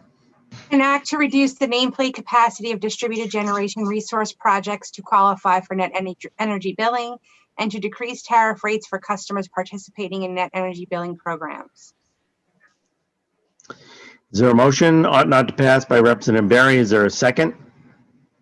Second by Representative Wadsworth. And debate or discussion? If you could call the roll, Jordan. The motion is ought not to pass for LD 1596. We'll start with Senator Lawrence. Yes. Senator Lawrence is a yes. Senator Vitelli. Yes. Senator Vitelli is a yes. Senator Stewart. Senator Stewart is absent. Representative Barry. Yes. Representative Barry is a yes. Representative Cuddy. Yes. Representative Cuddy is a yes. Representative Grahowski. Yes. Representative Grahowski is a yes. Representative Kessler. Yes. Representative Kessler is a yes. Representative Ziegler. Yes. Representative Ziegler is a yes. Representative Wood. Representative Wood is absent. Representative Wadsworth. Yes. Representative Wadsworth is a yes. Representative Grignon. Representative Grignon is absent. Representative Foster. Yes. Representative Foster is a yes. And Representative Carlo. Yes. Representative Carlo is a yeah. That is 10 in favor, none opposed, 3 absences. Motion prevails. Anything else, Representative Barry? Do you want to go on to Will Tools' bill? I would like to do that, and that'll be a Dan bill. Dan? Okay. Go ahead, Representative Barry. Great. And Dan, can you remind me of the LD on this one? 1219. Okay. So I take it we are in work session now on 1219? Yes, we are. Thank you. And I'm going to move that we reconsider our action to pass this bill as amended. I believe it was unanimous. Yep. And I'll need a second. And there needs to be a second to that motion to reconsider. Representative Kessler. And then do we need a roll call on that, Deirdre? Dan? Dan, do we need a roll call? Okay, show of hands, all in favor of reconsideration. Looks like it's unanimous. All opposed? Okay. The floor is yours, Representative Barry. Thank you. I neglected in my motion yesterday to amend the bill to include a couple of finer points that just so folks know, I think some of this came from the testimony that Fletcher Kittredge at GWI had presented, which I thought was excellent. And the nuance that I'd like to add with this motion is it's the same, is essentially the same amendment, but adding and if you recall, by the way, the amendment was about conflict of interest and making sure that the single poll administrator has no conflicts of interest with others who own polls or use the polls for attachment. And some of the nuance here that wasn't in that I'd like to add now, because it wasn't there yesterday, is entities that contract with those companies and entities that are affiliates. And affiliates is defined in the testimony by Mr. Kittredge. There's a US code which Mr. Tartikoff can explain much better than I if anyone has any questions. But that's what I'd like to move as a amendment to the bill. So including what we had yesterday, plus the contracting and affiliate provisions as well. Is there a second to that motion?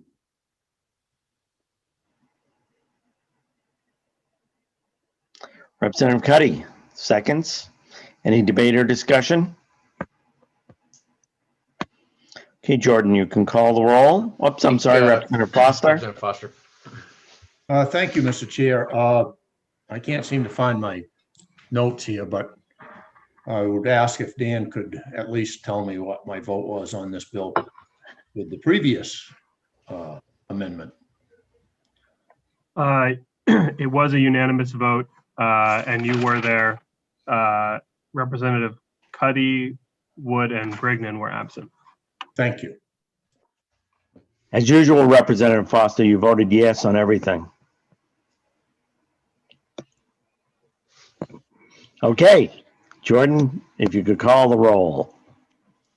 The motion is ought to pass as amended for LD 1219. We'll start with Senator Lawrence.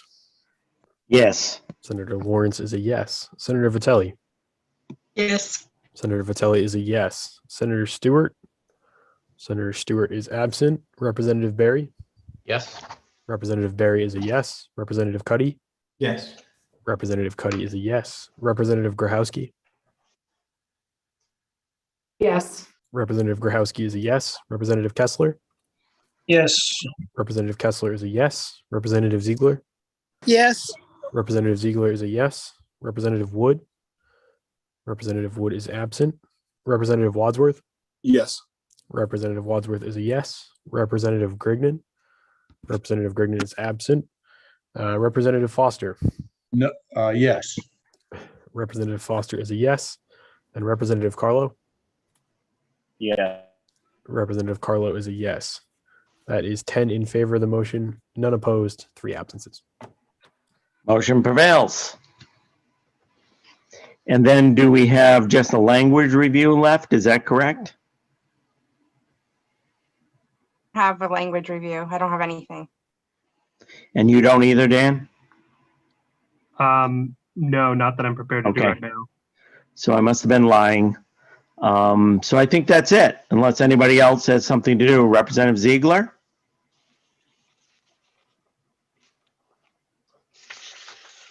He raised his hands. I thought he was going to have pictures of the dog. I thought he might show us the dog itself. Well, first of all, I would like to show the difference to Representative Foster. This is a dog. This is my wife.